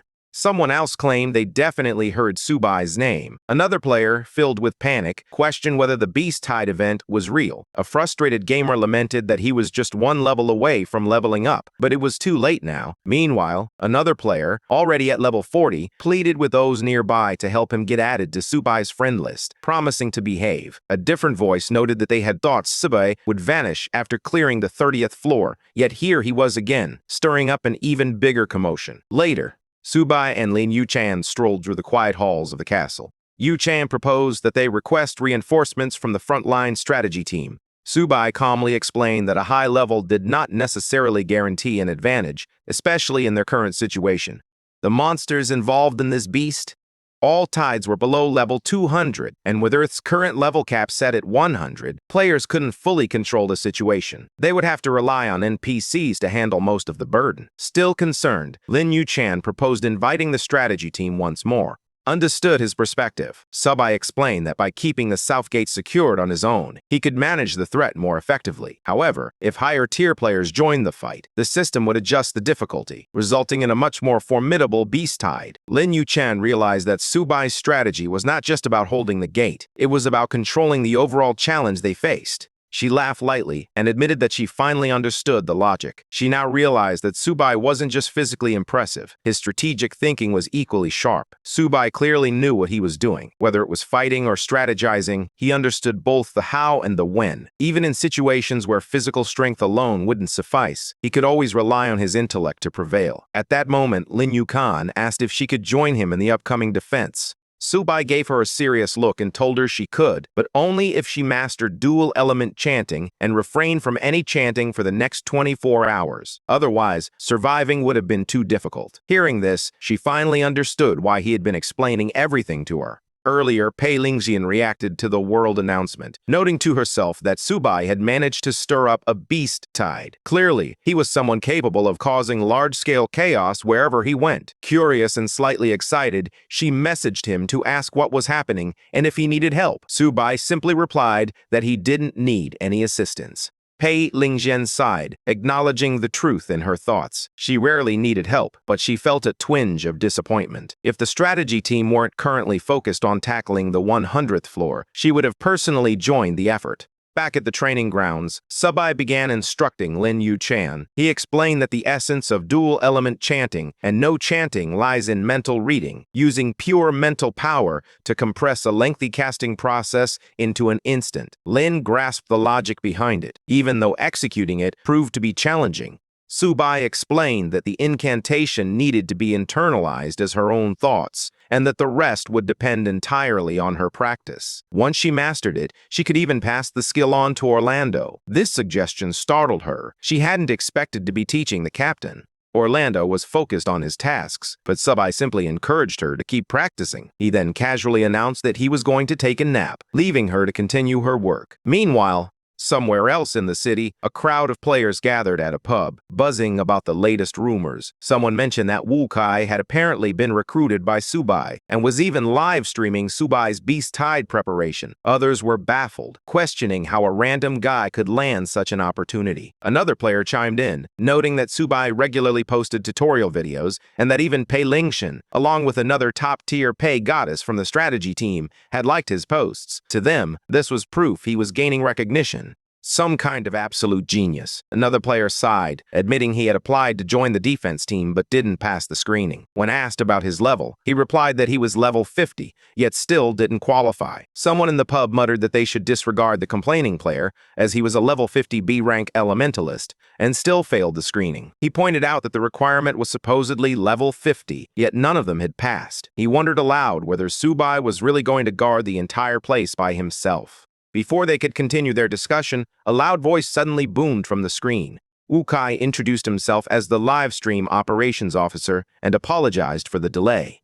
He explained that he was standing on top of the southern wall of Lim City, balancing recklessly on the edge, driven solely by his desire to show everyone the real action. The crowd watching immediately grew excited. Many commented that a live stream was actually happening and that it was awesome. Others shouted, asking where Sububai was, with some even calling him Mosaic. Frustrated that footage of him had always been censored before, Wukai then proudly announced that the one guarding the south today was none other than the Yen Kingdom's super rookie, Godzu himself. The camera then panned to Sububai and Lin Yuchan, who were standing side by side. The viewers exploded instantly. Some screamed in excitement at finally seeing Sububai. Many fang-whirled and fanboyed over how handsome he looked, while a few referred to him as their personal god. As expected, a handful of jealous viewers hurled insults and demand for him to leave Lim City was quickly drowned out by the cheers of thousands who continued to chant his name. Just then, the screen flashed a system warning announcing that the beast tide was approaching, sending people into a panic. Some feared they would be trapped forever, while others noted that only Sububai and Lin Yuchan were stationed at the south, questioning how they could possibly survive. Someone shouted that the event had started, while another dramatically proclaimed that they were all doomed. One viewer then noticed that Wukai's stream had abruptly cut off and assumed he had died just as the fight began. Complaints arose, with people expressing frustration that they hadn't seen anything at all, feeling everything was over before it even started. But on the wall, none of that noise mattered. Sububai simply stood there, gazing over the southern field of Lim City. Thunder rumbled across the sky, and lightning crackled through the dark clouds, yet he remained calm. He looked ahead, unfazed, and quietly declared it was time to get to work. Lin Yuchan softly informed Sububai that the battle had already begun. But before she could say anything else, fire suddenly begins falling from the sky. She quickly realizes they are fortunate it's only a level 26 horned lizard, a creature Sububai can easily eliminate. Without hesitation, Sububai utters the incantation for fire rain, unleashing the spell. To him, these weak monsters pose no threat at all. At that exact moment, the live stream comes back online, and Wukai hurriedly announces that he is reporting from a corner of Lim City. He apologizes, explaining that he got too excited and accidentally unplugged the power cord. The chat immediately erupts with a mix of relief and irritation, as viewers express that he nearly scared them to death. Others urge him to hurry and show what Sububai is doing. As the camera stabilizes once more, the viewers see Sububai flinging out spells without even chanting. Lin Yuchan tries to stay calm, reminding herself not to be nervous.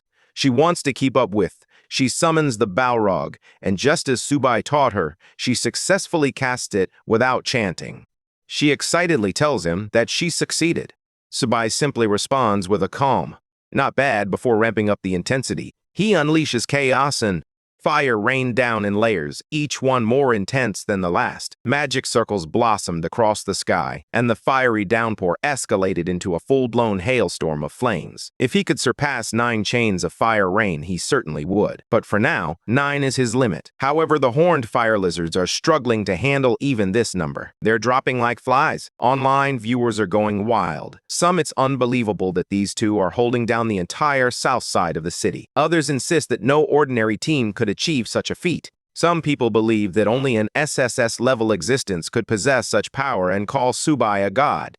Then, Sububai quietly announces the next move, Call of the Dead. A sea of undead rises behind him, their eyes glowing and ready to attack. The audience erupts once more, with people shouting that it resembles something out of a nightmare. Others insist it's real necromancy, and no one can believe he can summon so many at once. This display completely shatters their understanding of the game. Viewers flood the comments with excitement. One person remarks that the sheer number of undead is terrifying, while another highlights Subai's unbelievable abilities, wondering aloud how he manages to pull it off. What can't he do if he can even perform mass resurrection? Wukai keeps the camera focused on the battlefield, struggling to contain his shock. Even the horned lizard Sububai killed earlier begins to rise as an undead creature. Wukai exclaims in disbelief that Sushin resembles a modern-day war god, a being who commands fire rain from the sky, while simultaneously controlling an army of skeletons on the ground. Meanwhile, Sububai remains perfectly calm. He advises Lin Yuchan to take a moment to rest and prepare for a prolonged battle, sensing that she is beginning to struggle after extensive spellcasting. Lin Yuchan agrees and sits back, observing the battlefield as it fills with undead soldiers clashing against the tide of beasts. Sububai explains to the group that the beast tide could last anywhere from as little as 24 hours to several days, depending on the intensity of the waves. The fire continues to rain endlessly from the magic circles hanging in the sky. Even an hour later, the bombardment shows no signs of slowing down. Each drop of flame annihilates the monsters attempting to breach the city. Sububai holds his hands forward, maintaining the rhythm of the spell while reflecting on how fortunate he is to have upgraded his skills in advance. Otherwise, 9 streams of fire would never have been sufficient to handle this level of chaos.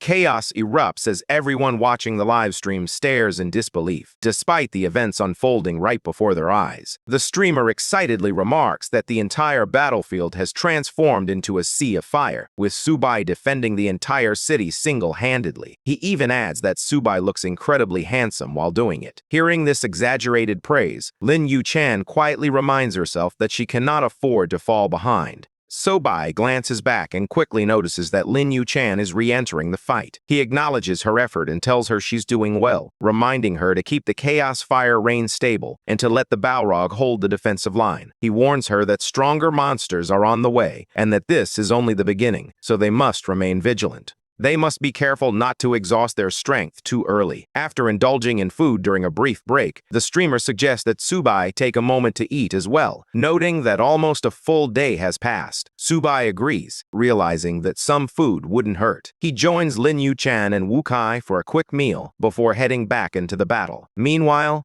outside the battlefield, chaos reigns. Inside the Zhao Dynasty conference room, tension fills the air as a subordinate reports that the East District is critically short-staffed. An influx of players from the inner city is attempting to transfer to other guilds, leaving them without the manpower to handle the situation effectively. Young Master Zhao sits rigidly, unable to conceal his frustration. In his mind, he blames everything on Sububai, internally muttering that Sububai is the root of this entire mess. Out loud, however, he also emphasizes the importance of maintaining order during this transition. He knows that without proper coordination, chaos could ensue. As his attendant hurries away, he reflects on the challenges ahead, aware that the influx of players will test their systems and resolve. Young Master Zhao continues to stew internally, realizing that with tens of millions of players panicking and switching sides, he has no choice but to share the burden with others, despite his disdain for being forced into this position. In his mind, he repeatedly tells himself that Sububai is at the root of it all.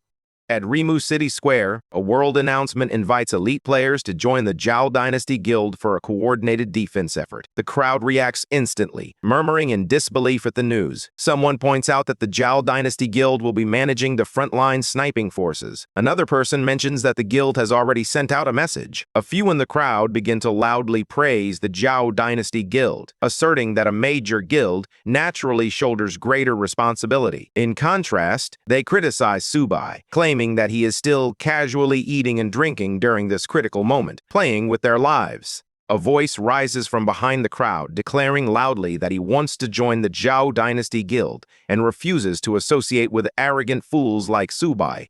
Another voice quickly echoes this sentiment, stating that it is the Zhao Dynasty Guild that is taking responsibility and leading everyone in the fight against the beast tide. Hearing these words, other bystanders, easily swayed, begin to agree. They express that they should not follow an egomaniac like Sububai and announce their decision to leave the Lin Clan Association immediately. They had once believed it to be reliable, but never expected it to be so blindly arrogant. Unbeknownst to them, the voice from behind belonged to a PR agent hired to manipulate the situation. Once he notices the momentum shifting against Sububai, he quietly slips away through the crowd like a rogue from Assassin's Creed, having completed his task. Meanwhile, in the Zhao Dynasty conference room, tension mounts. Advisors press young Master Zhao on their course of action if the beast tide fails to breach the city walls. One advisor wonders if all their preparations would then be in vain. Another insists that the city's fall is inevitable, and questions whether Sububai alone can hold back such a massive beast tide. While young Master Zhao appears calm on the surface, internally, he sneers. He thinks to himself that it is laughable to believe Sububai could withstand the beast tide alone, regardless of his SSS level. He silently concludes that Subai's downfall is only a matter of time. All they need to do is wait. On the battlefield, Sububai continues unleashing the fire rain. Everything is proceeding smoothly, despite the relentless wave of monsters. Determined to intensify the assault, he raises a hand and skeleton soldiers rise from the ground, glowing with a cold blue aura and eager to join the battle. Sububai continued to wield both fire magic and his summoned skeleton army to hold back the advancing beasts. As he surveyed the battlefield, Lin Yuchan inquired about the current stage of the beast tide they were confronting. Sububai, still focused on casting his spells, replied that it was taking longer than he had originally predicted. The streamer, who had been unusually quiet after eating, he couldn't believe what he was hearing. Lin Yuchan's mind raced as she tried to comprehend the implications of the beast tide lasting that long. Subai's comment lingered in the air, amplifying their fear. The streamer, overwhelmed by anxiety, exclaimed that another 5 days of the beast tide was insane. Sububai, unfazed, simply stated that even if the difficulty increased tenfold, he wouldn't back down. Lin Yuchan was stunned. She recognized his bravery, but facing a beast tide was a challenge of an entirely different magnitude. Before she could respond, Sububai instructed her to stay put and announced that he would be right back. Then, without a moment's hesitation, he leapt straight off the city wall. Lin Yuchan instinctively reached out, trying to stop him, but he was already midair. She could hardly believe what he had just done. Jumping down from that height should have resulted in instant death, or at least serious injury for someone only at level 40. However, when Sububai landed, he surprisingly emerged unscathed. Landed, he didn't even flinch. He immediately surveyed the battlefield up close, completely unharmed. Lin Yuchan was amazed by the sheer speed and fluidity of Subai's movements. Even the streamer could only mumble that his physical capabilities were unbelievable. As the undead army pressed on, Sububai charged into the heart of the fray, cutting down monsters with each swing of his weapon. Creatures were sent flying in all directions as he forged a path through the chaos. From above, Lin Yuchan observed the chaos unfold, astonished by the level of destruction he was causing. Eventually, she asked if he was setting up a magic array, as the pattern of his movements, cutting down beasts in specific areas and running in particular directions, suggested he was preparing something intricate. Meanwhile, the streamer, trapped beneath the massive shell fragments that Lin Yuchan had accidentally crushed him with earlier, felt as though death itself was sitting on his chest. Yet somehow, the live stream continued running, and viewers flooded the chat with reactions. Comments poured in nonstop. Sububai is awesome. He's too amazing. Is this guy even human? The whole world seemed to be watching as Sububai personally navigated through the beast tide, taking down one monster after another. People in the stream shouted over each other, praising and questioning everything they saw. One viewer remarked that Sububai was mighty, while another insisted he must have set up some kind of magic array. Someone else noted they couldn't even identify the type of array, as the battlefield appeared too dark and chaotic to see clearly. Another viewer declared that Sububai was basically a god, claiming that the jump he performed earlier was something only a martial arts master could achieve. Sitting on a bench in the viewing plaza, he wondered aloud why Sububai, who was supposedly a magic-based class, possessed the physical strength of a martial artist. A woman next to him replied that an SSS-grade professional could hardly be weak. Another nearby added that even someone of Li Jianqian's level had never demonstrated such outrageous versatility. Sububai was simply too far ahead. Then,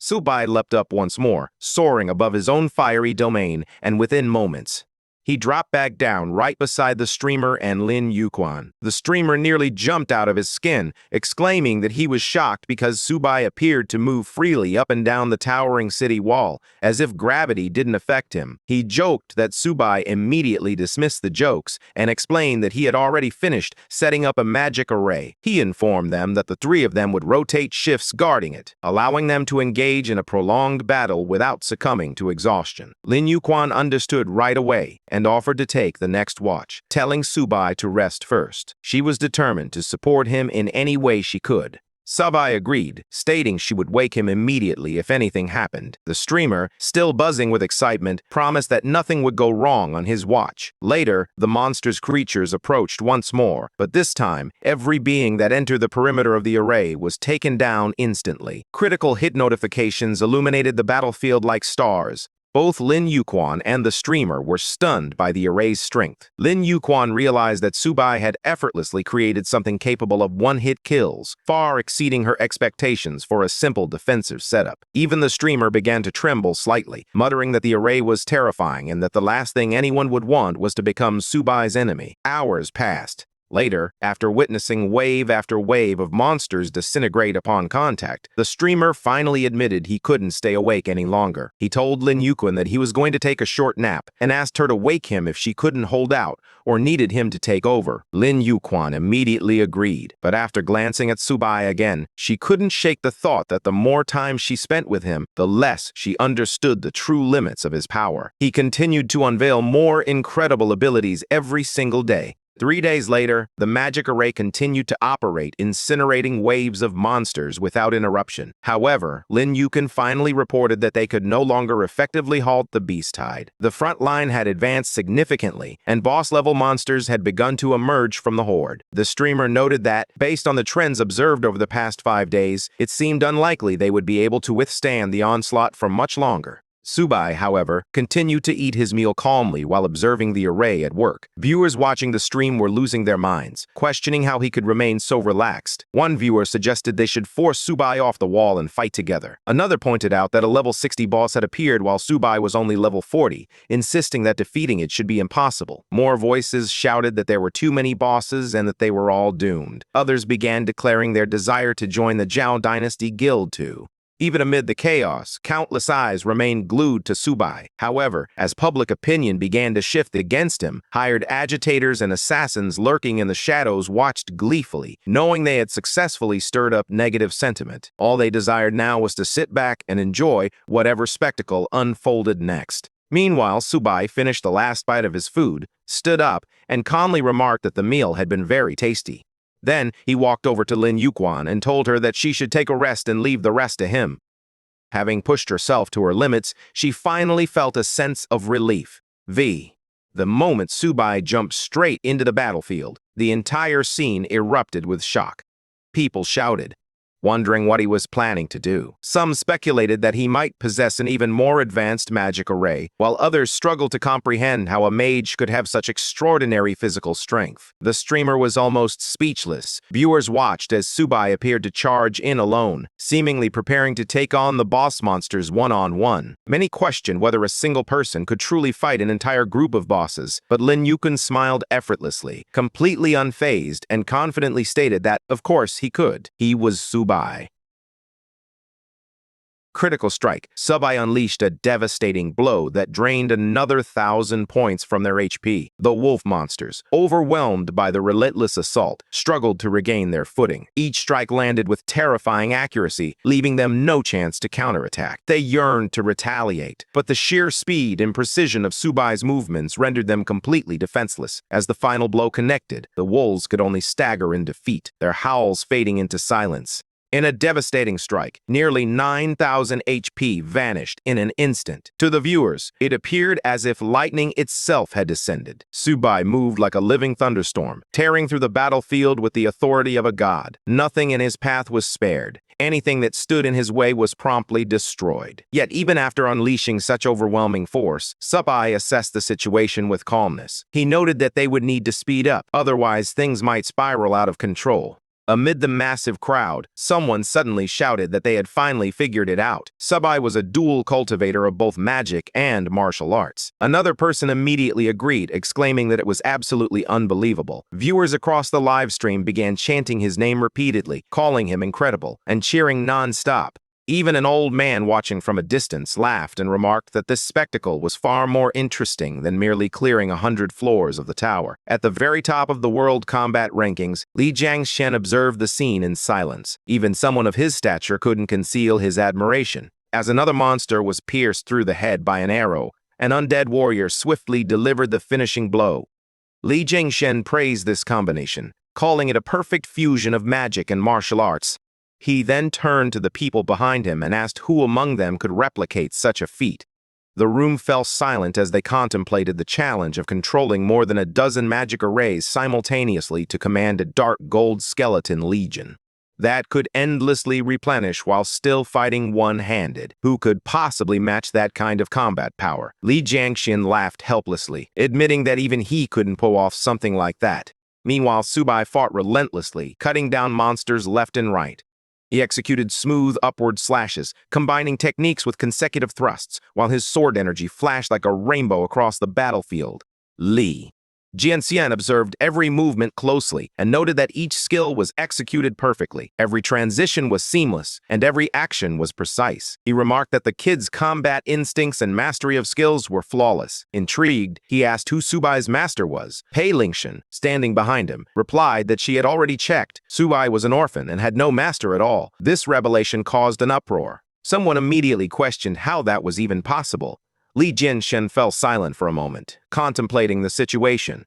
Before pondering whether true geniuses were simply born with an innate understanding, he then resolved that he absolutely had to meet Subai in person. Unaware of Subai continued to carve his way through the monster horde. In the next moment, he brought down an elite boss, the giant-eyed demon rabbit, without missing a beat. Scoffing, Subai remarked that bosses below the 100th floor were nothing but trash. In his view, all they did was grow bigger, lacking any real combat sense. To him, they were ridiculously easy to handle. His undead army appeared equally enthusiastic. As skeletons continued to rise from the ground, Subai casually informed them that it was their turn and commanded them to wipe everything out. The undead surged forward, wreaking havoc across the battlefield. Observing their actions, Subai couldn't help but remark on how surprisingly effective they were at attacking their own kind. After confirming that the situation was under control, Subai headed back toward the city wall where the streamer and Lin Yuchan were stationed. As soon as Lin Yuchan spotted him returning, she asked how he was holding up, and if he could still. Subai grabbed a towel and wiped the sweat from his face. The fight had been intense, but nothing he couldn't handle. He calmly informed her that what they had just faced wasn't even the main force, and that they needed to prepare for what was coming next. Those words left Lin Yuchan stunned. She struggled to process them. Level 80+ elite bosses weren't even considered the main force. That realization completely shattered her expectations. Even the streamer couldn't help but wonder what kind of monsters the real main force would be like. Subai didn't respond right away. Instead, he leaned back on the couch and took a brief moment to rest, conserving his energy. Meanwhile, inside the frontline strategy team's meeting room, tension filled the air. One member questioned whether Subai could truly withstand what was coming, highlighting that the next wave included at least level 90 elite bosses. Another replied calmly that there was no need to worry, as evacuation routes within the city had already been established. The leader of Squad 6, Zhao Wang, stepped forward and announced that he had organized a significant number of inner-city players to prepare for emergency defense against the beast tide. A man beside him, someone questioned whether the guilds in Lim City were truly capable of managing a beast tide of this magnitude. Zhao Wang confidently stated that his son, Zhong Kai, had already borrowed several second-tier players from other guilds in advance. With their strength, he believed they could easily manage bosses below the first tier. The man listening clenched his fists in frustration. He couldn't help but wonder where, outside of the top-tier strategy teams, one could even find second-job players. Zhao Wan had practically transferred 6 full teams for Li Jingshan, who was also present, silently observed the situation. He quickly realized that while preparing to conquer the 100th floor, the old man had secretly redirected team members to support his son. If this weren't such a critical moment, Li Jingshan would have intervened, accused them of violating group rules, and demand his spot back. He was clearly frustrated, snorting in displeasure at what he deemed absolutely outrageous. In his view, they had the audacity to interfere with Team 11. He vowed to himself that once Subai finished holding back the beast tide, he would definitely take action. Report was filed. Meanwhile, Subai continued to fight without pause. A system notification soon appeared, indicating that on the 4th day, Subai had led over 10 golden skeletons and defeated 83 elite monsters. Lin Yuchan remained by his side throughout the battle. Another notification revealed that Lin Yuchan had ceased casting spells altogether, allowing the flame demon to continue its relentless assault. In her mind, she couldn't shake the feeling that this hardly resembled a real beast tide at all. As time passed, the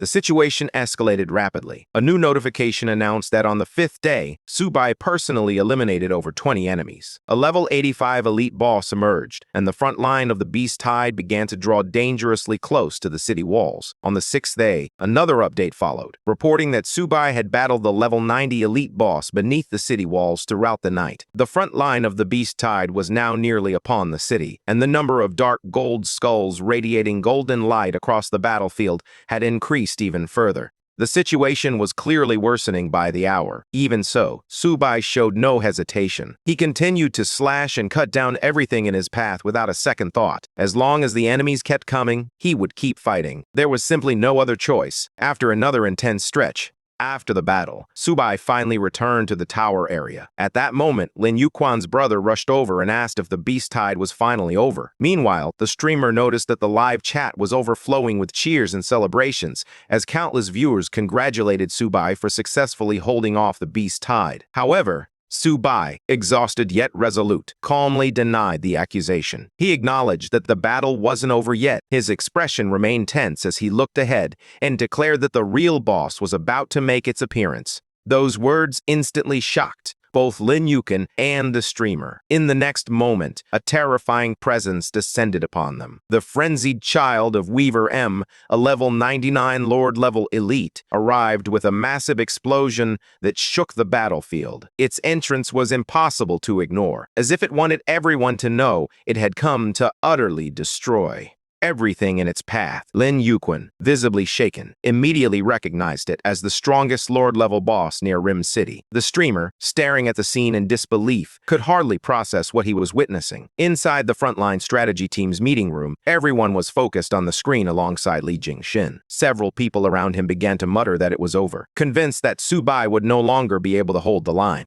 Zhao Wang, however, sneered inwardly. In his mind, it didn't matter whether Sububai managed to hold off the beast tide. As long as the final boss eventually broke through the city defenses, the credit would inevitably go to his own son, and that was all he cared about. He felt no concern for the cheers Sububai was receiving at that moment. Ultimately, he wanted every achievement to belong solely to his son. To him, the performance of others was irrelevant. Even if his son performed poorly, he still believed his son deserved the victory. His thoughts revealed nothing more than blind favoritism. Back at the city wall, the streamer nervously asked Sububai why so many people were urging him to retreat. He explained that the Zhao dynasty had already mobilized several second-tier players to hold the line, and according to rumors, they should be capable of resisting the beast tide without any major issues. Sububai, despite clearly disliking the situation, calmly admitted that, from a direct standpoint, he truly wasn't a match for the incoming threat. However, clarified that this didn't mean the enemy couldn't be defeated. Instead, he explained that someone or something else would handle it. The streamer was immediately confused by this explanation and asked what Sububai meant by someone else, his curiosity overwhelming him as he waited for an answer. Before Sububai could elaborate, a loud voice interrupted. Sudden roar echoed across the battlefield, signaling its approach.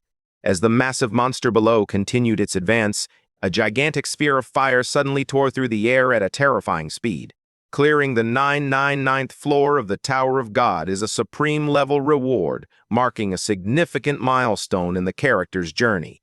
This floor presents intense challenges that test their strength, strategy, and determination, pushing them to their limits. As they confront formidable opponents and solve intricate puzzles, the stakes soar, culminating in a thrilling climax that defines their quest for power and purpose.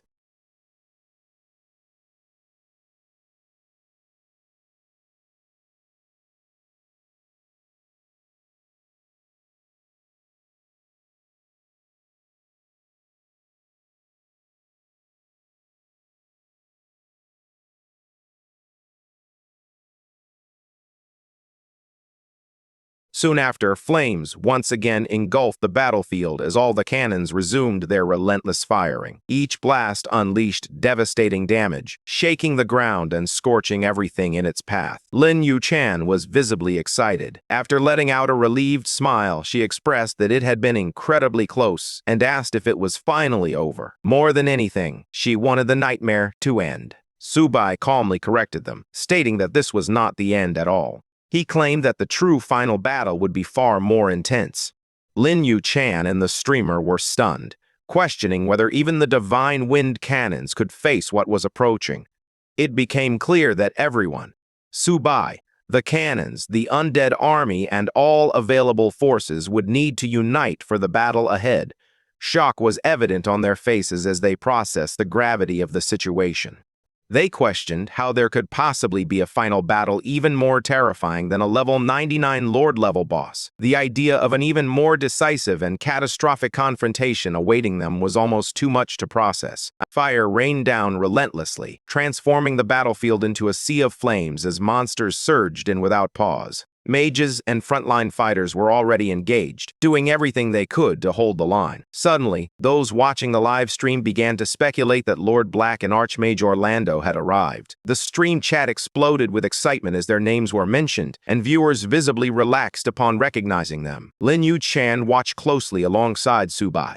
Suddenly, she noticed something that sent a shock through her. She immediately questioned who the person standing in front of her was. The man at the center of attention radiated overwhelming confidence, wearing a faint smirk as if everything were under his control. Moments later, a system notification revealed his identity: Carmen Gotha, a second-tier peak wizard. His expression reflected absolute certainty in his own abilities. Sububai had already mentally prepared himself. He identified the man as the true mastermind behind the Beast Tide, confirming that Carmen Gotha was the second-tier peak Grand Wizard responsible for everything that was unfolding. Archmage Orlando quickly approached Sububai and urged him to withdraw immediately, warning that the impending clash would be too dangerous and that he could easily get caught in the crossfire. However, Sububai remained unmoved. He stated that the play was nearing its conclusion and questioned why he should leave now, after enduring the worst parts of the battle. In his view, if he had survived everything thus far, then facing this final threat was no reason to retreat. Orlando then explained that the black-robed wizard was, in fact, Carmen Gotha, a devoted disciple of the chaotic scourge who had already achieved the peak of his second transformation. He added that, at present, only the city lord and he himself in Lim City were capable of standing against such a formidable being. No matter what, they would never allow this demon to breach the inner city. Sububai calmly questioned whether the two of them alone could truly handle such a powerful enemy. Orlando response with a wry smile, acknowledging that nothing could escape Subai's keen perception. Even he felt a sense of unease about the outcome. Meanwhile, Carmen Gotha started preparing his. With a crazed expression, he mocked them, declaring that they were severely underestimating him. He boasted that once he devoured the souls of the dead scattered across the battlefield, he would achieve his third job advancement. When that happened, he intended to sacrifice the entire city of Remoon to the great lord of the scourge. Before his laughter could fade, the king suddenly descended onto the battlefield, forcefully declaring that he would never allow such a thing to happen. A massive explosion erupted, shaking the area. In Lim City Square, panic erupted among the civilians. People cried out desperately for help, begging anyone to save them. Others screamed that the entire city was on the brink of destruction. Their voices, filled with fear and despair, echoed through the chaos. A panicked individual shouted that Sububai had doomed them all and urged everyone to flee. Another voice quickly countered, asking where they could possibly run, noting that outside the city lay a massive horde of beasts waiting. Someone else lamented that escape was impossible because monsters were everywhere. At that moment, the king announced that evacuation plans were already underway. He declared that the teleportation arrays within the city had been activated and urged all players to evacuate immediately. Even as he spoke, he continued to fight without pause. However, Orlando realized something far more troubling. He revealed that the Beast Tide was never intended to destroy the city. Instead, it was using the defenders to eliminate monsters in order to absorb their undead energy and grow stronger. Upon hearing this, Lin Yuchan anxiously asked Sububai if they should retreat. She noted that they were clashing and, given their current strength, they simply could not interfere in such a battle. Both Lin Yuchan and the streamer were visibly shaken, as neither of them wanted to confront demons of this level. Sububai calmly replied that they were free to leave if they chose to do so. Lin Yuchan paused before responding, holding her ground as she forced a small smile despite her nerves. After a moment of hesitation, the streamer boldly stated that life and death were predetermined, affirming that he would never regret choosing to stay and follow Sububai. Sububai smiled gently and instructed them to assist Blake instead, cautioning that Blake was being consumed by dark aura and was on the brink of collapse. He advised them to take care of themselves and announced that he was leaving. Orlando nodded in acknowledgement as Sububai moved away. Meanwhile, inside the frontline strategy team's meeting room, everyone was closely monitoring the battle. One of the leaders remarked that while Carmen Gotha was undeniably powerful, Blake and Orlando's techniques were much more conventional. He added that once he leveled up another 20 or 30 levels, he would personally handle all of them. Another leader immediately retorted, suggesting that if he was truly that capable, he should go and take down all three of them right then and there. As the battle raged on, and even Carmen Goth began to feel uneasy, he shouted in frustration, questioning why the spirits had vanished, and demanding to know where all the undead souls had gone. At that moment, the king declared that without dead souls to draw upon, the two of them could unite their strength and compel Carmen Gotha to retreat. A mage observing from the shadows recognized the importance of this shift, realizing that the balance of the battlefield had finally begun to change. Then another voice rang out with a mocking laugh, asking if they truly wanted to know the reason behind everything. It was Sububai. He calmly explained that the key lay in Gotha's signature move, the sacrificial array. He confidently pointed out that the so-called grand ritual had actually been assembled from countless small sacrifices. Another Gotha had unknowingly fallen into a trap that Sububai had set. He froze in disbelief, questioning how this was possible and why he hadn't noticed it sooner. Sububai bluntly told him to stop searching for answers elsewhere, making it clear that everything had been orchestrated by him alone. Before Gotha could react, the maid suddenly began chanting frantically, leading to a terrifying summoning. A massive monster descended as the spell activated. The creature let out a strange, thunderous roar as it emerged. Sububai stepped forward without hesitation and took the impact head-on. He casually remarked that it was somewhat disappointing his ability power did not enhance that attack, but he shrugged it off as inconsequential. With Gotha, the mage, even the king stared in shock as Sububai calmly announced that it was time to demonstrate how a so-called younger brother could become the father instead. He declared that the true technology was finally about to be unveiled. As he finished his preparations, another demon emerged, this one at an even higher level. Sububai commanded the summoned forces to assemble. At this point, Gotha was in a state of true panic. He shouted that this was impossible, that such a thing should not exist, and that it violated all known principles. Meanwhile, Sububai remained calm and resolute, unaffected by the turmoil around him. While others succumbed to their emotions, he focused on the task at hand, determined to rise above the chaos and find a way forward. He explained that, since he could not directly to him, instead of engaging directly in the fight, he would summon a ferocious beast to do the work. He emphasized that this approach was merely a reflection of Gotha's own tactics being used against him. A terrifying monster, now at level 130, let out a deafening scream as it fully materialized before him. Sububai glanced at it and remarked that the level was a bit low, though still acceptable. At the very least, he noted that he had successfully completed his second job advancement. He felt a sense of accomplishment as he reflected on his progress. He ordered the creature to move forward, instructing it not to disappoint him. Eager to please its master, the monster charged directly at the mage and delivered a powerful strike. With a devastating punch, the mage was sent flying through the air, leaving both Orlando and the king utterly stunned by what they had just witnessed. A system notification immediately followed, announcing a critical hit and a massive loss of 200,000 health points. Just like that, the battlefield was thrown into complete chaos. The king and the magician are observing everything intently. As the monster prepares a massive attack, it looms ominously over the landscape, ready to unleash its fury. When the punch lands, energy erupts in all directions. A man in armor shouts in shock, exclaiming that it's a shadow technique and questioning why he can't move. He adds that even if a Lord-level boss achieves the second job advancement, it still takes time to adapt to the fluidity of its punches. Meanwhile, Suba remains completely calm and states that he hasn't used his fists in a long time, so he might as well practice on this one. As his fist swells in size, the monster attempts to strike, but Suba suddenly jumps up. He launches his own stet punch, and the impact creates a massive explosion that tears through the area. Inside the frontline strategy team's meeting room, one member speculates that if the wizard has no other options, he will likely be worn down and killed by the monster summoned by the kid in less than half an hour. Another team member raises the question of the Sword Immortal, asking how many he could potentially handle. The Sword Immortal replies that facing one opponent is manageable, but taking on three at once would be challenging.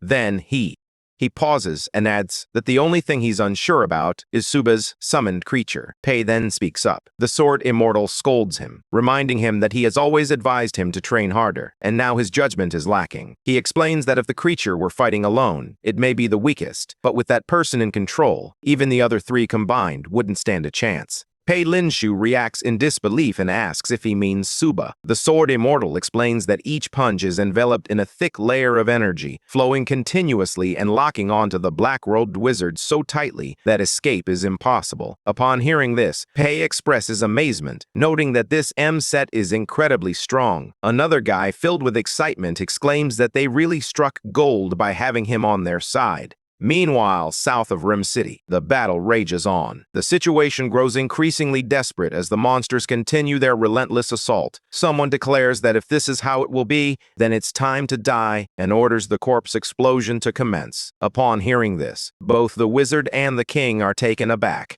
As the magic activates, the man laughs loudly and declares that this is a magic circle personally inscribed by a powerful figure from the Scourge. Although it can only be activated once, that alone is enough to make everyone, and even half of Rim, pay dearly. As the energy surges, strange gases begin to spread everywhere. However, something feels off. Why is there no reaction? Why isn't anything happening? Aren't they scared? Lin Yuchan speaks up and Sububai explains to his brother that a corpse explosion involves detonating the souls of the dead. With so many corpses on the battlefield, if their souls are still present, the explosion could easily decimate half of Lim City. Even the streamer is left stunned by the unfolding events.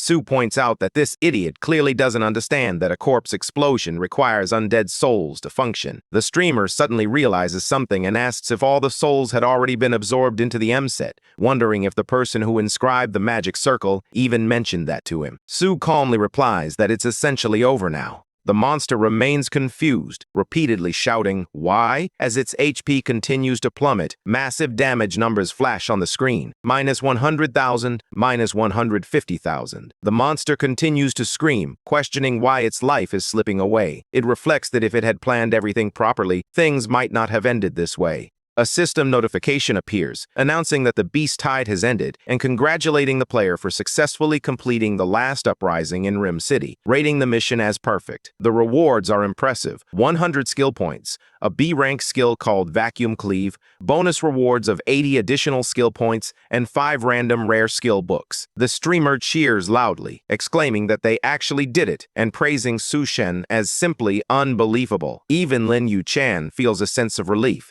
thinking that it's finally over and that Su's prestige in Yen Kingdom will now be unshakable. Another notification appears announcing that the player has joined the defending team and received additional rewards, including 2 levels and 20 more skill points. The streamer and Lin Yuchan laugh joyfully, celebrating their achievement of leveling up twice. Across Lim City, announcements echo through the streets declaring that the Beast Tide has ended. All the players in the city erupt in celebration. People cheer, exclaiming that it worked, while others shout that Subai really pulled it off. One person expresses shock at receiving a reward, and another yells in excitement, with yet another shouting in disbelief. One among them says they all survived and thanks Su Shen, calling him their hero.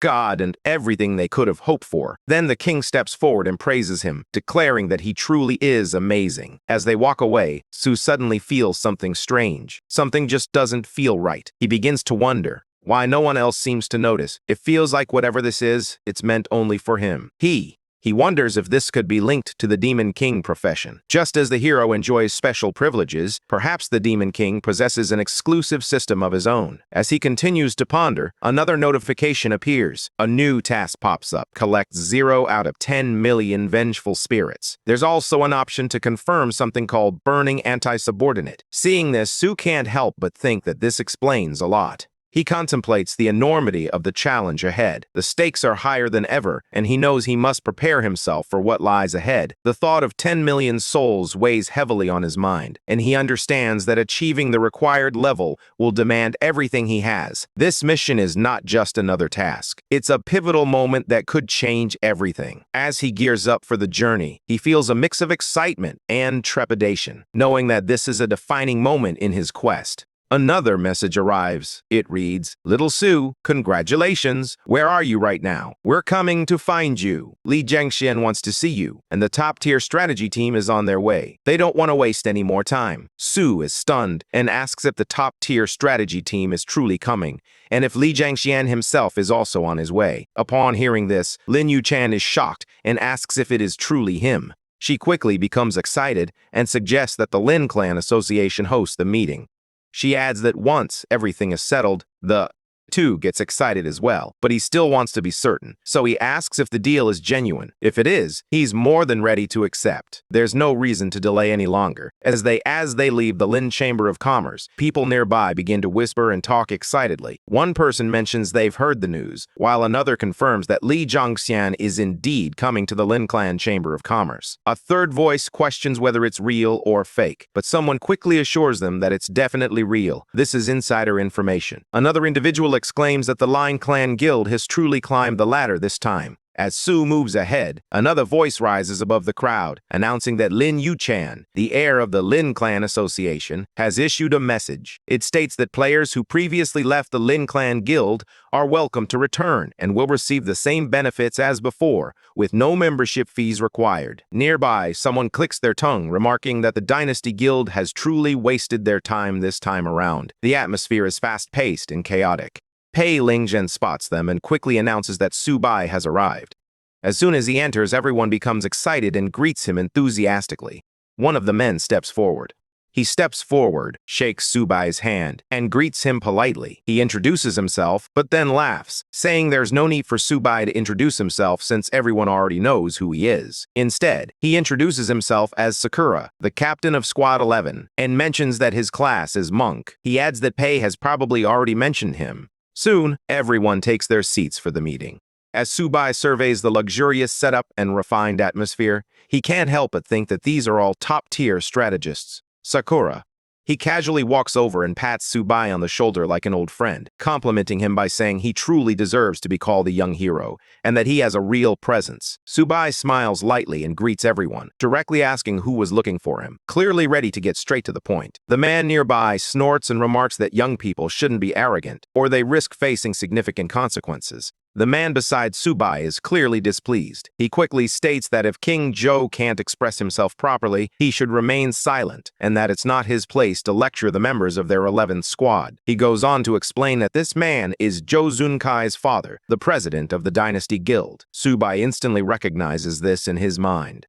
That overprotecting team members may not be beneficial. The man beside Sububai responds, suggesting that Prince Zhou should concentrate more on managing his guild's players. As tensions rise, the leader redirects the conversation, stating that they should get down to business. He explains that this time, they have decided to extend another invitation to Sububai to join the team as a full member. He adds that Subai's benefits would be 3 times that of a regular member, including a base salary of 3,000 gold coins per year and the highest commission rate among team members. After hearing all this, Sububai reflects that, as a second-level player, this situation is becoming a bit overwhelming, particularly with a base salary of 3,000 gold coins. He then expresses his sincere apologies, stating that an off-the-job contract is the maximum he can accept. The leader inquires about the reason behind this decision. Sububai responds that it's nothing special. He simply dislikes feeling constrained. Another team member chimes in, noting that it's great for young people to value freedom, but the strategy team isn't a cage and isn't as strict as the military. He continues to emphasize that the environment is more flexible than it might seem. Sububai might want to consider joining their team, as they have a relaxed management style and would never force members to do anything against their will. This man is the squad leader of the frontline strategy team in the 3rd Division, known as Prince. Zhou continues to snort, and the leader's frustration is evident. As tensions rise, another person steps in. He states that when it comes to freedom, no team is as free as their 7th team. He emphasizes that his teammates are all like brothers, and once they emerge from the dungeon, they enjoy playing ball and drinking together. Everyone wants Sububai on their team, knowing he'll bring success. Lin Yuchan listens, intrigued. One guy claims that if Sububai joins their 8th team, they won't force overtime like others. Another retorts, challenging Lin Shi's intentions and questioning his sanity over the idea of casual activities being overtime. A third insists their ninth team is best for Sububai, calling him Brother Su and highlighting their single girls. Someone counters, deeming that suggestion vulgar and pushing for Sububai to join their 10th team instead, claiming it's a superior choice. Another boasts about their connection to Uncle Lee for reasons, who has been patiently enduring all of this, finally speaks up and calls them a bunch of old thieves, stating that now everyone wants this guy. In the end, a loud voice suddenly commands everyone to be quiet as another group enters. It turns out that to be one of the elders. The moment he arrives, everyone falls silent. The elder surveys the room, taking in the expressions of those gathered. Complains that this is the Lin Chamber of Commerce VIP box in Dream City, yet everyone here is already so old and still acting immature. They scold them as a group of brainless idiots, pointing out that they haven't even noticed the person they're fighting over, hasn't glanced at them once, and clearly doesn't care about them. Sububai continues to sip his tea in silence, though he feels a bit nervous inside. The elder then looks at him and asks. He considers whether he's interested in joining Squad 1, laughing as he adds that even this guy wants him on the team. However, he thinks to himself that this method of recruiting is utterly unsportsmanlike. Sububai calmly states that he won't change his decision. The elder replies that he understands and accepts this. After that, the leader suggests they move on to the next part and asks if Sububai is confident he can break the record for the Tower of God dungeon. Bai feels a surge of confidence and agrees without hesitation. The leader proposes that they formalize this arrangement with an agreement, stating that as long as Sububai continues to break records, the strategy team will offer him ongoing support, including manpower and financial resources, tailored to his needs. Upon hearing this, Sububai inquires about how the gold coins are calculated. The leader explains that below the 70th floor, each floor is valued at 20,000 gold coins. However, starting from the 71st floor, going solo becomes impractical. If Sububai wishes to continue breaking records, the strategy team has some talented young individuals who can assist him, but financial support would be significantly reduced. Upon hearing this, Lin Yuchan reflects that this truly showcases the strategy team's capabilities, as they are offering twice the amount that her own team could provide. Sububai, then, he explains that he can keep breaking records above the 70th floor, and asks how that would be calculated.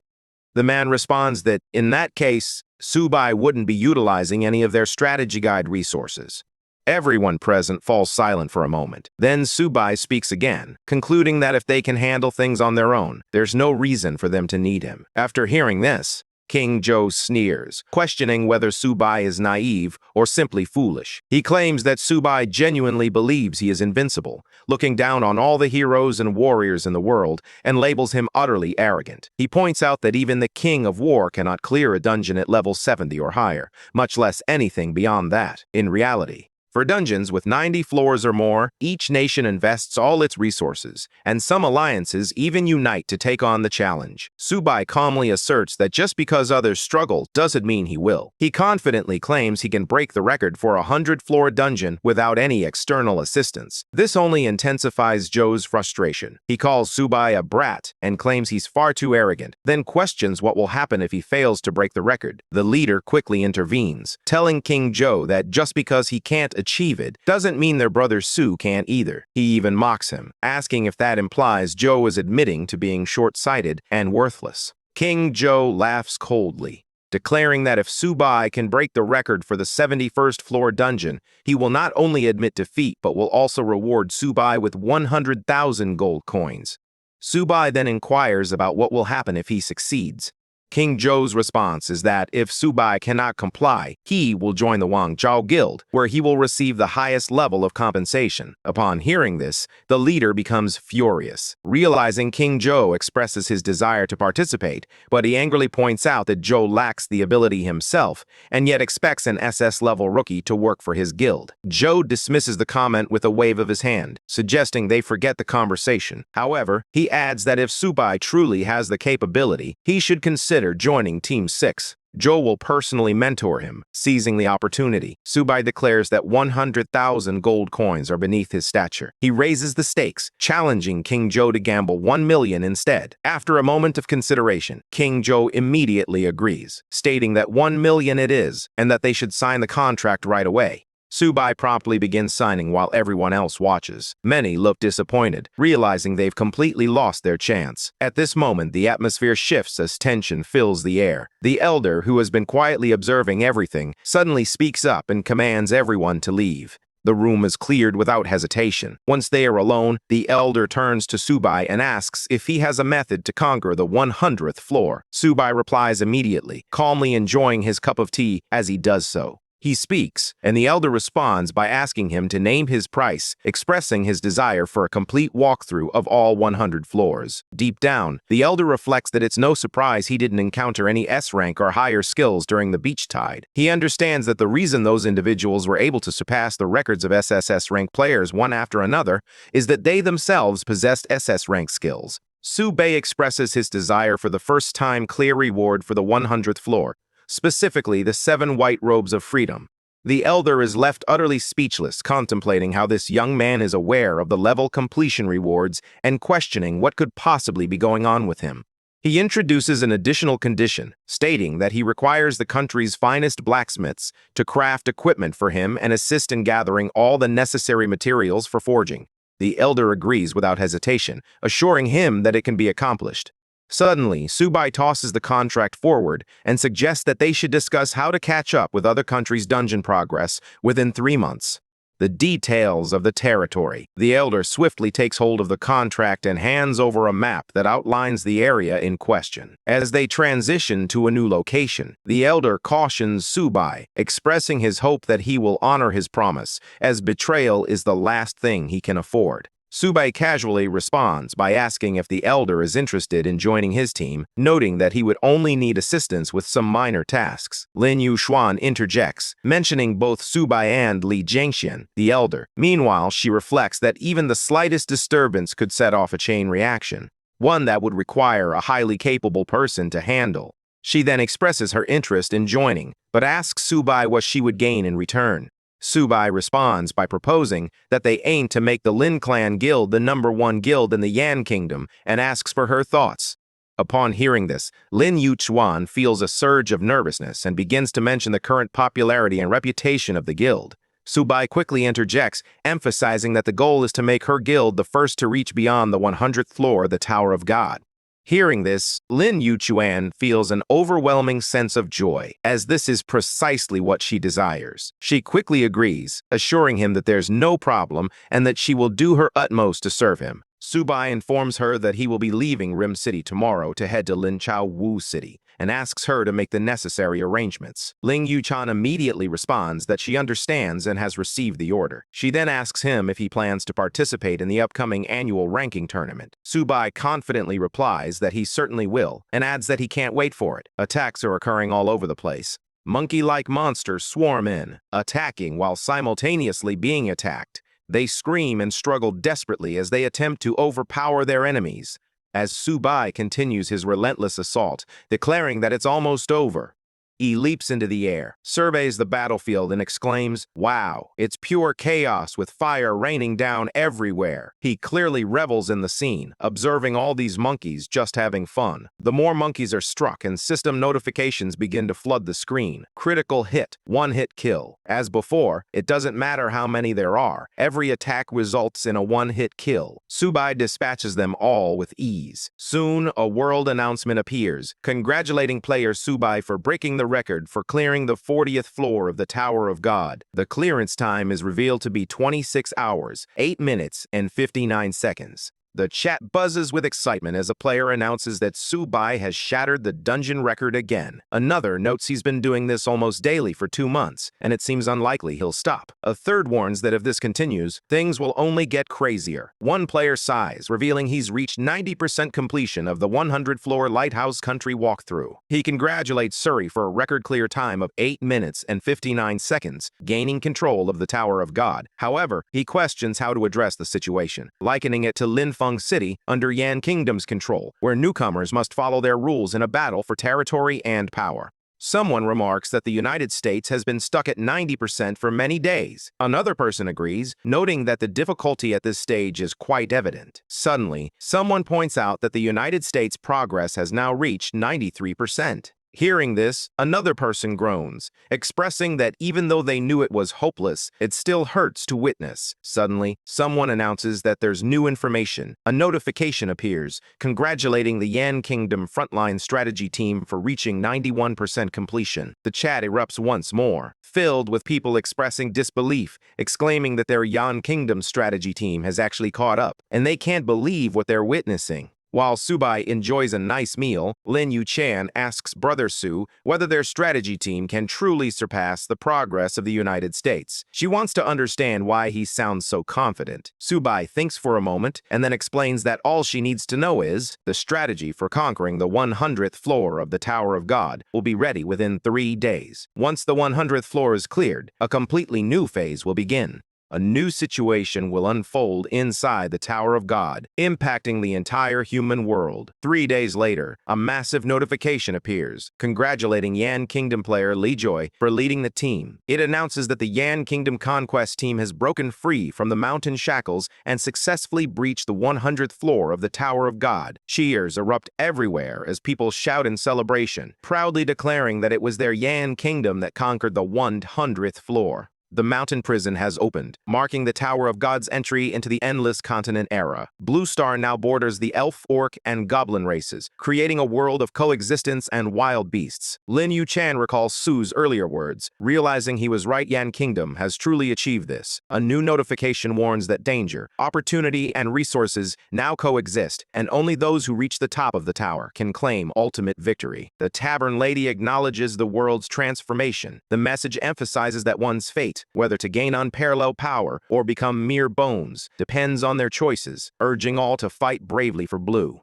Meanwhile, Bailey Shen stands alongside the Swordmaster. A notification before them reveals that the Tower of God consists of 100 floors and is, in fact, a prison sealed within the mountains. Ling Peng, staring in disbelief. They ask if this is really it. Bailey Shen responds in awe, noting that this must be the sealed heart of the mountains and that it is incredibly beautiful. Suddenly, they notice something else. Someone mutters that this must be the true secret of the 100 floors and that Sububai really didn't lie. The Swordmaster reflects that this can hardly be called a treasure. It's more accurate to describe it as a symbol of the human race on Earth. Another person wonders aloud if this could be the treasure that grants control over the Tower of God. Meanwhile, someone else, confused, asks what exactly it is. The Sword Immortal suddenly takes aim at the strange object and begins to gather his power. A figure standing behind him nervously asks what that object is. The Sword Immortal explains that he wants. It is speculated that the 100th floor of the Tower of God might not be the end after all. He reminds them that he previously mentioned leveling up continues even after the second job advancement, which suggests there is more beyond this point. He explains that the details will become clear once they cross the light barrier and truly enter the Tower of God, a realm that extends beyond 100 floors. Bailings Yu urges everyone to move and instructs them to follow closely, with they all begin to advance, shouting that the world beyond the 100th floor awaits them. As they move forward, strange electric currents crackle around them, and others nearby are also caught up in the phenomenon. The surge of confusion fills the air as someone suddenly asks where they are. Another person looks around in shock and exclaims that this resembles Blue Star, specifically the Choco Cafe rest area. He struggles to comprehend how this can be Earth when they haven't even left the tower yet. A third person quickly interjects, stating that the Tower of God is gone. An older Swordmaster-type figure then speaks up in alarm, ordering everyone to prepare for a joint meeting. He asserts that this is indeed Blue Star, or rather, that Blue Star has already been absorbed by the Tower of God. He explains that humanity has effectively sent Earth into the Tower of God, and as a result, they have become sinners. Soon after, a news broadcast begins. The report states that villagers harvesting grain have discovered a dwarf less than 1 meter tall who does not speak the local language and does not resemble a typical human. Another report follows, detailing an elderly man scavenging along the western coastline who encountered a merfolk-like creature. The broadcast urges viewers to tune in for the full report for more details.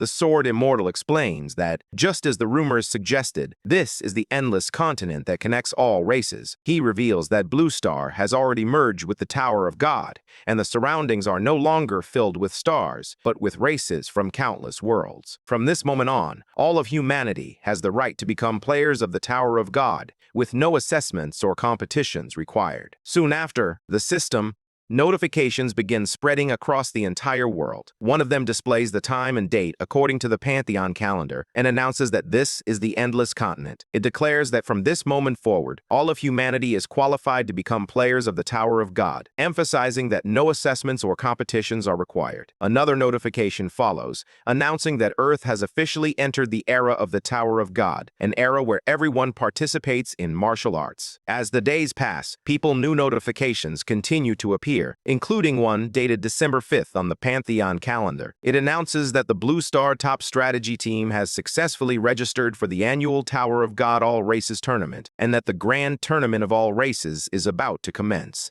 Elsewhere, another notification dated December 10th appears. It states that after discussions among strategy teams from various countries, a decision has been made to form a top-tier Earth strategy team to jointly conquer the 101st floor of the Tower of God. At the 62nd, on the 62nd floor of the Tower of God, Su looks around, puzzled about why he has only reached this level. He recalls that he had already ventured out when he was on the 40th floor. Floor decides it's time to go out and take a break. As he steps outside, Lin Yuchan rushes over, excited to see him. She informs him that registration for the myriad races is finally open and that the tournament has officially begun. He confirms the registration is indeed open, and Su expresses her surprise at how quickly things have progressed. Floor swiftly navigates through the notifications to gather more details. The call later, noting that they've already passed the 100th floor. He remarks that time really flies when you're working hard in the mountains. Lin Yuchan then adds that Li Jingxian has been trying desperately to reach him. Su replies that he will take the call later.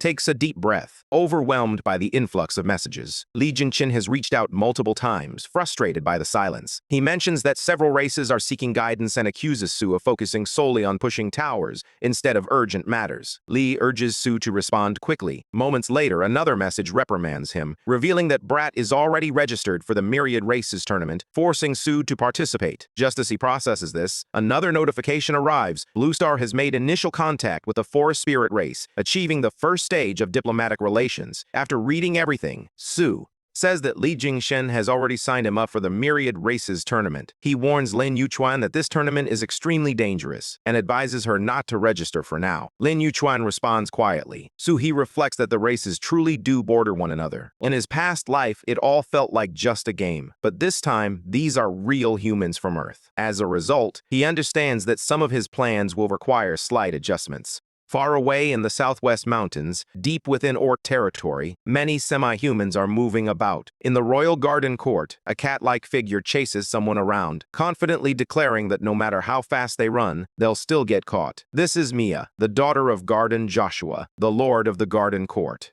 A furious voice echoes through the court, declaring that the royal court is not a place for foolish games and demanding that Mia come down immediately. Startled, she slips and falls, prompting several figures to rush over. Garden Joshua himself arrives, one of the 5 great lords of the orcs. Her father scolds her harshly, insisting that it is inappropriate for a royal daughter to associate with a lowly demon. Her mother steps in, telling him that's enough and asking them to put Mia down, insisting that a royal daughter shouldn't be carried around like a kitten. The father snorts, claiming she is spoiling the child and warning that if this continues, Mia will ending up like little Diana, who ran away and never returned. The mother grows increasingly annoyed by this. Surprise, her eyes widening at the unexpected news. The father explains that her participation is crucial, as it will not only showcase her abilities, but also solidify their family's position in this shifting landscape. He emphasizes the importance of being prepared for the challenges ahead, urging her to train diligently. Mia nods, a mix of excitement and apprehension swirling within her as she contemplates the upcoming tournament and what it means for her future. She is shocked, noting that in previous years, it was always other nobles who participated, and she hasn't even completed her second job advancement yet. Her father quickly scolds her for sounding ignorant and incompetent. He explains that with a new race joining the map, every race will send their elites to demonstrate their strength. Mia argues that orcs only care about high-level competitions, insisting that even if she wins the first-year division, it won't benefit the orc race at all. Her father, however, flatly refuses to listen. He insists that she must compete this year and threatens that if she doesn't win the regional championship, he will hang her at the palace gates and beat her himself. Left with no other choice, Mia reluctantly agrees, expressing her understanding. Although she hates it, she knows she must accept the situation for now. On the 63rd floor of the Tower of God, there is a water-themed area. Sububai stands atop yet another defeated monster. As it collapses beneath him, he remarks that the B-grade water arrow is incredibly useful. He explains that in PvP battles, this skill can silently eliminate opponents without them even realizing it. The monster beneath him continues to roar weakly, struggling in its final moments, but soon it falls completely still. Sububai opens his status window and voices his frustration about Old Man Lee, calling him really annoying. He reflects that adding him as a friend was a mistake, as the old man keeps calling and pinging him non-stop. Sure enough, Li Jingxian's name appears in the notification panel, accompanied by a message expressing frustration that Sububai is treating him like a diplomat. Li Jingxian responds, noting that there are too many races attempting to establish diplomatic relations. He mentions that today, the X race has come seeking contact and asks Sububai if he knows anything about it. As Sububai reflects on the situation, he realizes that most of these races are lower tier. Being dependent on mid or high-ranking races, they inevitably become entangled in racial conflicts. He remembers that in his previous life, he aligned himself with the Mist Dragon clan to gain strength, only to be continually exploited. He considers the potential consequences if humans were to fall into a trap laid by a particular race. It would lead to significant trouble. He then responds to Li Jingxian, explaining that forest spirits are a branch of the elf race and can be considered one of the top races. He notes that they were among the first to settle on the Endless Continent and possessed long lifespans. He adds that the main representatives of this race include forest elves, ocean elves, and night elves. Currently, ocean elves are unavailable, while night elves are irritable, arrogant, and extremely warlike, rendering them unsuitable for cooperation. Of all these groups, only the forest spirits currently show goodwill toward the humans of Earth. Suddenly, another message arrives from Lin Yuchan, bringing new information. She announces that registration for the Myriad Races tournament has officially closed. It's confirmed that the first-tier competition area has over 500,000 participants have registered, while the second-tier area has surpassed 300,000. Sububai reacts in surprise, exclaiming that it's an insane number of people. He then reflects on how, in his previous life on Earth, gained nothing from this tournament. Now that fate, or God, has granted him another chance, he is determined not to walk away empty-handed this time. Then, on January 1st, at 10 hours, 34 minutes, and 6 seconds according to the Pantheon calendar, the scene shifts to the Endless Continent, home to the main city of the winged race, Sky City. This massive city bustles with people from all races as they walk through its vibrant streets. A fairy-like woman appears and announces the arrival of the Grand All Races Tournament. She invites all races to gather in their magnificent Sky City. She is Azrael, the leader of the winged race. Lin Yuchan can't help but admire her, exclaiming that this angel is absolutely stunning. She describes her as a flawless work of art, with flowing wings and jade-like skin, admitting that even she, as a woman, feels tempted just by looking at her. Sububai, however, offers a different perspective, stating that the most valuable aspect of the Skywing race is their wings. He explains that their wings possess an almost perfect magical aura, and Azrael's wings, in particular, are worth as much as high-level artifacts if they could even be removed.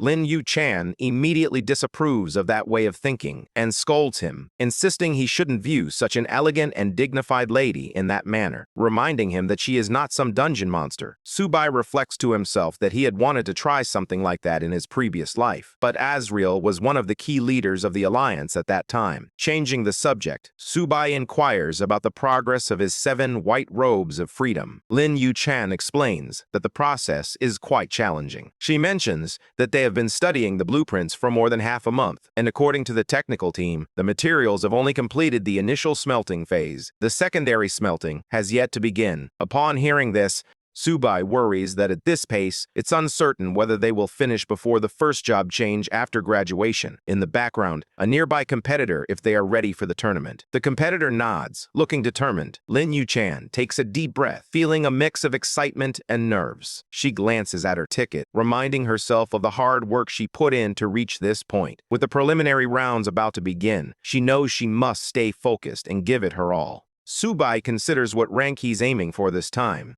Lin Yuchan speculates that it might be top 100 or even top 10. However, Sububai calmly states that he wants to take first place, adding that for him, there's no point in aiming for anything less.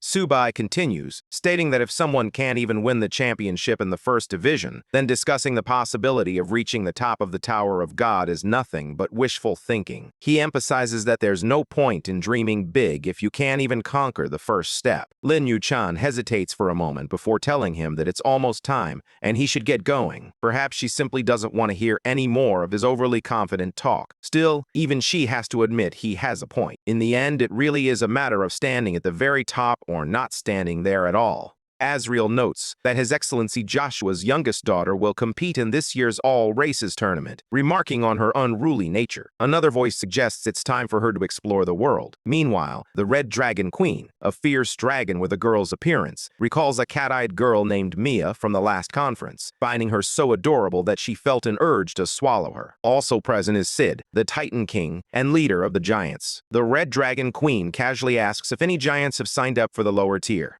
Sid responds that giants don't concern themselves with such competitions. He explains that while giants typically exceed 100 meters in height and must restrain their physiques to meet competition standards, none of their descendants would stoop to compete with lesser races merely for resources. The Goblin King, Hardy, is present as well. He sharply rebukes Sid, questioning how he dares to speak in such a manner. Is interested in a game to lighten the mood. Sid, still composed, suggests a strategy game that requires wit rather than brute strength. The Goblin King, still simmering with frustration, reluctantly agrees, hoping to regain some control over the situation. Asriel smiles, pleased with the shift in focus, and gathers the others to join in, eager to see how the dynamics will play out. Sid scoffs, dismissing the newly joined race as nothing more than humans, referring to them as monkeys in his eyes. He questions what there is to know about them. Joshua's expression darkens at Sid's words. He realizes that Sid has crossed a line. This isn't mere arrogance. It's a blatant insult. Undeterred, Sid continues, suggesting that if Joshua is curious, he should simply take those monkeys, meaning the humans, and keep them under the orc. Race's command, avoiding the need to confront the troublesome minor races outside. Sensing the rising tension, Asriel intervenes, urging everyone to calm down and enjoy this year's All Races tournament. She emphasizes that this tournament will reveal which races are truly qualified to challenge the high-ranking ones, and which have already lost their potential and are on the verge of decline. Their pedestals stand tall as a massive crowd gathers in the central square of Blue Star's Lingfeng City. A voice rises above the murmurs, urging everyone to set aside national barriers, work together, and help humanity on Earth achieve a commendable ranking. Suddenly, a status window appears, showcasing MMA Theater Museum Episode 0, highlighting modern and contemporary times. The character display begins, introducing the first team leader, Light as Nation, Tavern, level 99, at the peak of his first rebirth. Shortly after, Sububai makes his entrance. ADK approaches and states that this battle will require Subai's ongoing assistance. Sububai calmly responds that everyone simply needs to follow instructions and avoid acting recklessly. As they walk away, someone mutters to their captain that Sububai is far too arrogant and suggests teaching him a lesson someday. Tavern remains silent, continuing to observe. The sane man then voices his concern about not allowing the Yen Kingdom to become too arrogant and emphasizes that they cannot afford to lose to Sububai. Finally, Dick responds coldly, stating that if the man wants to die, he shouldn't drag others down with him. Li Jingshen is also present, quietly observing Sububai. He reflects on how nervous he felt earlier, but seeing Subai's calm demeanor now, he can't help but let out a sigh. Holding his entry ticket, Li Jingshen announces that it's time to go in. Everyone starts tearing up their tickets. One after another, Tavern also. He shouts for his team to get started. Sububai holds his ticket for a moment longer, silently observing it in his hand. Then, the battle officially begins. A powerful blow strikes first, unleashing chaos as attacks erupt all around. People unleash their strongest moves in a fierce display of power. Light strikes rain down as explosions echo relentlessly, transforming the battlefield into a chaotic scene. Chaos erupts as people nearby begin shouting excitedly, calling out Sword Immortal and Immortal Sword, cheering in anticipation of Li Zhuangxuan's arrival. Li Zhuangxuan arrives dramatically on his flying sword, declaring that 1,000 swords will rise. Countless swords shoot forward, tearing into a group of elephant-like monsters. As they fall, more fighters leap into the battlefield, and the fight intensifies. One of them scoffs and asks why everyone looks so miserable, suggesting that if you can't win, you should that while running may seem like a loss of dignity. Survival is the priority. He emphasizes that preserving life is essential, even if it means retreating for the moment. The other guy considers this perspective, realizing that sometimes the best way to protect dignity is to ensure that people are alive to uphold it. Li continues, urging them to think strategically about their next steps. What they truly need right now is time, not dignity. He notes that these dwarfs are at the peak of their second-class change, with levels nearly 90 higher than theirs. The level gap is simply too vast. He adds that if they were at the same level, they wouldn't be facing these struggles at all. Another person chimes in and he asks Uncle Li if he has noticed how strange these enemies are. He points out that they unleash their skills incredibly fast. Another person agrees, noting that even though their stats are almost identical to theirs, the enemy's skill damage is absurdly high. Li explains that humans are born without an innate affinity for magic, unlike other races. While magic is a natural talent for them, humans possess no inherent advantage in that area. Even so, must find a way to survive. He stresses the importance of staying focused on their goal, reminding the team that their lives depend on it. They should either run or forfeit. Everyone immediately acknowledges this and confirms their understanding. Li then instructs them to keep as they move forward. A sudden sense of danger washes over them. Before anyone can properly warn the others, a massive explosion erupts. The blast detonates with tremendous force, sending shockwaves through the area. A deafening boom echoes through the air. A mocking voice rings out, questioning whether they are humans, monkeys, or apes. A figure steps forward, on guard as the tension in the air thickens. The Shurad tribe member exudes an intense energy, his fiery aura crackling around him. With a chilling demeanor, he declares that since their fates have intertwined, they might as well perish together in this moment. Li, observing his every move, cautions everyone to remain vigilant. Be cautious. He warns that this opponent is extremely dangerous and significantly stronger than any competitor they have faced so far. After listening to the others, the demon pauses for a moment to reflect. Then, he suddenly exclaims that there is indeed a monkey species with remarkable potential. He asks if Sububai, the Monkey King, readies his weapon and declares that he wants to experience what Sububai tastes like. Suddenly, another figure leaps in with a shout. The elder is caught off guard as the newcomer calls upon holy light to grant him strength. He raises his shield, scanning the area with urgency, and instructs his companion to prepare for the impending threat. Everyone must retreat because he can't hold on much longer. The next in an instant, he's sent flying, crashing into the ground and rolling several times. Another voice shouts for everyone to evacuate immediately. The demon laughs as he charges forward, weapon in hand, declaring that killing these monkeys is far too enjoyable and that he wants to continue doing it over and over. He swings once more, and a massive wave of fire surges forward. Watching from a distance, Lin Yuchan is horrified. She declares that it's over and questions whether the human race will be wiped out the moment they enter the game. At Lingfeng City Plaza, a crowd gathers to witness the unfolding scene. One onlooker remarks that they were eliminated far too quickly. Another comments on how a single individual managed to force all 9 of them to withdraw from the competition. Someone else questions whether humans are truly that weak. Sububai, however, remains calm and prepares to fight seriously. He continuously unleashes magic arrows at the demon, but the demon effortlessly dodges each and every attack. This frustrates Sububai, and he mutters that dodging his water arrows shouldn't be possible. The demon counterattacks, but Sububai scoffs, calling it utterly pathetic. When lightning finally strikes its target, a notification appears announcing that a leopard has been spotted. clan member has been taken down by the blue star human player, Sububai, and Subai's ranking has risen as a result. Suddenly, Sububai senses danger. He turns around and realizes he is being attacked from behind. He observes that they are trying to set up an ambush in open terrain. Even after being spotted, the enemies remain calm and continue charging straight at him. Sububai describes them as whimsical and charges forward instead. The enemies are clearly taken aback and shout for everyone to prepare. Sububai is already slashing left and right, cutting through them with incredible speed. One of the leopards screams for their team leader, while another voice urgently calls for everyone to retreat. At that moment, all the remaining leopards suddenly realize they are trapped inside a magic circle. Sububai coldly states that he never said they could leave. He then prepares another wave of attacks, declaring that since they are already here, they might as well become his points. As soon as he finishes, a barrage of fire rains down from the sky. Sububai looks ahead and notices people watching from Sky City, the main city of the winged race on the Endless Continent. A woman comments that this monkey species appears to have some real intelligence. A nearby demon goblin remarks that on the surface, it appears to be a dual element chant. However, in reality, it includes skills that don't require any chanting at all. The lady quickly retorts, mocking him and questioning how a mechanical fool like him dares to comment on magic. This clearly irritates the goblin, who retorts that just because he works in the tech field doesn't mean he's ignorant. He insists that he remains a high-level player and questions whether this is some kind of Tier 1 regional battle.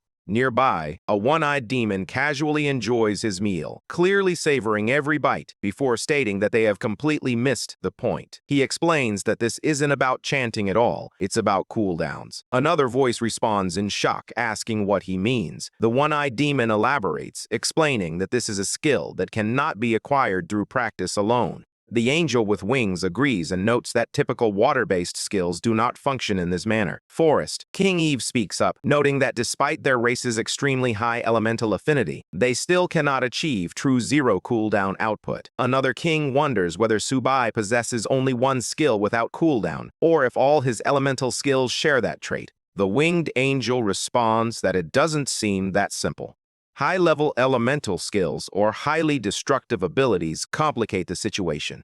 Abilities had no cooldown. Even ordinary skills could rival exclusive ones. He adds that while others are still casting spells, Sububai can unleash all his skills simultaneously. Hearing this, tension spreads among the onlookers. Everyone begins to feel uneasy, realizing just how terrifying this ability truly is. The angel further explains that the longer the battle continues, the more apparent his advantage becomes. Even the one-eyed demon and the goblin begin to look worried. Finally, the lady murmurs that this is just like the Demon King. She wonders aloud who else, aside from that legendary figure, could possibly eliminate skill cooldown restrictions entirely. The king.